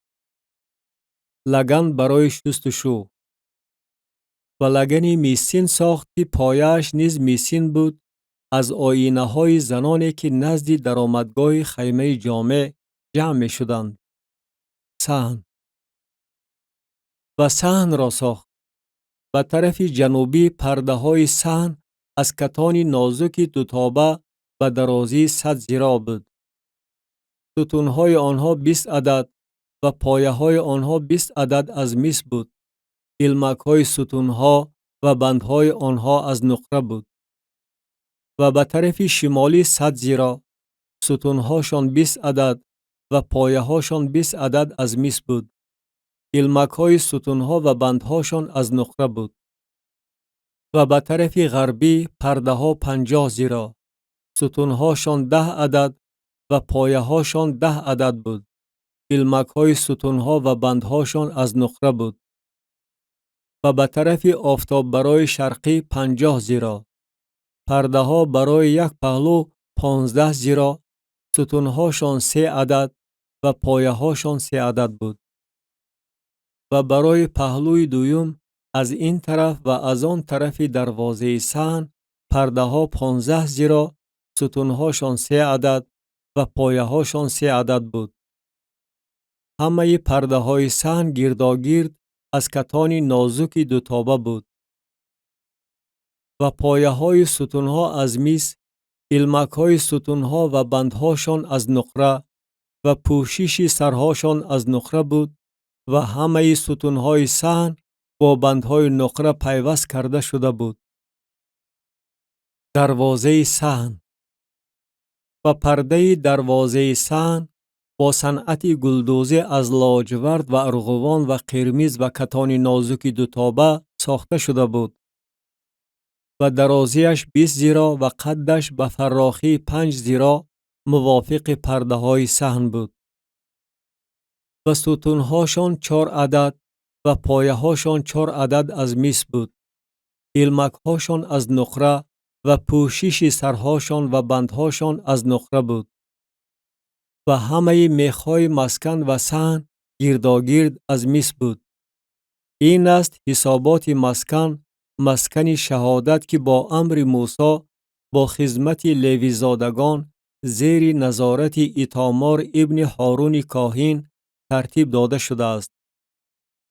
و بسلئیل ابن اوری ابن هور از سبط یهودا هر آنچه را که خدا به موسی امر فرموده بود ساخت.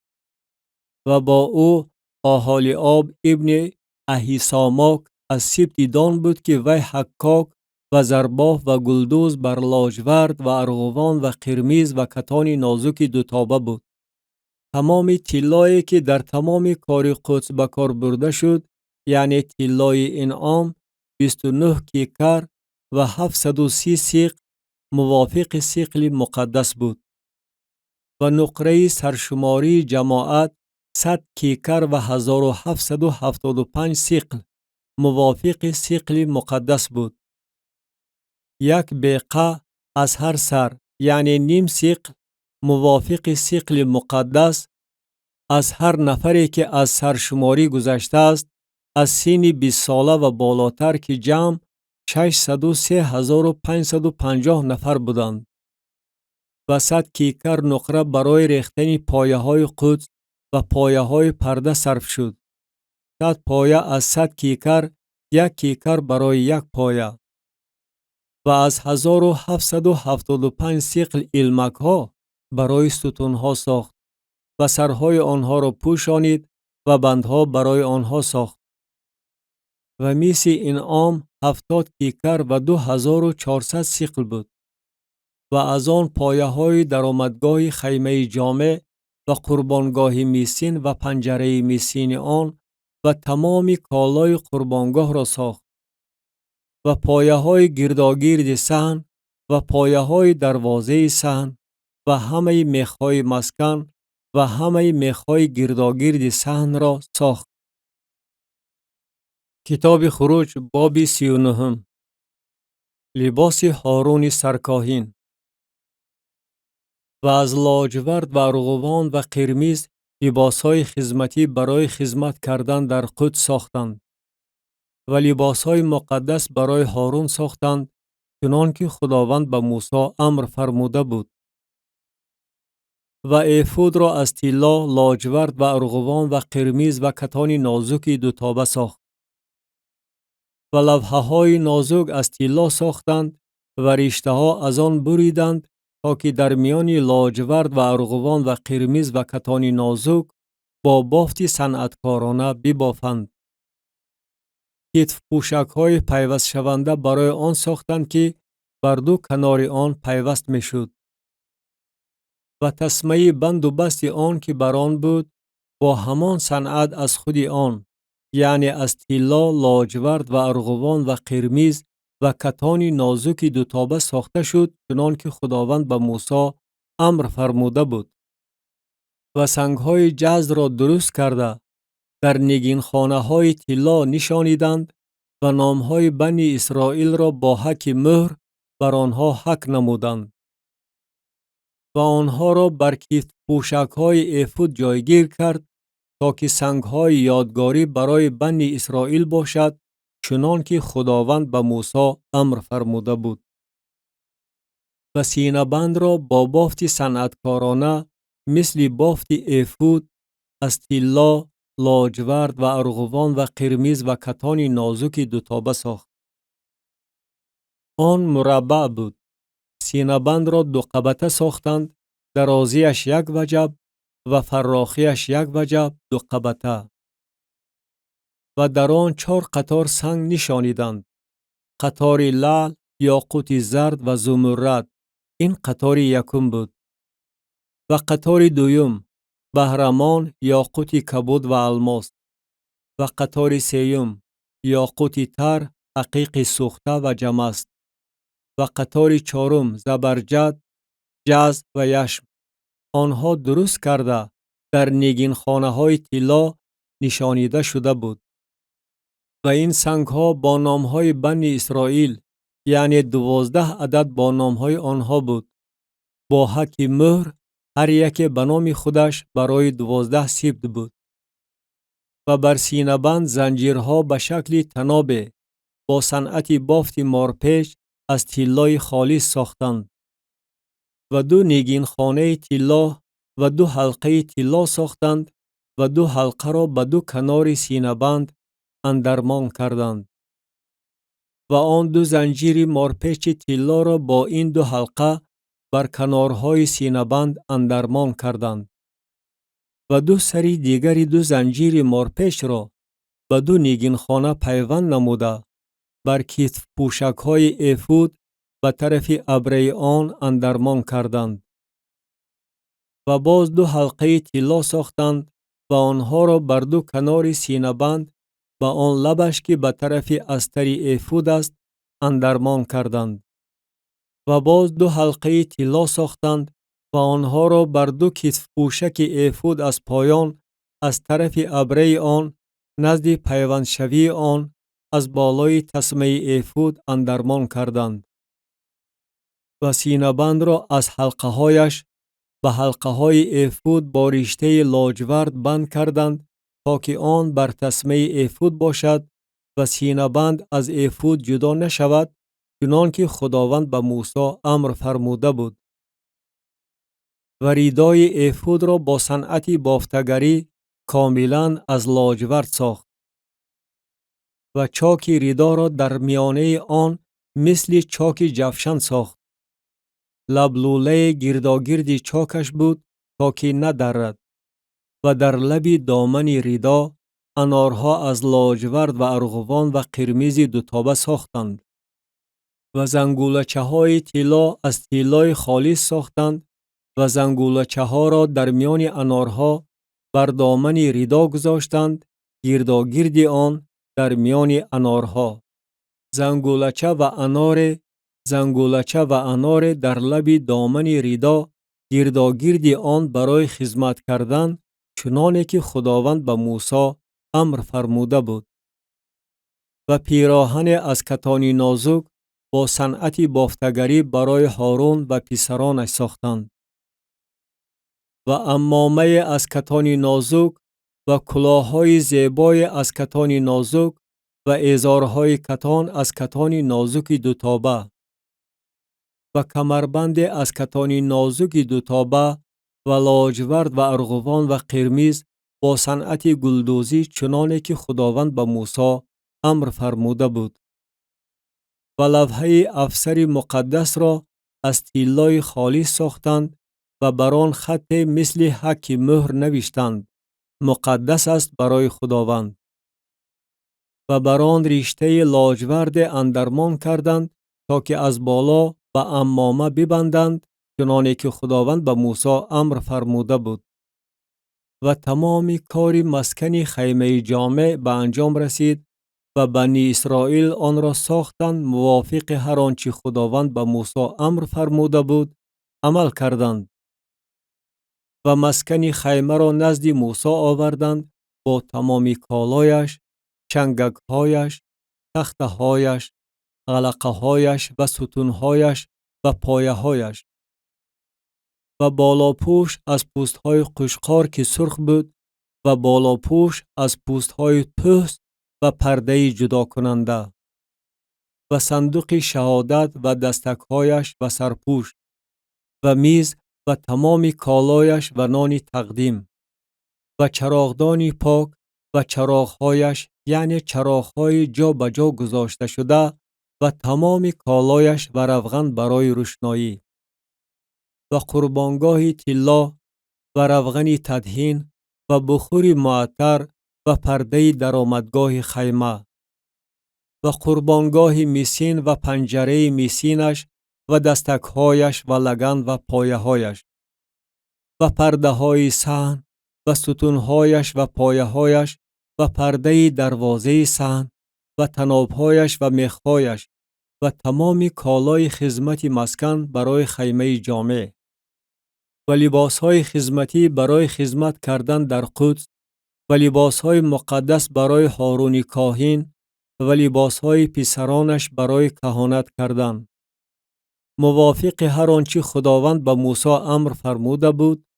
بنی اسرائیل تمام کار را بجا آوردند و موسی تمام کار را از نظر گذرانید و اینک آنها آن را آنچنان که خداوند امر فرموده بود بجا آوردند و موسی آنها را برکت داد. کتاب خروج باب 40. مسکن تیار شد و آن را تقدیس کردند و خداوند به موسی سخن رانده گفت: در روز یکم ماه یکم مسکن خیمه جامع را برپا نما و در آنجا صندوق شهادت را بمان و پرده را بر صندوق پهن نما و میز را داخل کرده لوازماتش را به ترتیب آور و چراغدان را درآورده چراغهایش را برافروز و قربانگاه طلای بخور را پیش صندوق شهادت بمان و پرده درآمدگاه مسکن را بیاویز و قربانگاه قربانی سوختنی را پیش درآمدگاه مسکن خیمه جامع بمان و لگن را در میان خیمه جامع و قربانگاه بمان و آب در آن بریز و صحن را گرداگرد برپا نما و پرده دروازه صحن را بیاویز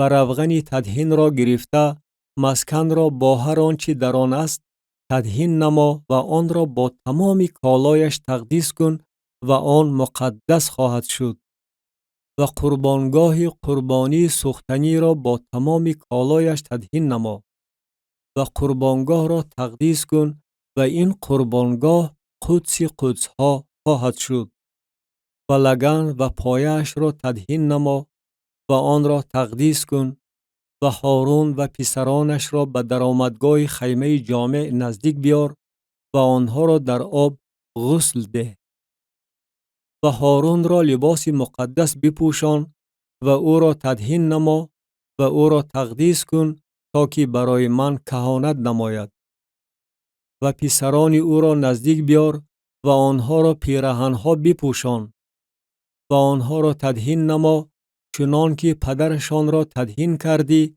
تا که برای من کهانت نمایند و تدهین یافتن آنها برای کهانت ابدی در نسل‌های آنها خواهد بود. و موسی به عمل آورد آنچنان که خداوند به او امر فرموده بود به جا آورد و در ماه اولی سال دوم در روز یکم ماه مسکن برپا گردید و موسی مسکن را برپا نمود و پایه‌هایش را گذاشت و تخته‌هایش را برقرار کرد و غلقه‌هایش را نهاد و ستونهایش را برپا نمود و خیمه را بر مسکن پهن کرد و بالاپوش خیمه را از بالا بر آن گذاشت چنان که خداوند به موسی امر فرموده بود و شهادت را گرفته در صندوق گذاشت و دستک‌ها را به صندوق پیوست نمود و سرپوش را از بالا بر صندوق گذاشت و صندوق را به مسکن درآورد و پرده جدا کننده را آویخته صندوق شهادت را روپوش نمود چنان که خداوند به موسی امر فرموده بود و میز را در خیمه جامع به طرف شمالی مسکن بیرون از پرده جایگیر کرد و بر آن یک دسته نان را به حضور خداوند ترتیب داد، چنان که خداوند به موسی امر فرموده بود. و چراغدان را در خیمه جامع در رو بروی میز به طرف جنوبی مسکن گذاشت و چراغها را به حضور خداوند برافروخت، چنان که خداوند به موسی امر فرموده بود. و قربانگاه طلا را در خیمه جامع پیش پرده جایگیر کرد و بخور معطر بر آن سوزانید، چنان که خداوند به موسی امر فرموده بود.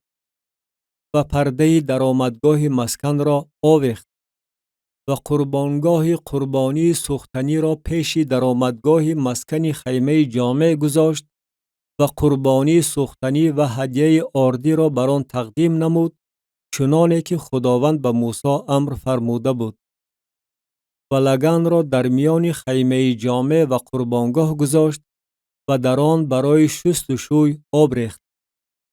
و موسی و هارون و پسرانش دستها و پایهای خود را از آن شست و شو کردند. وقتی که به خیمه جامع در آمده و قربانگاه نزدیک شدند، شست و شو کردند، چنانه که خداوند به موسی امر فرموده بود. و صحن را گرداگرد مسکن و قربانگاه برپا نمود و پرده دروازه صحن را آویخت و موسی کار را به انجام رسانید. و ابر خیمه جامع را پوشانید و جلال خداوند مسکن را پر کرد. و موسی نتوانست به خیمه جامع داخل شود، زیرا که ابر بر آن ساکن بود و جلال خداوند مسکن را پر کرده بود. و هنگامی که ابر از مسکن بالا می برآمد، بنی اسرائیل در تمام سفر خود رهسپار می شدند. و اگر ابر بالا نمی برآمد، تا روزی بالا برآمدن آن رهسپار نمی شدند.